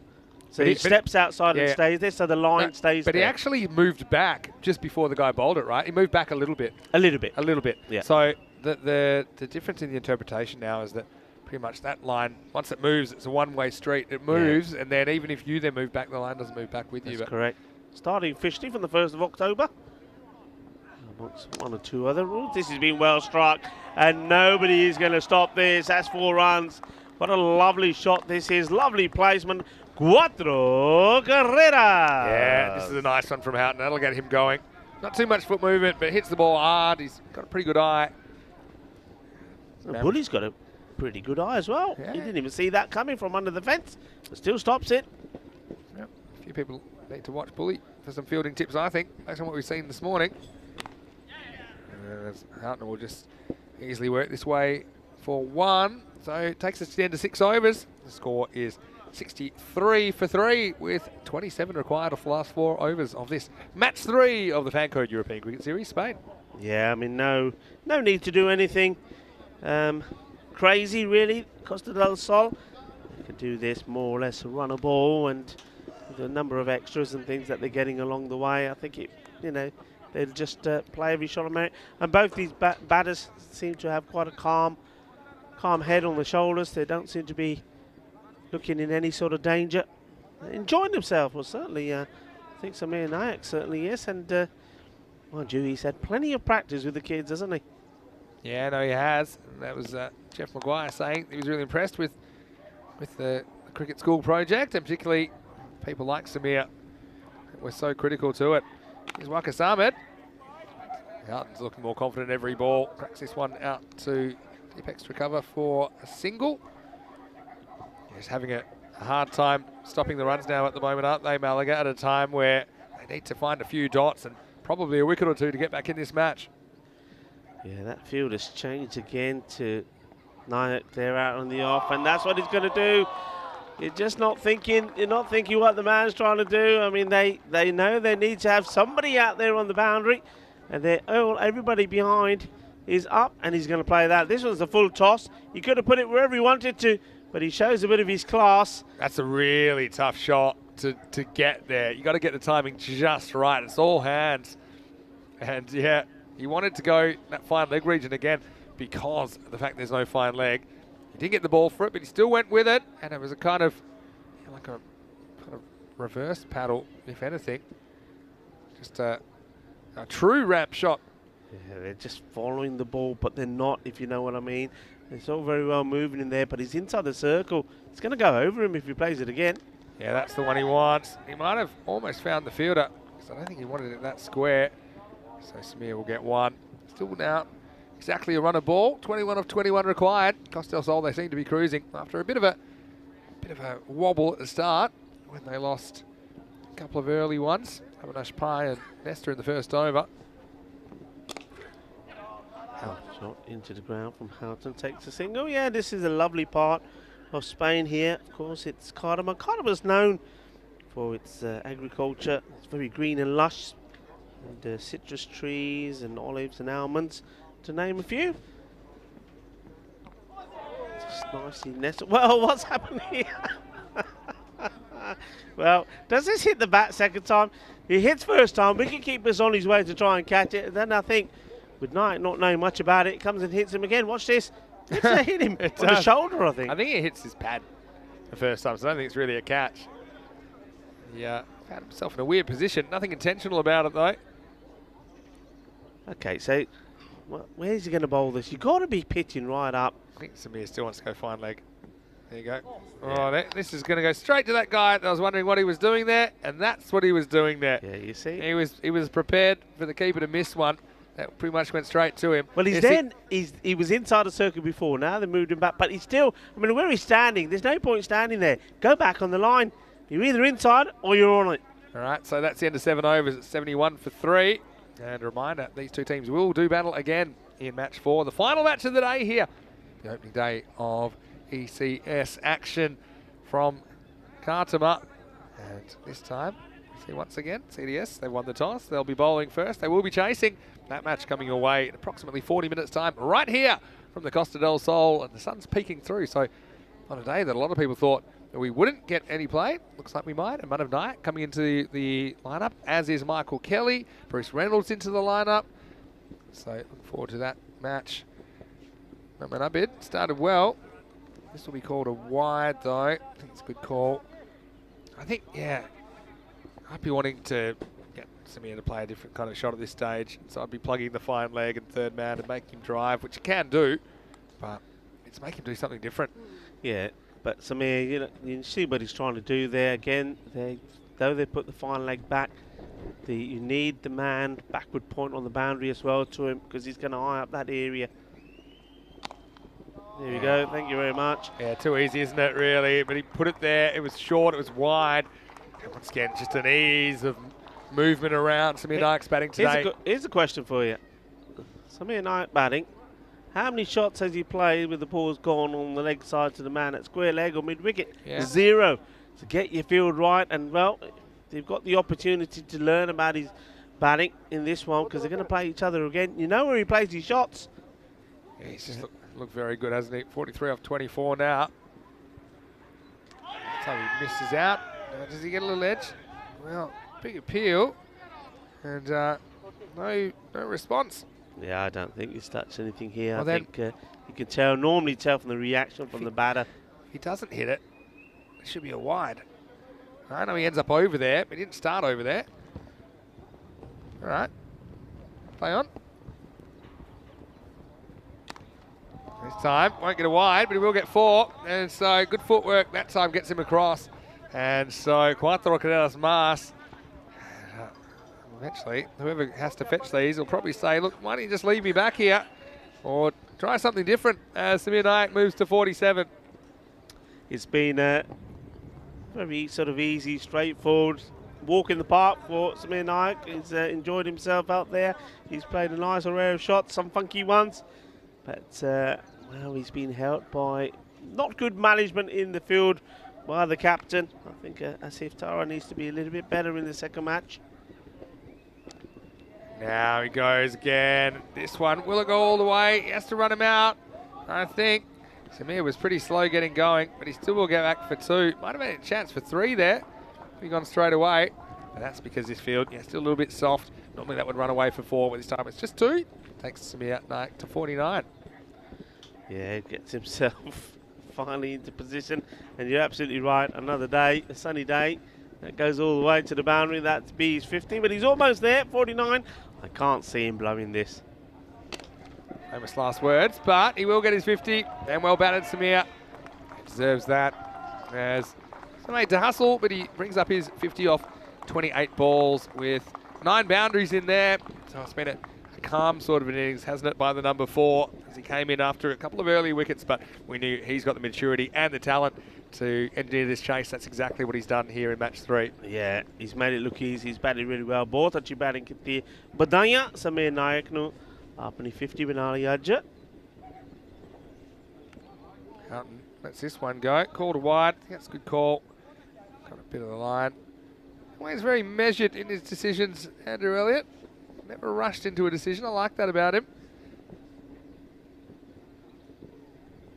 Last ball the over. Just be a single. So Houghton will retain the strike as this game edges towards a conclusion. It is 8 overs down now. And look, 2 overs to go. Whether we'll get through the next over, I'm not sure. But hey, Malaga, what can they do differently? Because they had a decent start in the field. What can they do differently to try and change the result, assuming Costa del Sol do chase these down? I think we've said already, haven't we? And I think we're going to stick with that 100 is about the par score. They fell short on that. So obviously they need to try and get a few of those extra runs on the board. I think they just need to be, well, a little bit more calculated in the risks that they're taking with the bowling. If you look at that bowling of the Costa del Sol, of course it will be a slightly different bowling attack, I'm sure, next time round. But, you know, you just got to, if you're going to play those shots, the hard-hitting shots, then you've got to make sure you get it right. There was a few soft dismissals there, especially when batters were going well. And only 2 batters really contributed with majority of the runs, using about 38 balls between them to do it. So the other batters have to, if you get in there, you've got to get runs on the board quickly. Yeah, true. Well, track hit might be interesting here. This will take them up to 86. So 4 more runs required. Maybe we want to do it with the boundary. Yeah, I think, just some of the fields as well. I think we've touched on that a few times in this innings. Just need to think a bit more and work towards a plan. Don't let batters get too settled, playing the similar sorts of shots, especially if they're getting away with them. 4 to win. There he goes for it, and this will do it. It'll be 1 bounce, 4 runs, and it'll be game, set, match. Costa del Sol, they win their first ECS match against Malaga, who will be back to the drawing board after that. It's engineered by a very, very good contribution of 54 not out of 29 balls from Samir Nayak, the experienced right-hander with 10 boundaries in there. And they end up doing this with 9 balls to spare. Pretty clinical stuff, really, from Costa del Sol. After they had those early wobbles, they lost their top couple, and then they did lose Bales as well. But still, there was no sense of panic in that chase, and a fairly comfortable victory in the end for Costa del Sol in match 3. Yeah, it was. And what about it? The man we're seeing on our screen there. Made a very good 54 not out of 29 deliveries, finishing off with the boundary. And he just looked very comfortable, very relaxed. Of course, playing on the home pitch. He knows the pitch pretty well as well. And he showed that, and good support from Sam Houghton, because they came together when those they lost those wickets pretty early. But then they came together, and they stayed together, and they finished it off. We saw an array of shots from Nayak. But early on, it was wickets, and that was the wicket of the first ball. It was Avinash Pai going for the big one, and it was well caught by Abid. And then this catch, this was an awesome catch. It was the big man Nesta caught by Kulub on the boundary. And, well, they took some, but they dropped some. And that one, let's go back to that was Bales when he was dropped on 5. They did get another opportunity, and it was Shah who didn't make any mistakes with the bowling of Asif Tara to get him out. And this was the one that we weren't too sure about. It was a good catch behind the stumps. But did he touch it? Did he not? The umpires came together, and in the end they did go with a decision to say that they did believe there was some bat on it. But it did bring these two together.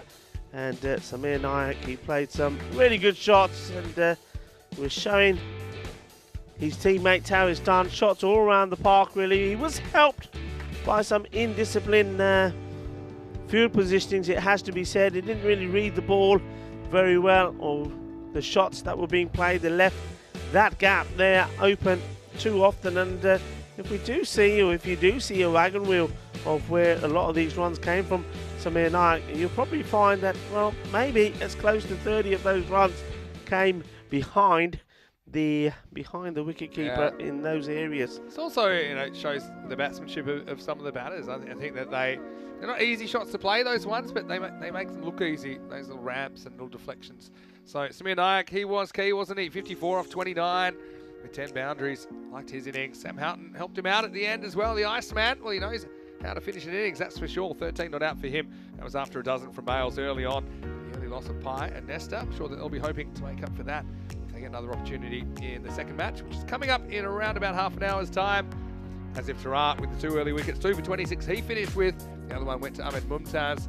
And look, some of the bowlers were reasonable as far as the economy rates were concerned, but I think it's just a case of it. slightly more polished side, slightly more experienced side in the T10 format, getting the job done and doing with an over and a half to spare.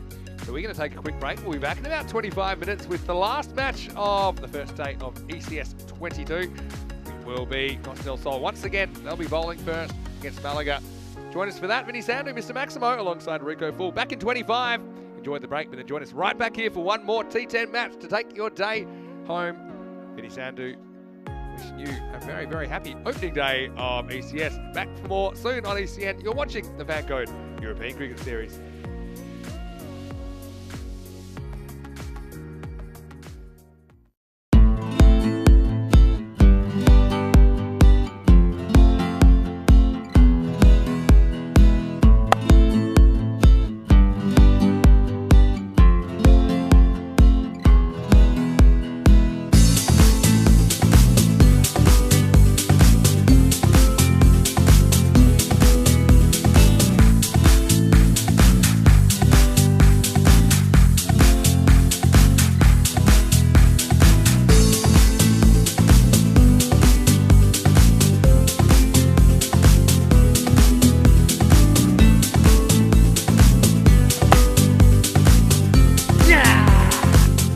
This is how we play cricket On the Costa del Sol.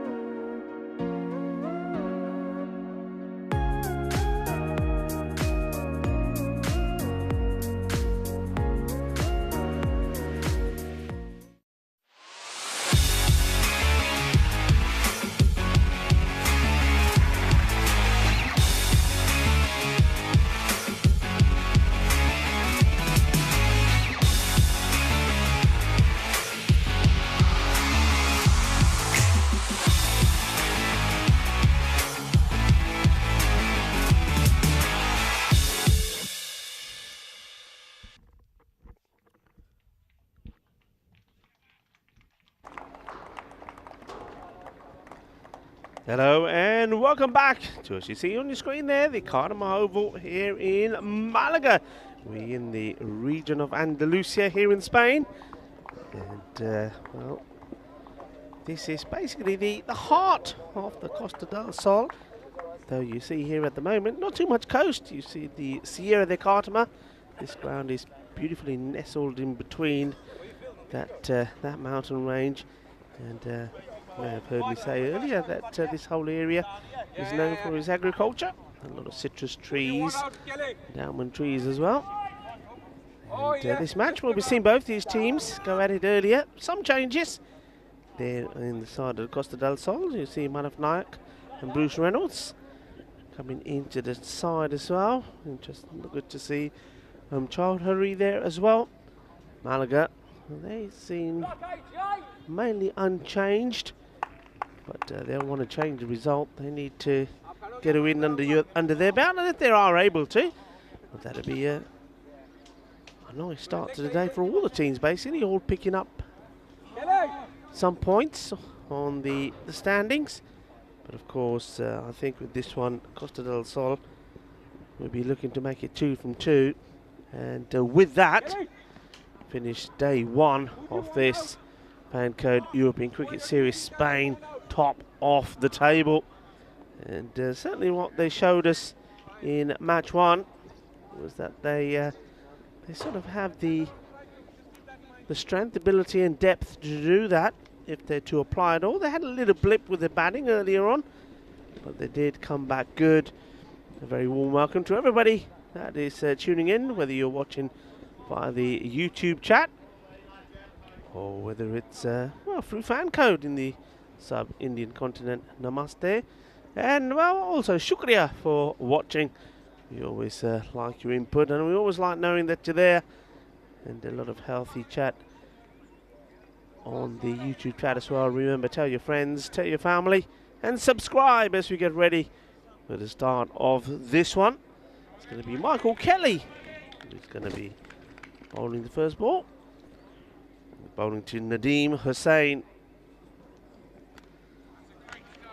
Works this away, leg side. Good work from the keeper, does really well. Be interesting to see how close this ends up being. Does well, gets there quickly, gets the throw in. And we may get to see it here. Yeah, I think he does get home. Good quick feet from the keeper.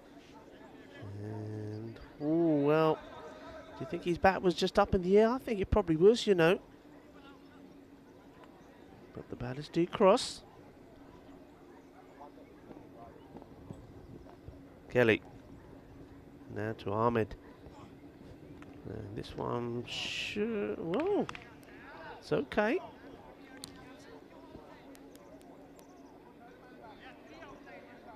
Whips this one through. Had a good pace.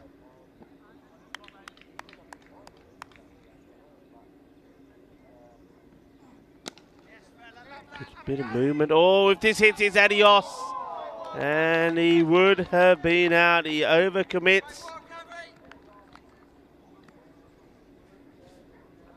Great pick up and throw.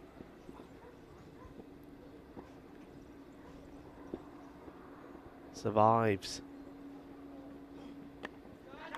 This is flicked away. I think it may just plug and slow down. It does. And once again, just how soft this ground is on the outfield after the heavy rain we had was the beginning part of last week, and then last night, early hours of the morning, as the heavens opened.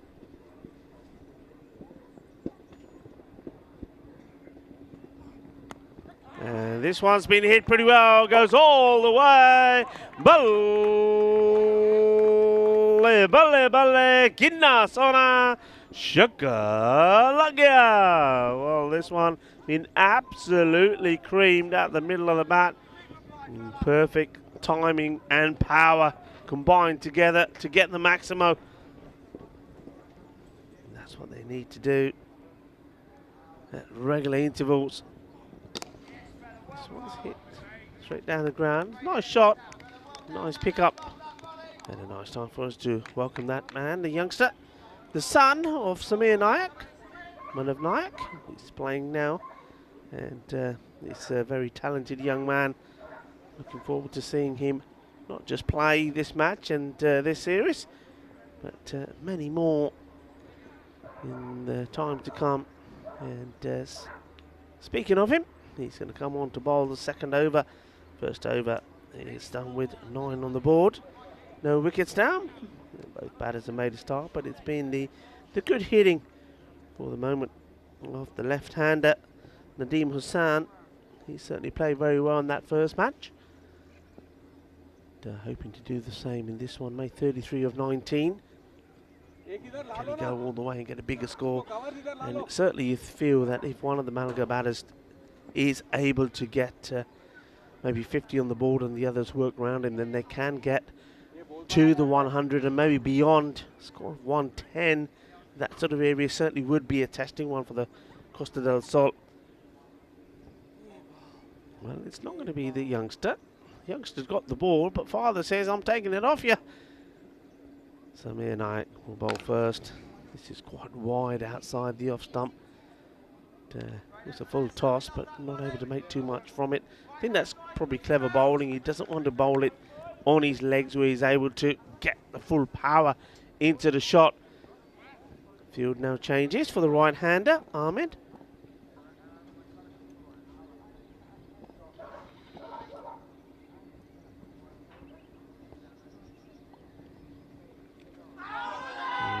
Asking the question, he does go right across the line.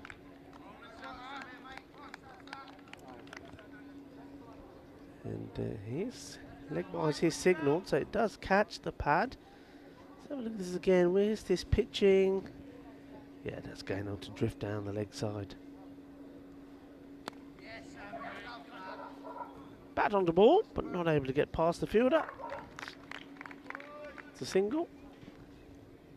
Wind's just sort of died down a little now. It's been a interesting day. I described it like a typical English summer's day during the cricket season. We've had a cloud, bit of sun popped in now and again. We've had a bit of rain as well. Well, I don't think he knew where he was there for a moment. Marcus Ahmed, have a look at this. He's no idea. He's standing outside his crease. He thinks the keeper's lost the ball. I think he thinks he's gone past it, but luckily enough, it's not in the hands of Andrew James. And if Andrew James was able to do that first time round, there'll be a different batter in here at the moment. This one goes all the way through, goes all the way to the boundary, and that's going to be 4 byes. So living dangerously, Ahmed. This one goes through him and also James, all the way to the boundary. See, he's expecting this. You see the apology there, just off before the camera goes and follows the ball from the keeper. I think he believes Andrew Jones that's going to go on and bowl the batter. So he doesn't really get himself into position to try and stop the ball. He thinks it's going to be bowled. Goes for 4 byes. And fortunate runs at the moment, really. As we have a look at the table. So, Costa del Sol, as predicted, have joined Madrid and Granada with 2 points. The question is, can Malaga also get in the act? Or will the Costa del Sol, the home side, make it 2 from 2 here and be clear at the top by 2 points? She'll wait and see. Boda coming into the attack.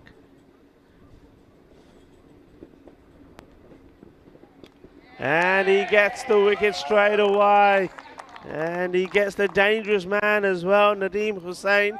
Hussain just stands. I'm not really sure what he's standing and looking at. But Boda just sort of gently trots in, gets the ball right up there. And Hussain, well, he's played all round this. It's not a good shot at all. And I think his reaction is it stays a lot lower than he expected.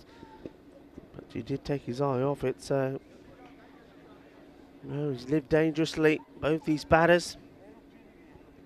But good bowling from Boda.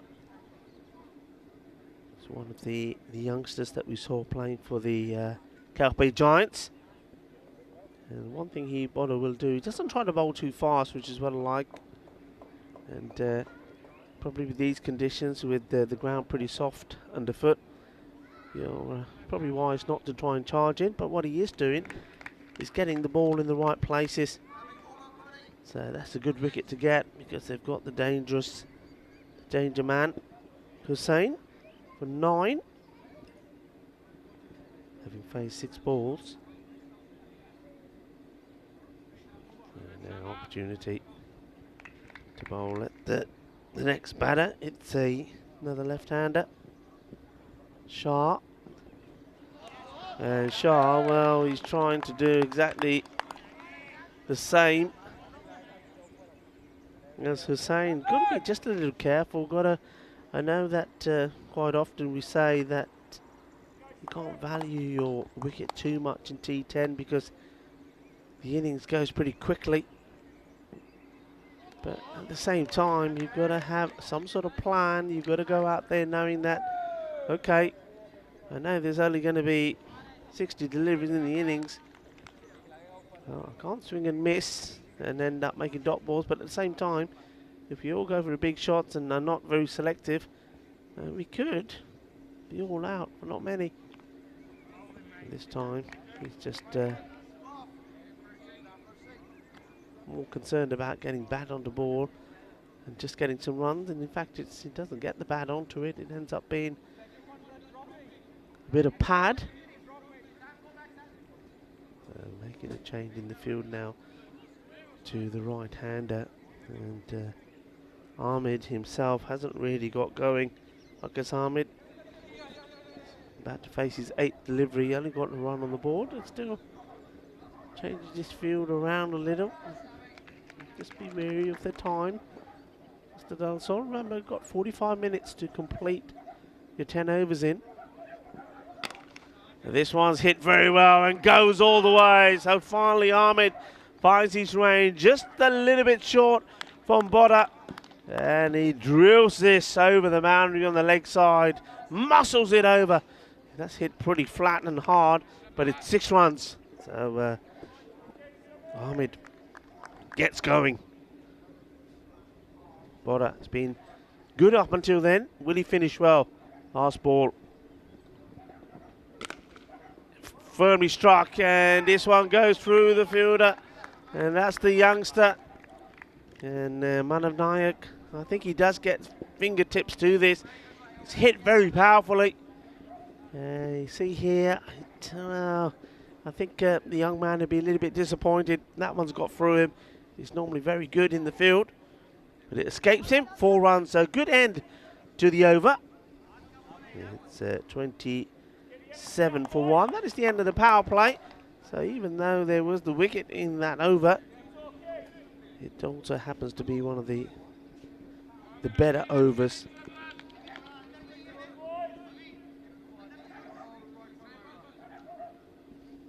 Off the 3. Well, that's the little dandy signal from Andrew Elliott, the umpire at the bowler's end, signalling to us that's the end of the power play. He's joined in this one by Ian Rummage. That's square leg. That goes a long way up in the air. It'll be a good catch if the fielders can get to it. They don't. It drops in the middle of the 2 and only a single take and gets away with that really. That was in the zone where Shah, left-hander, does like him. But doesn't find the middle of the bat. And now the field will change to the right-hander. You've got to be careful. I think you've got to be thinking here, you want to try and get Ahmed, Marcus Ahmed, that is, to be hitting straight. You certainly don't want to give him anything that he can rock back on. And that's exactly what he does. Holds it a bit wider. There's 3 men on the leg side waiting, and Ahmed just cleverly plays this, dabs it down to the man at third. As that field now will change once more for the left-hander. Shah wants to get hold of one. Tries again, misses, and that's sort of probably the 3rd or 4th time he's played that shot in these very short innings so far. 5 balls he's faced, 1 on the board. Got to get back onto ball. And he does this time. We'll go to the fielder. And we're seeing already on the Costa del Sol how quickly they've, just having played their opponents one, they know how to set the field. And there's that change straight away. So to the right-hander, 3 go out. 4 in total if you include long onto the boundary on the leg side. And that's the reason, because they know that's where the shots are going to be played. And oh, well, fortunately, there was good backing up there from Sam Houghton, because that was misjudged by the first fielder. So a good bit of teamwork. Look, I think the bounce just wrong foots the first fielder there. But Houghton says, no worries, I've got it covered. Good work. Having this pike, and he's going to get a little bit fortunate here. And that one does go to the boundary. Just a big swing again. Gets the little edge, and there's no way the field's going to stop that. Samir Naik will have to fetch it from over the fence. End of the over. And the score moves on to 35 at the halfway point. And Rico Full here, along with Mr. Maximo. And Maxi, what have you been up to? Back. A bit of baking. I've been up to some really important stuff. I've been having this wonderful pasty with thanks to Purple Pepper. And so, Rico, I enjoyed my pasty. I know you wanted one, so this one's for you. It's for me? Ah. There on. And it's been, no, you've got worked me so worried hard for now. 6 weeks. I know. We promised you a big bonus here at ECN. There it is. There you go. Hot Thank pasty. you very much. They're pretty nice here. You don't get too many where I come from originally in Australia. No? You get the odd one, but they don't do them quite as well as they do here. There's some nice ones, and of course we've been to the empanada place as well. Oh, yeah. Empanada, Spanish empanadas. Oh, absolutely wonderful. Costel Sun Sol. comes out again. Well, it is the After the Costel action. Sol. Yep, and here's Potter in the air, and Houghton this time will have no interference. Take it on the bounce. Hello to everyone. Good to be back with you. And yeah, I think just being around the ground in the fan zone just then, they were mostly just saying pretty happy that the weather's come good. A lot of rain around, but seems to have missed the ground. So, yeah, another weather miracle here on the Costa del Sol.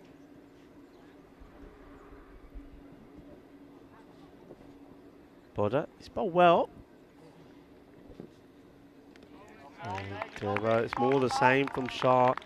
It's just swinging and missing, and not really getting into the rhythm here. He's got to maybe try something different. Trying to play the same shot all the time, really, and all he's doing, you can see he's just giving himself more room.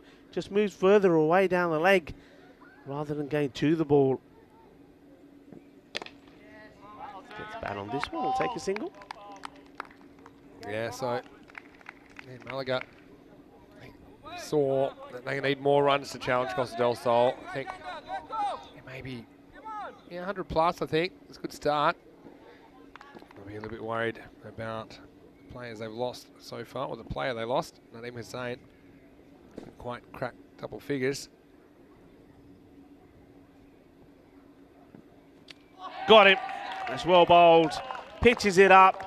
And that's one thing that I try and say to all the youngsters that are bowling is the first thing, once they start getting their action right, is not about how quick you run in and how fast you try and bowl it, just to get the ball pitched up. He bowled wicket to wicket, and that's what Potter's done. And every time he's got the ball up there, he's been rewarded. Yeah, it comes back in a little bit, I think, more off the pitch than anything else. And yeah, it's a good length to challenge the batter, and Wakas is going to have to go. So the second time, Bottas rattled the stumps, and Malaga lose the second wicket. It's 37 for 2. Yeah, good bowling from the young man.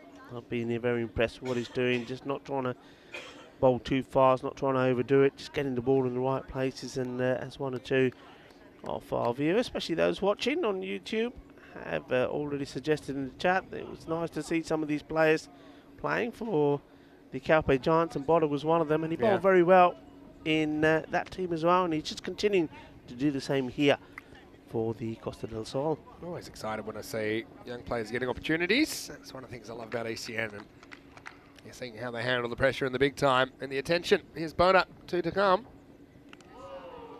And, this is Saint Club. That is the new batter. Swings and misses at the first one.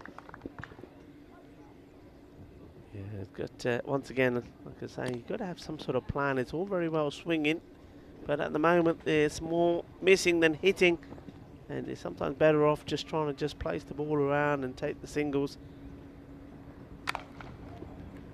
That's well hit, so work to be done here. Has been done well. One of the batters interested in the second, that's Gulab, but Shah, no, he's just quite happy just to keep it to 1. Will be the end of the over. So the score moves on to 38 for 2. So they've got some work to do if they are to get anywhere near the 100 mark, which is what I believe they have to do. I mean, Shah can explode, but at the moment he's firing blanks. Yeah, Not making a lot of contact. that's right. We're kind of behind the 8 ball, aren't they? 76 pace. I think I want a few more than that. Good to see all the feedback. A lot of people enjoying the first day of ECS cricket in 2022. Of course, last year we started in Barcelona. The 5-week series. It's just a 1-week series in Spain this time. Of course, it's coming off the back of that 6-week European Cricket League. Here's Avinash Pai coming back to bowl his second over. Picked over 2 in his first, went for 8. So will be Calab on strike. So Gulab. Pai just wants that fourth man back on the leg side. So he brings in the fielder out on the off. I think that's a good call. We've seen the shot selection so far from the batters. And well, the batter tries to be a bit clever and says, well, okay, if you're going to do that, I'll try and guide this down the third man area. glove. Does it well, but isn't able to beat the field at just the one run. Just one. Now it's time, I think, that Charles got to go large. They know he wants to go mid-wicket, so I think they're trying to keep the ball away from him for the most part. Get outside the off to make him reach for it.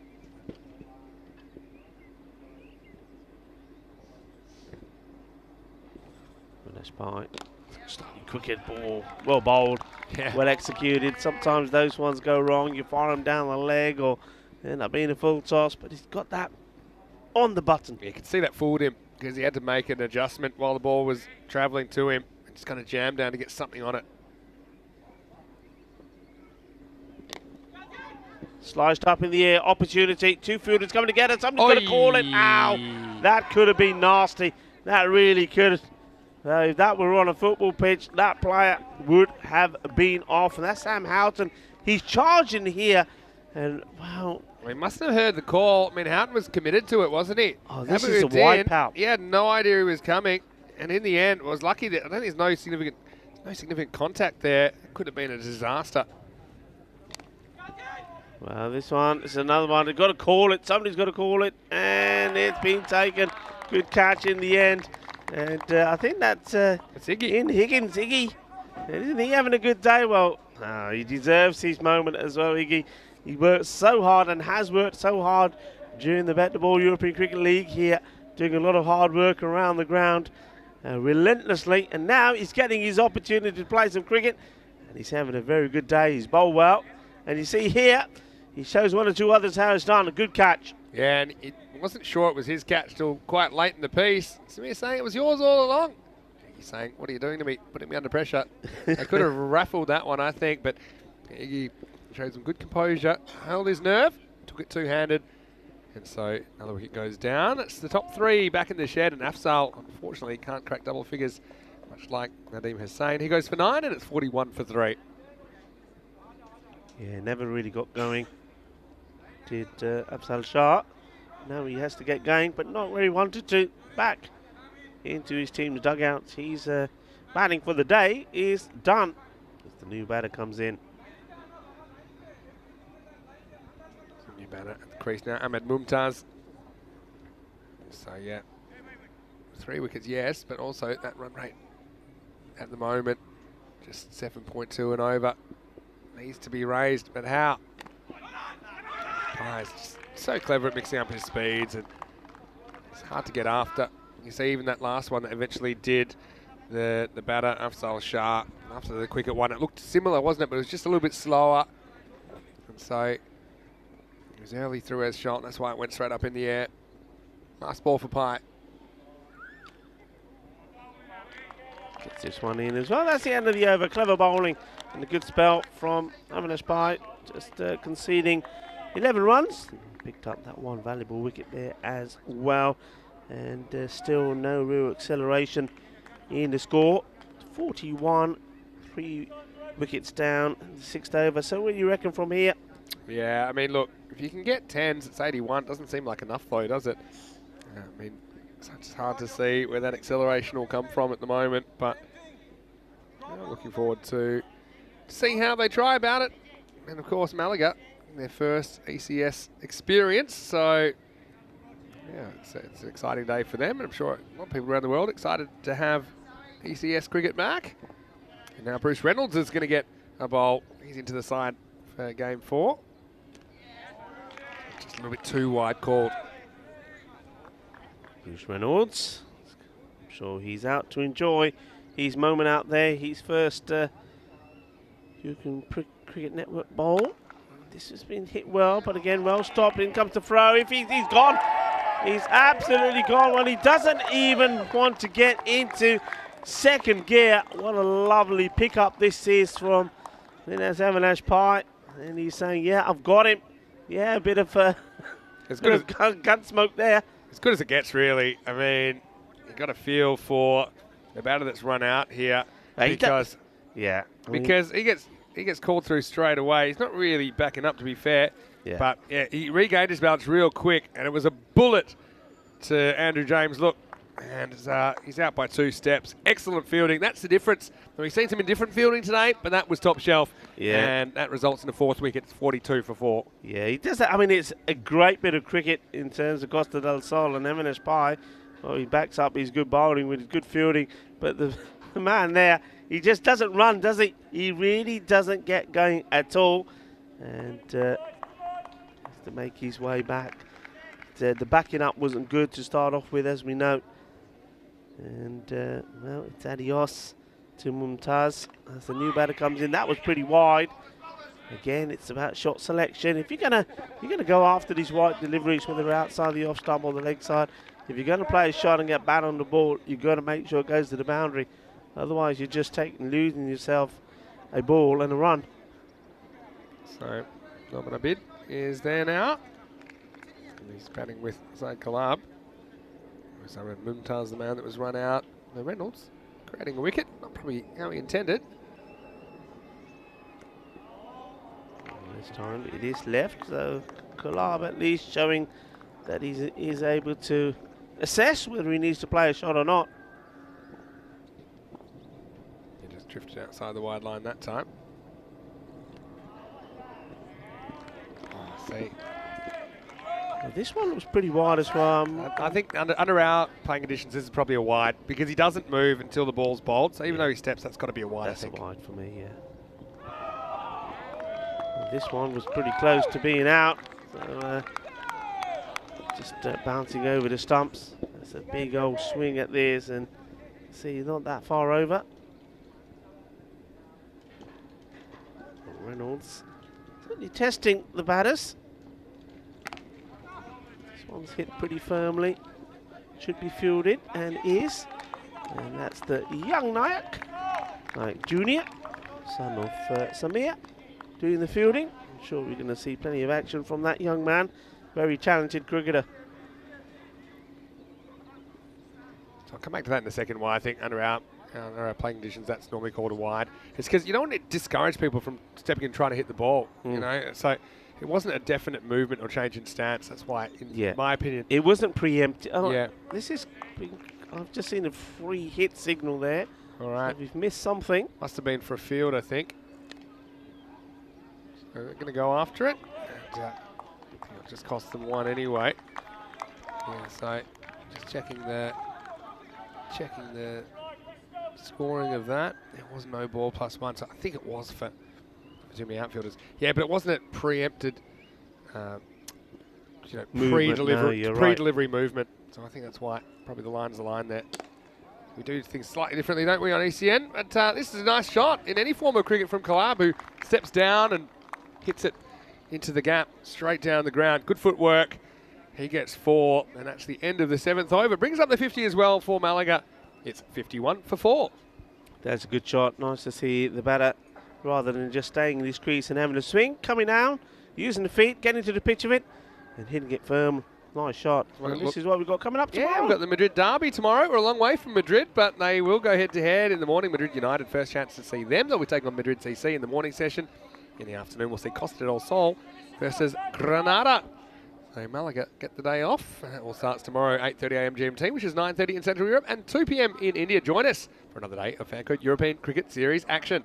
Yeah, be looking forward to seeing Madrid United. Of course, Madrid United were one of the teams that took part in the series in Alicante all those years back when it all started.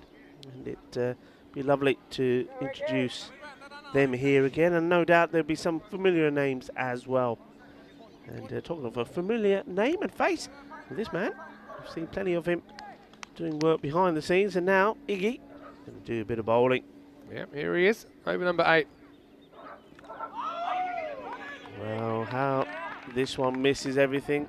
It's not going to go to the boundary, I don't think. Oh, don't speak too soon. There, Reynolds. What's Reynolds done here? It's just a little side pass, but it's offside because it kisses the rope. And yes, a little inside edge in the first place. Gets it past Andrew James behind the stumps. And Reynolds decides to go with the foot. And doesn't quite get it right. Into the rope it goes for 4. Valuable runs.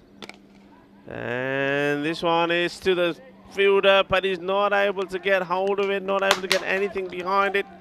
And that's going to be 4. It was an opportunity. He struck it well, but you'd think the fielder does need to get here. He almost does, but you see there, not able to take it. And he's got to be on the line there, doesn't he? Yeah, he's had a few adventures out there, Abu Udin. And he should stop this one. It's more or less straight to him. He does. Gets a throw in quickly as well. Yeah, so Iggy could have had a wicket, instead went to the boundary.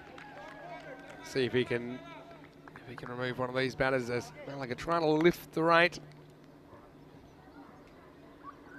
Iggy.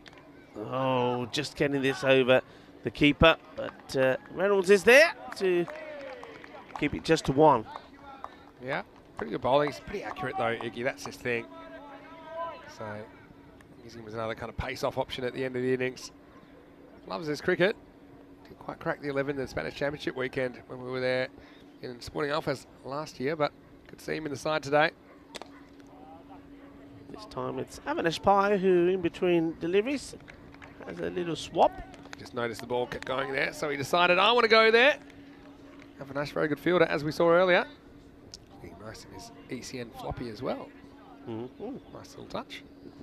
Last ball of the over. Up in the air. Well, the man who's been moved from where Avinash was goes to the other position. And you know this is what happens. Well, there could be a run out still. No. Well, Udin, he gets moved by Avinash Pai. Says, look, you go over there because if a chance is going to come, it's going to come here. I'm going to take it. And where does it go? The ball follows the fielder and it gets put down. Yeah, well, that's called doing a Lovepreet. I remember that there's a fielder, Lovepreet Singh in Brescia. He was in 5 different positions and he dropped catches in every single one of the 5 he was moved to. So poor Abu Udin just needs a confidence booster. This wasn't it. At the end of 8 overs, it's 64 for 4. How many times have we seen that? So many. We just know. So many. You don't see what me and Vinny do when we see that happen. We literally say, right, there you go. We sort of body language to each other and say, you know, the catch is going to him and it's going to go down. Yeah, and so Avinash Pai, his reaction was priceless down at the deep wicket boundary. Anyway, Michael Kelly's going to come back. Kelly, man that once took 4 wickets off the first 4 balls of a match. That was only a couple of months ago. And we saw him playing for Tarak in the night series at the start of the year. We saw him for the Calpe Giants in the ECL. See if he can get some of that outswing shape. That's when he does his best work. Maybe because it's the 9th over, you might see him bowling a little bit fuller.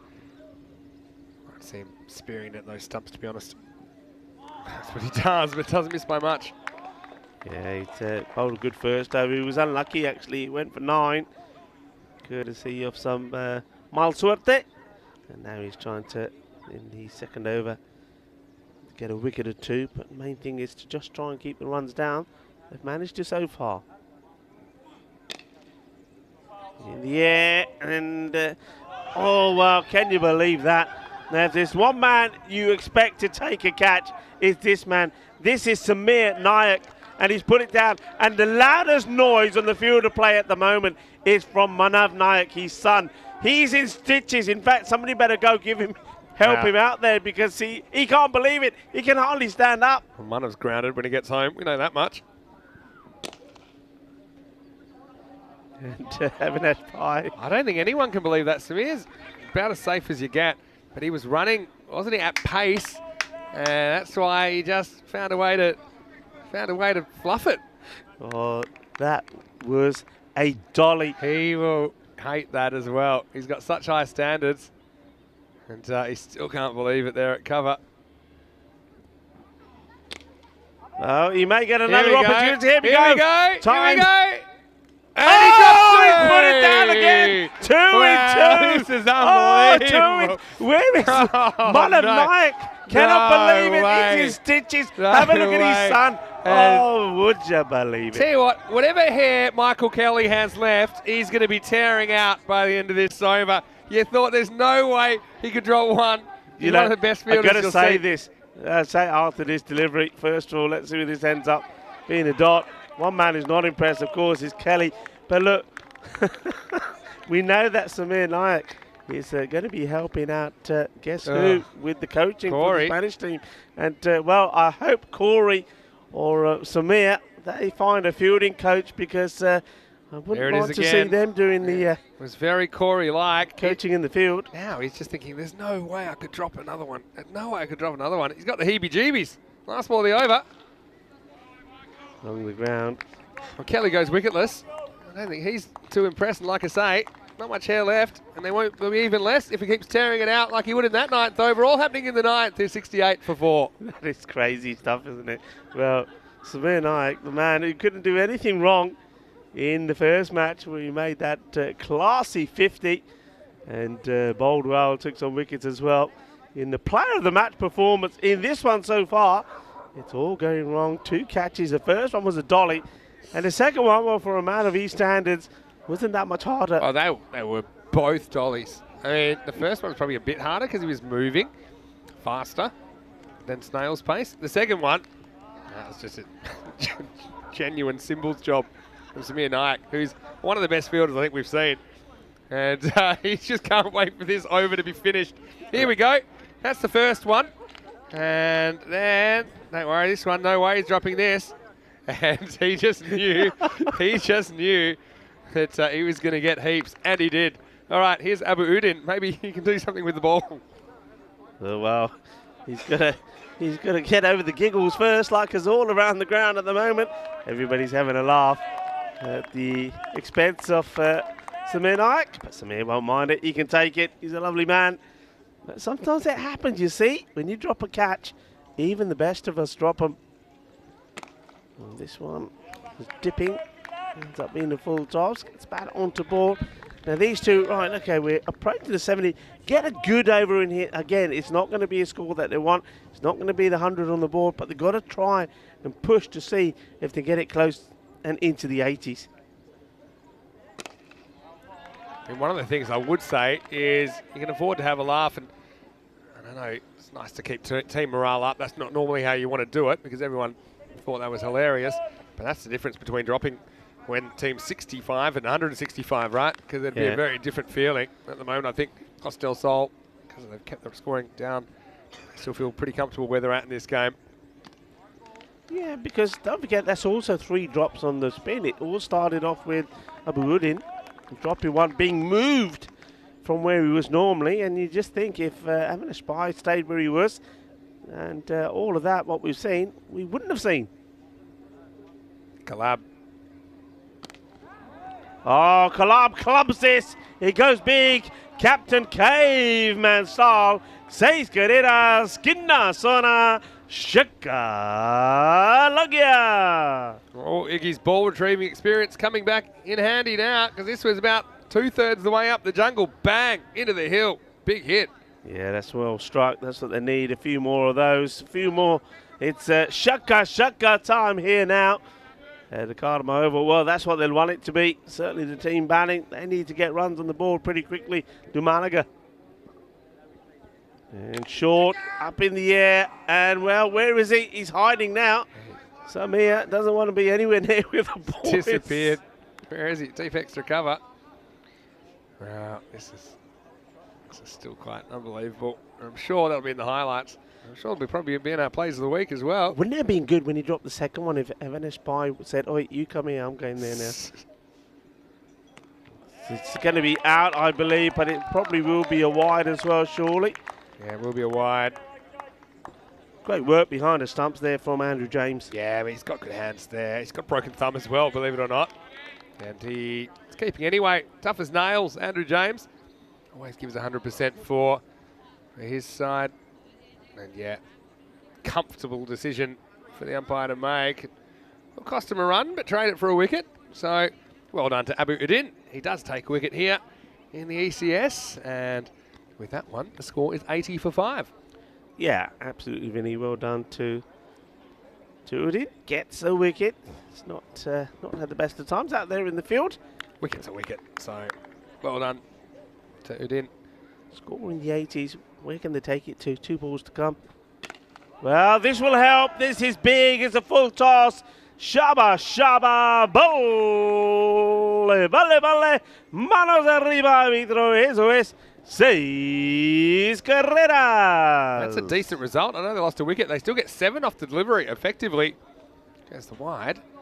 And then Next one getting smashed. I mean, that's a really good shot. And don't forget, in the last game, I think it was 89 they scored, wasn't it? Malaga. Off their 10. So we're up around that mark now. This may still be wide, it is. So they're creeping up to that sort of score. Wouldn't they love to get another boundary here, get them into the 90s? It's really indiscriminate swing, but Mosen Tarap has one more chance. Oh, he's got to run. He's going to be, well, it could have gone either end. This would have been a run out. So they don't get anything off the last delivery, so it ends up being 87 on the board. So they just really couldn't get going. Some nice shots in between, but it was a consistency. Nobody was able to perform consistently with the bat. Highest score being that by Saeed Kulab of 20. Yeah, see who's out here. Yeah, it was Kulab that will be run out of the last ball. But look, all things considered, similar kind of score that Malaga made last time. Last time in match 3 they made 89, this time they made 87. I think they need to improve a lot when it comes to the bowling and fielding if they're going to have a different result. They did take some good early wickets, but I think some of the strategy around the field placings and the tactics, I think that could be the difference. If they're going to get on the board, they wouldn't want to be the only team after day 1 to not have a win. That has gotten on the park as we got to the last game of the day. And early on, Samir, well, that didn't miss by much. Sammy Boda, though, he was on target, wasn't he? A couple of bowl dismissals, just rattling the top order of Malaga. Yeah, he was in good form, but what Nadeem was saying also was in the first match, he'd be very disappointed the way he softly gave his wicket away playing across the line. Well, there was disappointment for the Knights as well, as we saw the misfield from the little one, but Boda, he didn't make any mistakes. He's got his radar spot on. And then there was nasty. Then it was this. I mean, that one was a Sandy Houston really came charging in here. Could have been a real wipeout. This one goes a long way up in the air, but the catch is taken, and it's Iggy. Iggy showing them how it's done. And Samir probably trying to say a few words to Iggy there, but he'd have his moment. This was a real bullet throw from Avinash Pai. Doesn't get any easier for the keeper than that. That unfortunately caused the run out, and yeah, they just needed someone to keep them going. Kulab, well, he tried his hardest, didn't he? 20 off 16, he was able to score. And well, man, don't forget what happened here. This was the kind of the drop zone, no one could handle it. Habuddin, and this is where it all really kicks off. Samir, I've never seen him drop it. Any catch, hard, easy, or whatever. That was the first one. This was the second one. Everyone was rolling around on the ground, and he said, well, thank you very much. And a bit of do as I say, not as I do. If the kids are watching from cricket school, he's probably got them all tuned in as well. Who did come up with a wicket off the wide. Cromp, fast motion, wicket keeping there. But did cost him 6 next ball. And look, gets them up something competitive, I suppose. But they went for an impossible run off the last ball. But Malaga, they're just going to need to kind of lift their game a bit in the field. I think they'll be a bit disappointed to only make 87, but still does give them something on the board to bowl at. Yeah, I think they've just got to sort out a few of their tactical things to Malaga. They're not just going to do or get to a big score just by hitting the ball big. They've got to start taking those singles as well. As you have a look at that scorecard, I think Makasami took him a long time to get going, 14 off 13. But the main contributor there was Saeed Kulab, 20 of 16. And a good contribution towards the end there from Numan, a bid 15 of 10. Yeah, as far as the bowling went, well, lots of good performers. Naik only the one over for 2. Samir Naik, that is. We didn't see Manaf with his spinners. Kelly, unlucky not to take a wicket. Went for a run of ball.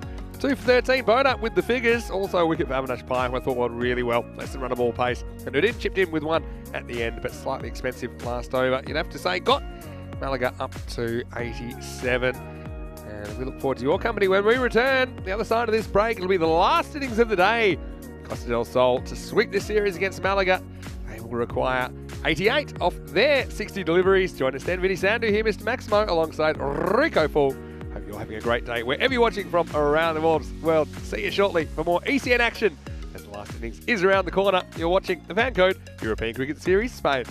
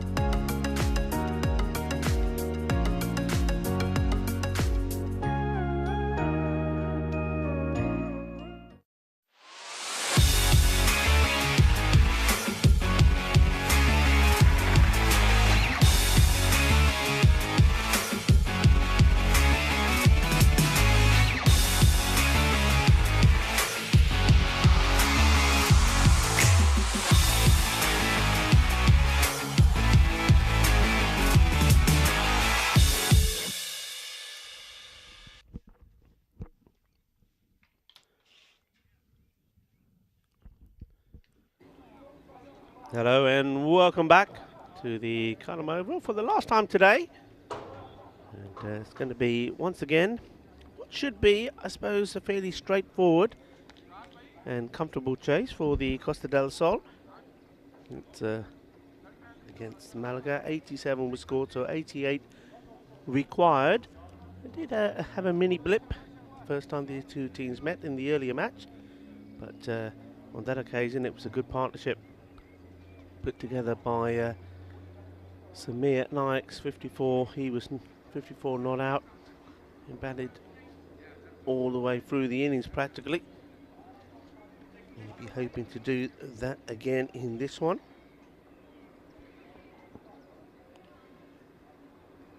As we see, it's his, well, there you go, that's nice to see that it's Manav Nayak going to be opening the batting this time. He's the number 2 batter, so he won't be on strike. Avinash Pai, man who's had a good day out in the field. He'll be taking the first ball. See that rate, it's not so high. Just under 9. This one is played out towards long on. Had a bit of work to do there. That's good fielding from Musintara. It's Zain doing the bowling. Ali Zain. Need early wickets and need them quickly. And this one's not a good ball. It's too short. And it's just help along the way. What a way to get off the mark. The man of Nike, his first European Cricket Series, and the youngster just plays this away in that vacant fine leg area at 4 runs.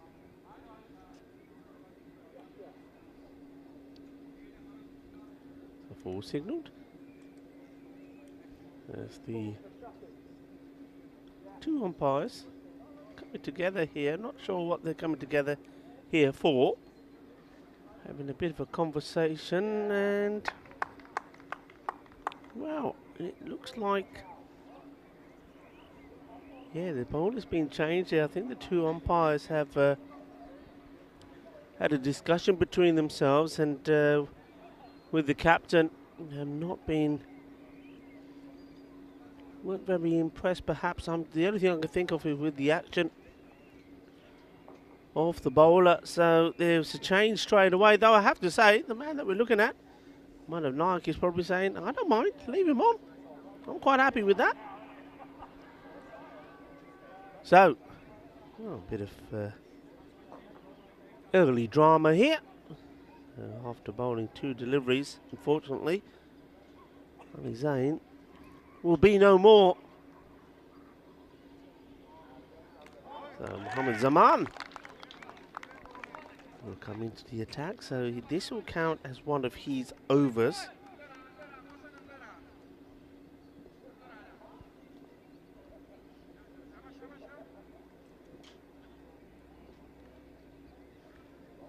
Zaman.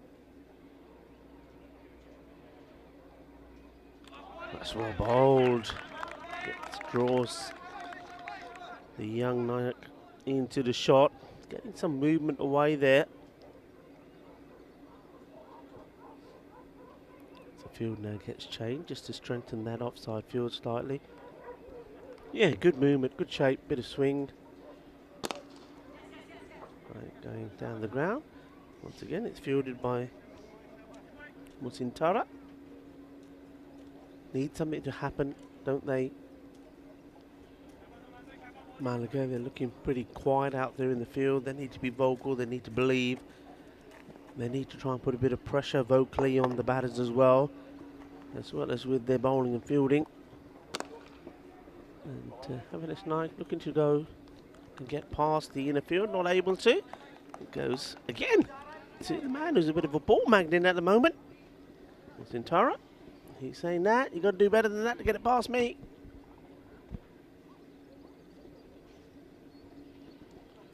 Well, how do you make this score more challenging? We're very simple. Get a good power play in. Lots of dots, a couple of wickets.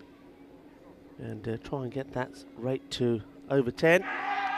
And it won't help by bowling extras. Sort of a half-hearted appeal. I think that was more about trying to distract the umpire maybe. in Ramage from doing his duties of spreading his arms.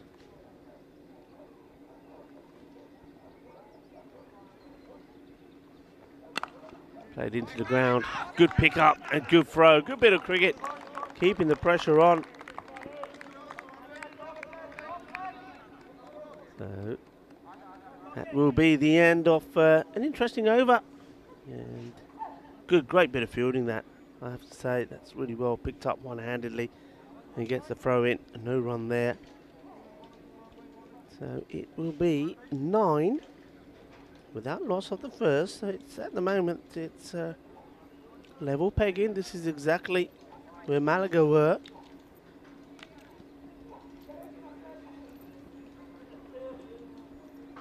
And this point on strike, 2 from 2 deliveries from him.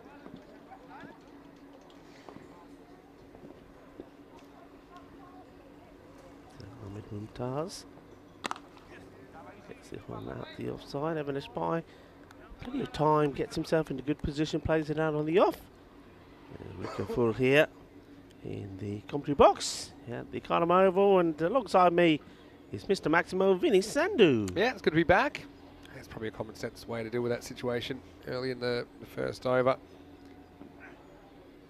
He's flirting with the sideline here. Called a wide. I think this is a good call. He likes to have a good think about them first. Switch his back foot. He's flirting. Front foot can be on the line. That's fine.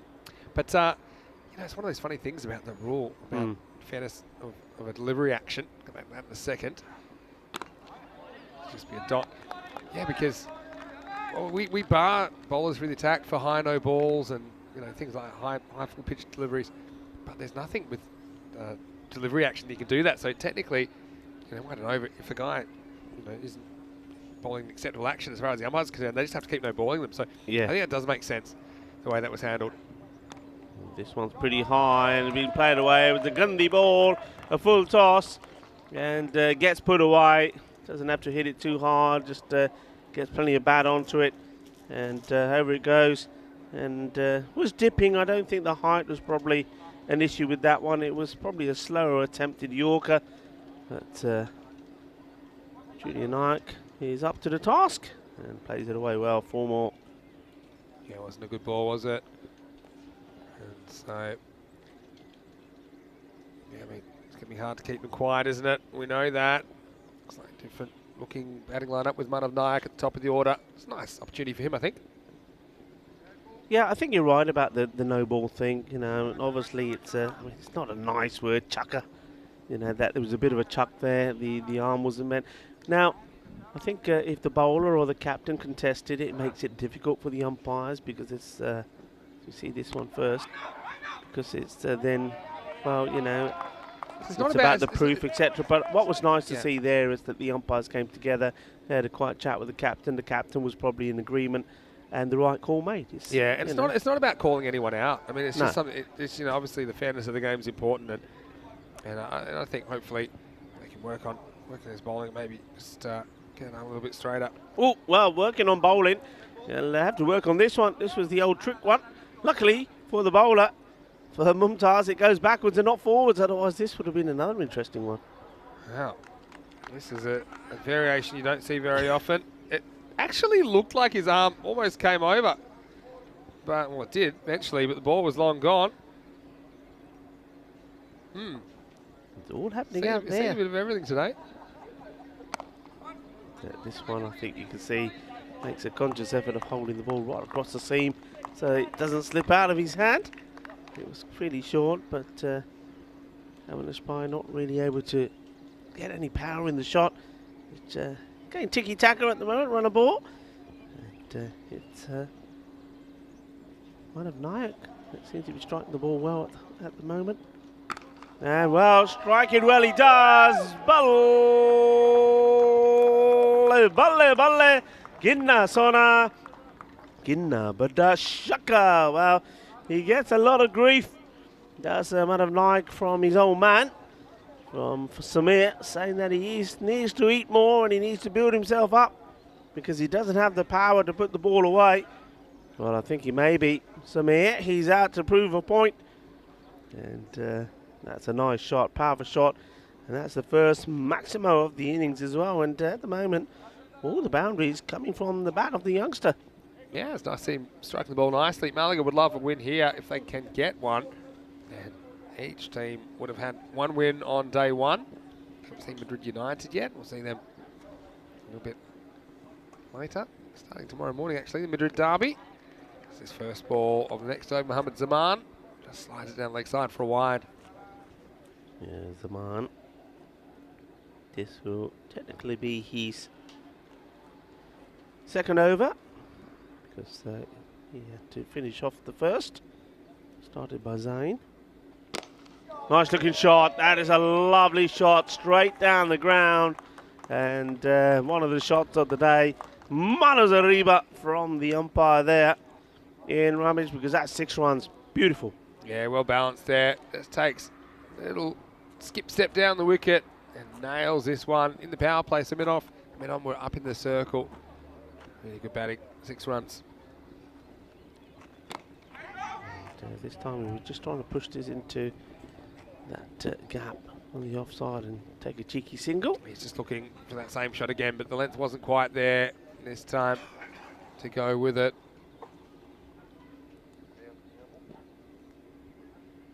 This one hasn't been too bad so far. Enough to pick up Avinash Pai. And not going to. A little bit too short. And Avinash Pai, I think, has made up his mind that he's going to launch himself now at whatever comes his way. Sort of takes a couple of steps, gets himself into a good position, and just smashes that through on the onside, making the most of this, the third and the last over in the power play. Yeah, I mean, that's a good adjustment. Again, he's on the walk. Avinash Pai. And sends this one cross bat kind of fashion through the leg side for 4. Quarter way through this innings, now right on target, well ahead of the target in fact at this stage. This one will be fielded, and good pick up and throw. And the keeper sort of loses it, and you can see Avinash just trying to see if he can sneak a second in. Not able to. The keeper does well actually, Afzal Shah. He's tidies up well after wasn't the best of throws over his head. Hello to Phil G in the chat. Hope you're going well. Nice to see you in there. Just one off the next ball, but it's always good to see some of our regulars in the chat. Also a few new viewers, I'm sure, today. As we had a first day of European Cricket Series action for season 2022. Certainly lots of countries on the list, lots of locations.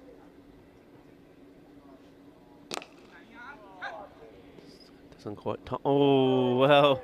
Thankfully there is some backing up. They want to take him on, and this is really good running from Madam Naik. And there was I think once this goes past the first fielder, there was always a second on. Mumtaz doesn't get the stop in. Okay. I was just going to say, Rico, as we see this one down the ground, it wasn't a moment that the fielders will probably want to remember, but it does take us to the end of 3 overs. Score is 38 for no loss.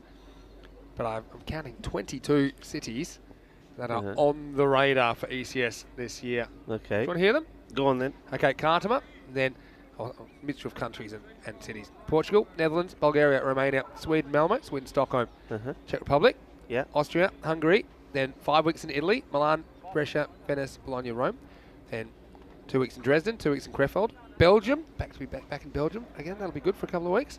Then we have the ECC, then we go back to Croatia, Malta, Barcelona, Cyprus. So, yeah, some wonderful locations. Hopefully you can join us on the tour, even if you're watching on our YouTube channel or on FanCode. Yeah, and you know what's marvellous? I mean, of course, you mentioning those locations is great, but every time you mention them, there's a list of players that come to mind that you think, that means we're going to see so-and-so again and so-and-so.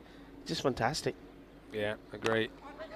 And especially now we've seen some of the elite players in the country at ECL and ECC level. I think it also adds another dimension when we go back for ECS cricket. Absolutely, you're spot on.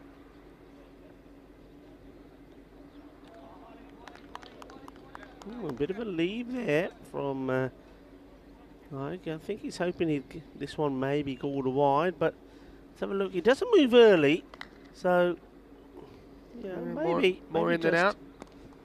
Well, this one is well picked up, but there is a fielder out there now, so he will get a single. Yeah, so Any particular places you're really looking forward to going back? I think it'll be nice to any go to. reason? Well, I think Belgium because they missed out last year because of the pandemic situation. And well, this one is up and over. Quinta zona. Manos arriba, arbitro. Jesus 6 carreras. Nice shot. Bota shot. Powerful. Hit long and hard. Shaka time. Yeah, really good shot. They look in a hurry. Costa del Sol. Yeah, I think maybe Belgium just because we haven't been there for a couple of years, and so yeah, it will be good. Question from Richie about whether we'll get back to Europa Point or not. As we see the reverse from Pi. I think that we might get back there, but it might be. Well, this is only a draft schedule that I read out, so that could change. We might be there for some more night cricket. That's just my feeling. We might be there for some more night cricket during the year, but we'll keep you posted. 4 overs down is 48 for no loss. And hello to you, Richie. Nice to see you. Hope you're well. Vinny Sounder here, Mr. Maximo, and Rico Fulk by my side. And yeah, all those places, they are kind of in the long-term plans, only that we only ever plan a few weeks ahead, and part of the reason for that is things can change very quickly, very much so, yeah. as we know, as we saw last year. We meant to go to England last year. We had to change that at short notice with the pandemic, and it's a very fluid situation. But one thing's for sure, we'll be travelling around, and hopefully all of you can join us on the journey, because we love ECS cricket, and of course, yeah, night cricket. We'll try and get some of that in as well, and that's why I think Europa Point could be a great location for some more night cricket. It's a great facility. It's a great facility. It's got everything you need, isn't it? And a good all-weather pitch, if you like. Yeah. And not just pitch, but ground, the whole surface. The ground, the facilities, the kind of dressing rooms, and the indoor nets and outdoor nets. There's a dance room. There's a snooker room there. I mean, I was loving it down there. But I also love it here. Second home, Cartama. As the sun comes out. And, yeah, isn't it beautiful? Yeah, it's about time. All right, here we go. Mosentara with the ball over number 5. Nice looking shot. And, well, not the best way to try and stop it. And, well, it's little things like this you see, and that's what lets the team down. And we always say that moments of magic in the field rubs off on your teammates. Well, things like this rub off in a completely different way. That is not the way you're meant to stop the ball. So any youngsters watching, that's not the way to do it. Yeah, I mean, probably see the difference in the level when you see that kind of attempts, but yeah, it'll be 4 to Pi. It just felt like Pi wasn't going to miss out again after chasing a wide and getting out first ball in the previous match. Now he just pushes and runs, so he moves to 30. Yeah, the 50 came up with that boundary, and well, the sun certainly is shining. Well, we always say, well, this is the home, the Costa del Sol, and well, it's Costa del Sol Cricket Club out there, and the sun is shining on them. And well, I wonder, you know me, I always say when I'm talking about the Costa del Sol, it's sun, sea, sand, and sexy cricket. Well, we haven't seen too much sexy cricket. Saw plenty of sand last week because it was falling from the sky. Plenty of sand last week. It was coming over from the Sahara, wasn't it? It was, yeah, from a lot of it coming over from North Africa. So, yeah, mind you, we saw a bit of sexy cricket from Fletch. Yeah. Well, hold on. Are you still laughing about that? Have we still got that replay from before? And then don't forget Kingma on the boundary as well was involved. And the skid marks incident. Yeah, we've had but there'll be plenty. Morning. I assure you, there'll be plenty. Stay with us, and the sexy cricket will start as well as the sun caresses this beautiful ground. And this one's going to be a wide, well taken there by Afzal Shah. Ninja's saying, would love to see it in England. Yeah, so England's not in the draft schedule at the moment, but just been to the Tunbridge Wells, guys. Yeah. They would love to have a series there. And we originally planned to have one, but a mixture of COVID measures and also kind of Brexit complications made it a bit untenable for us to go there last year. So someone that swings from outside leg stump, but it swung away to the leg side. Nayak times that nicely as he gets down, sweeps this one behind square. 4 runs. This is a lovely shot from the young man. It's a full toss on the legs. He gets down early, and no danger of LBW because of the line of the ball, and executes it brilliantly.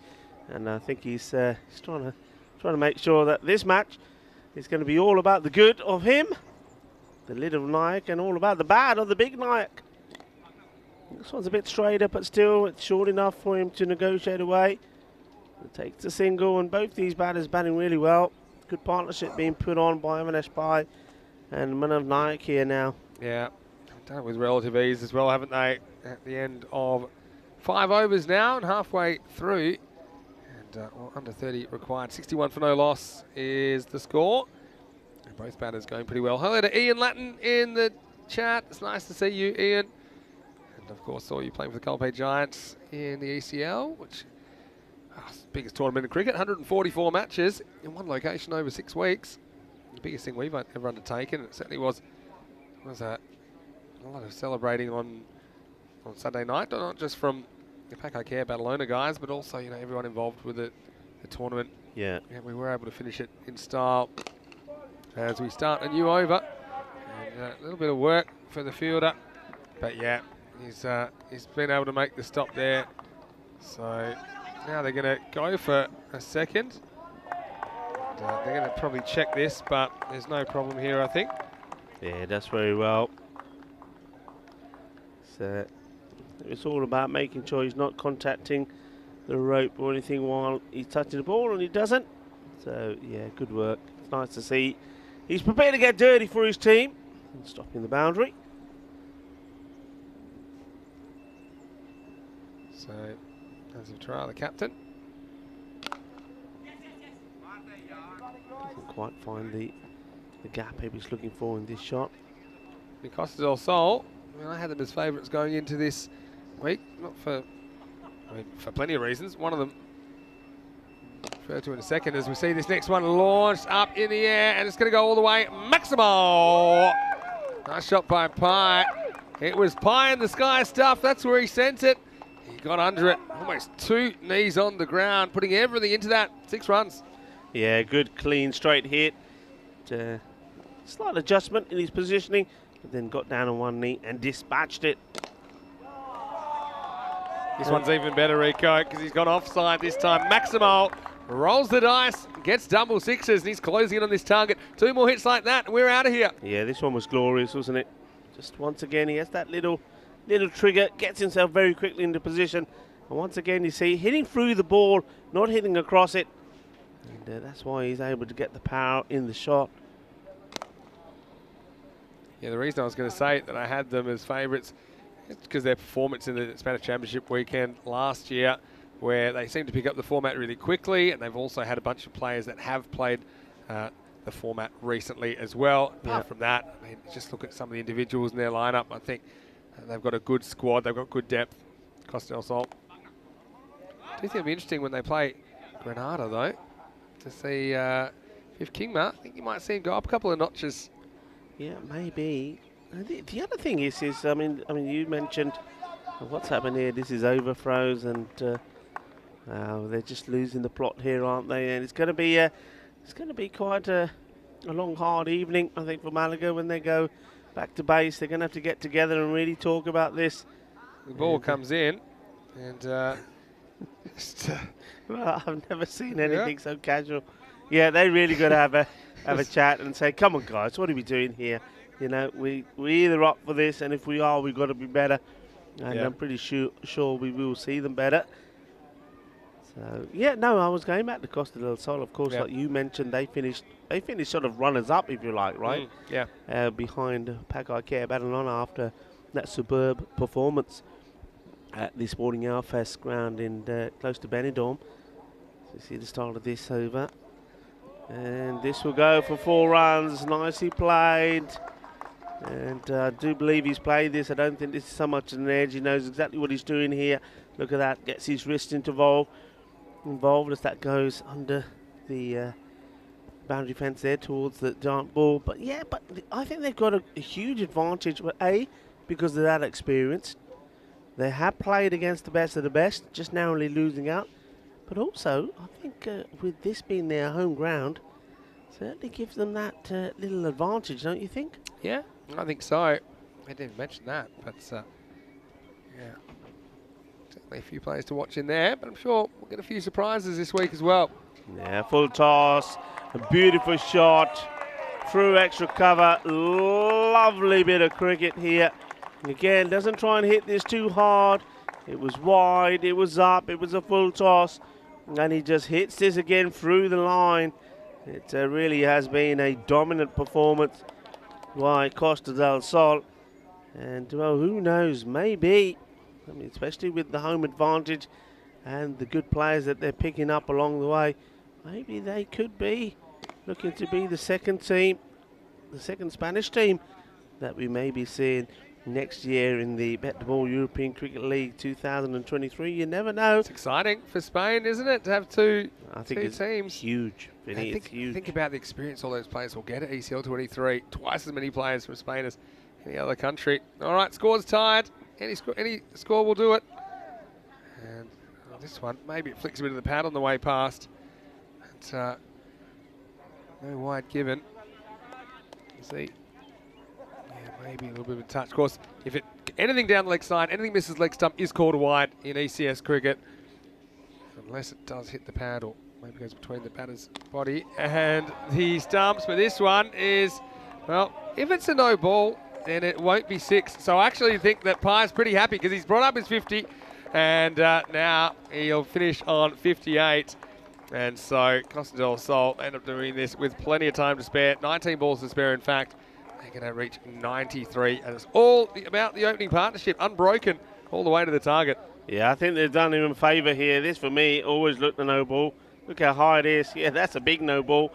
But, well, Avinash Pye says, hey, umps, just give me the 6, please. Yeah, okay, you can it's have a the funny 6. rule that, because if it was called a no ball, then nothing counts after it. So as a batter, you have to swallow a dot ball. That's right, yeah. And, yeah, it's a bit rough. So, yeah, fair enough. That's probably the one time I don't mind it not getting called. And so Costa del Sol end up 93 off 6.5, defeating Malaga 87 to take us to the end of day 1. And it's a sweep from the hosts. Yeah, it certainly is, and well batted. An excellent partnership there between the two openers. And a good introduction for Manav Nayak. He didn't get an opportunity to get a bowl, but I think it was already part of the plan that today it would all be about his batting. And he was very well supported by Avinash Pye as well. He batted really well. And didn't even focus on the fact that he also brought up his half century. Yeah. And with some of those nice shots there towards the end. So you see another half century. 2 batters getting half centuries here today, both from the Costa del Sol. Well, that was unhittable, that one, because that went backwards. But there's nothing backwards about the progress of Costa del Sol in this chase. And well, we saw some unusual fielding techniques, didn't we? We knew we were back in ECS territory. This was one of them. And well, I don't think he'll be getting a start for Real Madrid in the back 4 anytime soon. But this one was a little bit of a better effort from Calab, who tried hard for his team. I've got to say, I think he had a pretty good game for Malaga, but yeah, he wasn't didn't have a lot of company as far as the men in green were concerned, as Manav Nayak and Avinash Pye end up knocking off these runs with 19 balls to spare. And I did like the innings from Avinash Pye. 58 not out off 23 balls with 5 6s and 4 4s. Ably supported by Manav Nayak, 30 off 19. As you see, they had plenty of time to spare.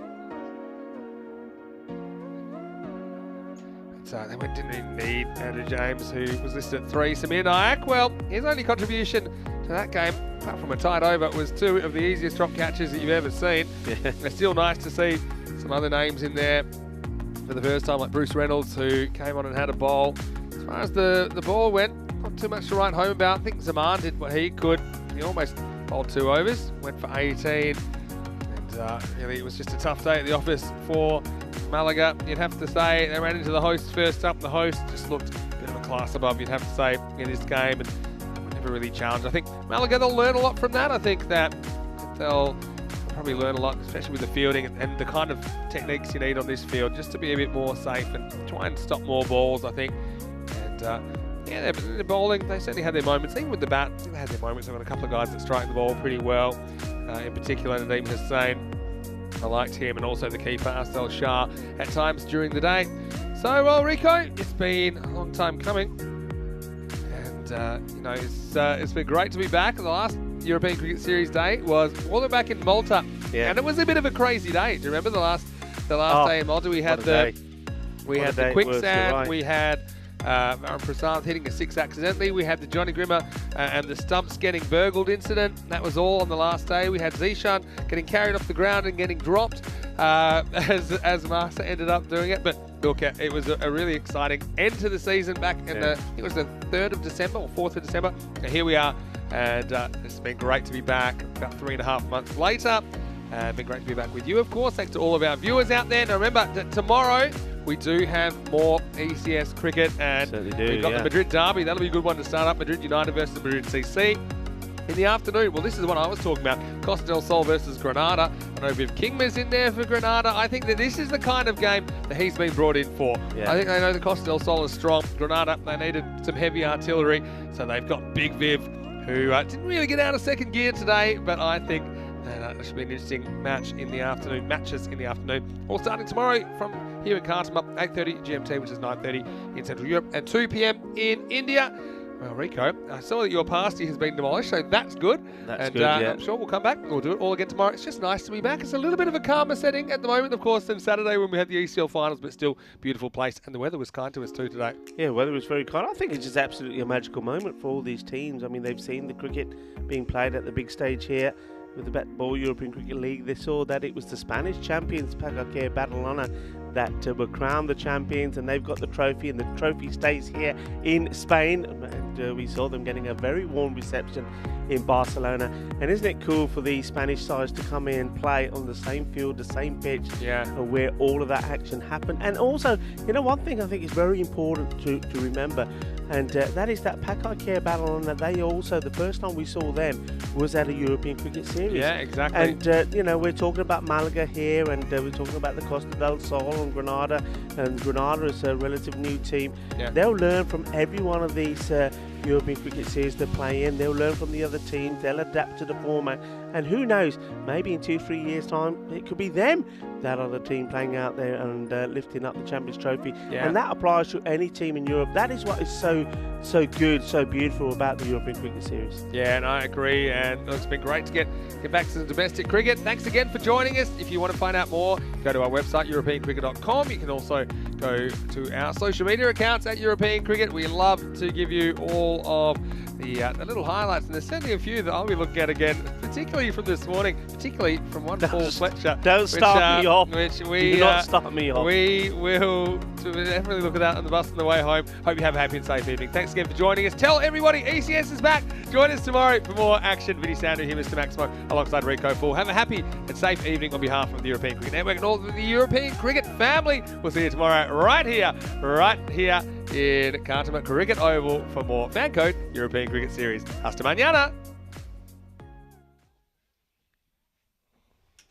Lower ball, but he's picked that up beautifully. He sent it all the way. Ginna, but the shaka, that was nice. Cricketers, European cricketers, share your passion for riding the flag with the world.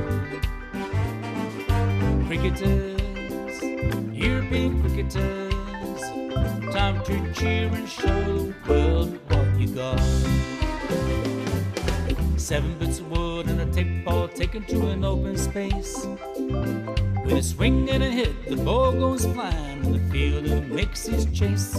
A community playing on the field of dreams, no matter race, sex, color, or age. Stars of the future of European cricket are ready to take the stage. Ball's getting quicker with a kookaburra starting to swing. The keeper in your mind standing just behind, pressure is creeping in. Some give it flight and some give it grip as the ball really starts to spin. But our batsman's alert with the crack of a bat, the ball flies over for 6.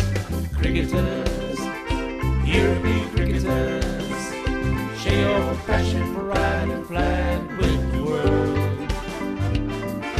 Cricketers, European cricketers, time to cheer and show the world what you got. Master blasters turn on the style. Cricket's a beautiful game. Smiling faces and celebrations as the champions enjoy their fame.